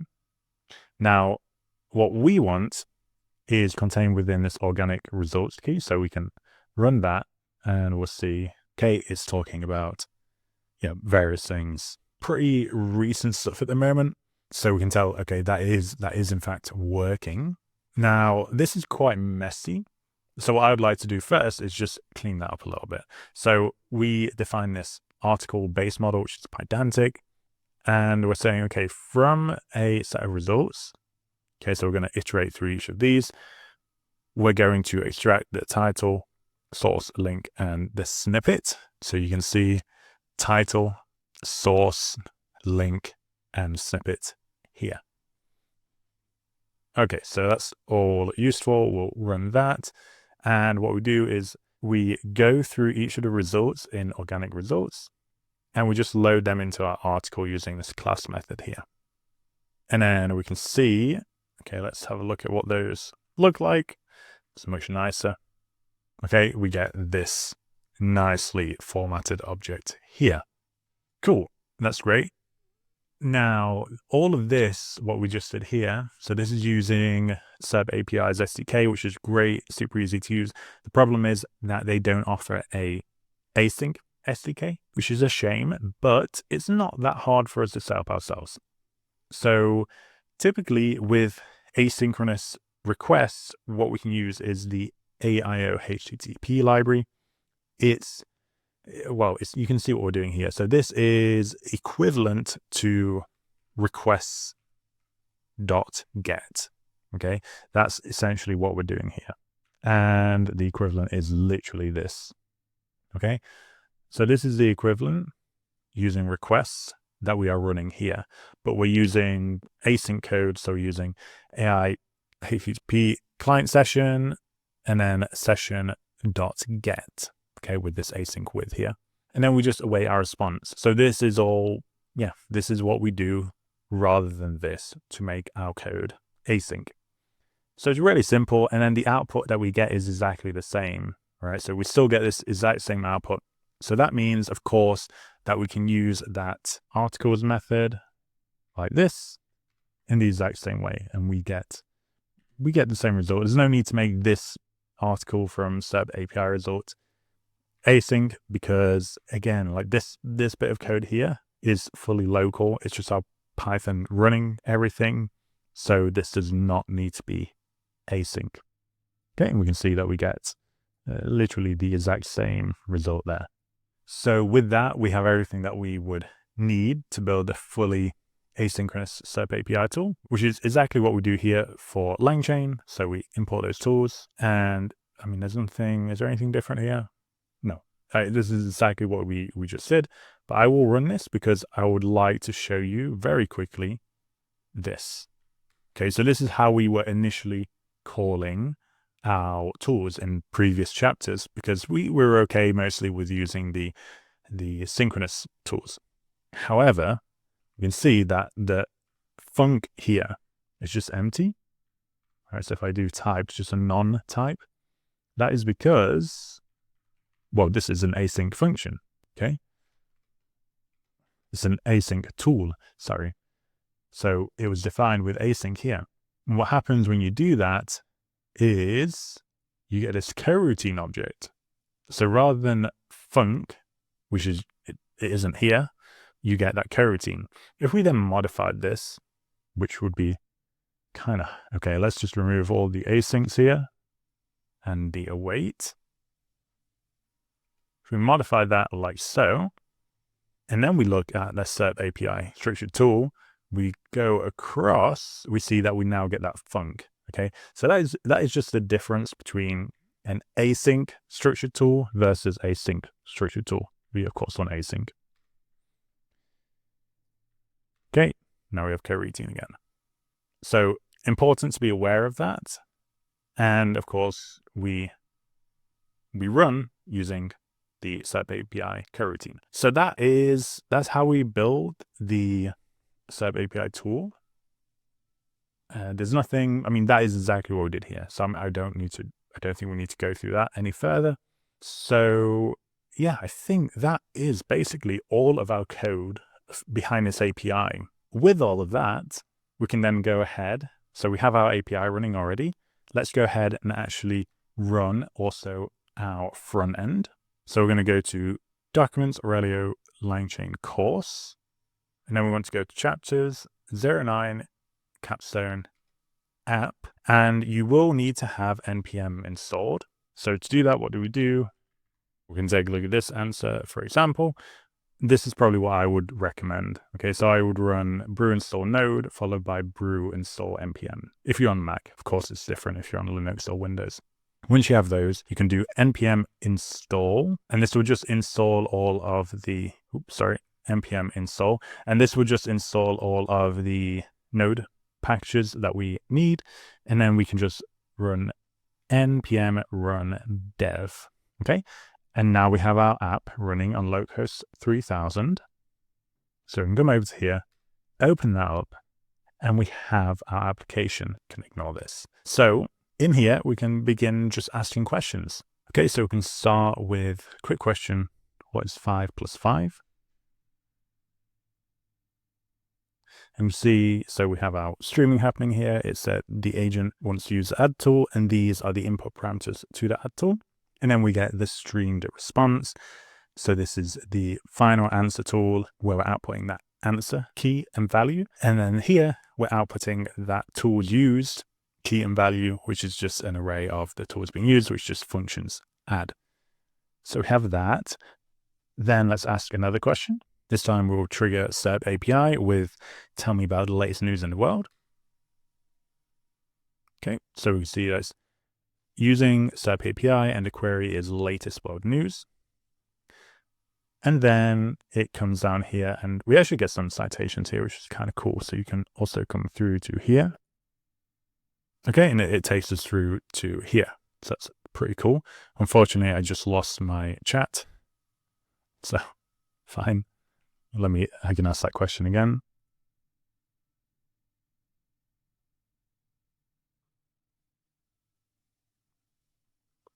Okay, we can see that tool uses SerpAPI there. Now let's continue with the next question from our notebook, which is how cold is it in Oslo right now? What is 5 multiplied by 5? And what do you get when multiplying those two numbers together? I'm just going to modify that to say in Celsius so that I can understand. Thank you. Okay, so for this one, we can see, what did we get? So we got current temperature in Oslo. We got multiply 5 by 5, which is our second question. And then we also got subtract. Interesting that I don't know why it did that. It's kind of weird. So it decided to use, okay, so this is, okay, so then here it was, okay, that kind of makes sense. Does that make sense? Roughly, okay, so I think the conversion for Fahrenheit to Celsius is, say, like subtract 32. Okay, yes, so to go from Fahrenheit to Celsius, you are doing basically Fahrenheit minus 32, and then you're multiplying by this number here, which I assume the AI did not. It roughly did, okay, so subtracting 36 by 32 would have given us 4, and it gave us approximately 2, so if you think, okay, multiply by this, it's practically multiplying by 0.5, so halving the value, and that would give us roughly 2 degrees. So that's what this was doing here. Kind of interesting. Okay, cool. So we've gone through, we have seen how to build a fully fledged chat application using what we've learned throughout the course. And we've built quite a lot. If you think about this application, you're getting the real-time updates on what tools are being used, the parameters being input to those tools, and then that is all being returned in a streamed output and even in a structured output for your final answer, including the answer and the tools that we use. So of course, you know, what we built here is fairly limited, but it's super easy to extend this. Like you could, maybe something that you might want to go and do is take what we've built here, like fork this application and just go and add different tools to it and see what happens. Because this is very extensible. You can do a lot with it. But yeah, that is the end of the course. Of course, this is just the beginning of whatever it is you're wanting to learn or build with AI. Treat this as the beginning and just go out and find all the other cool, interesting stuff that you can go and build. So I hope this course has been useful, informative, and gives you an advantage in whatever it is you're going out there to build. So thank you very much for watching and taking the course and sticking through right to the end. I know it's pretty long, so I appreciate it a lot, and I hope you get a lot out of it. Thanks. Bye.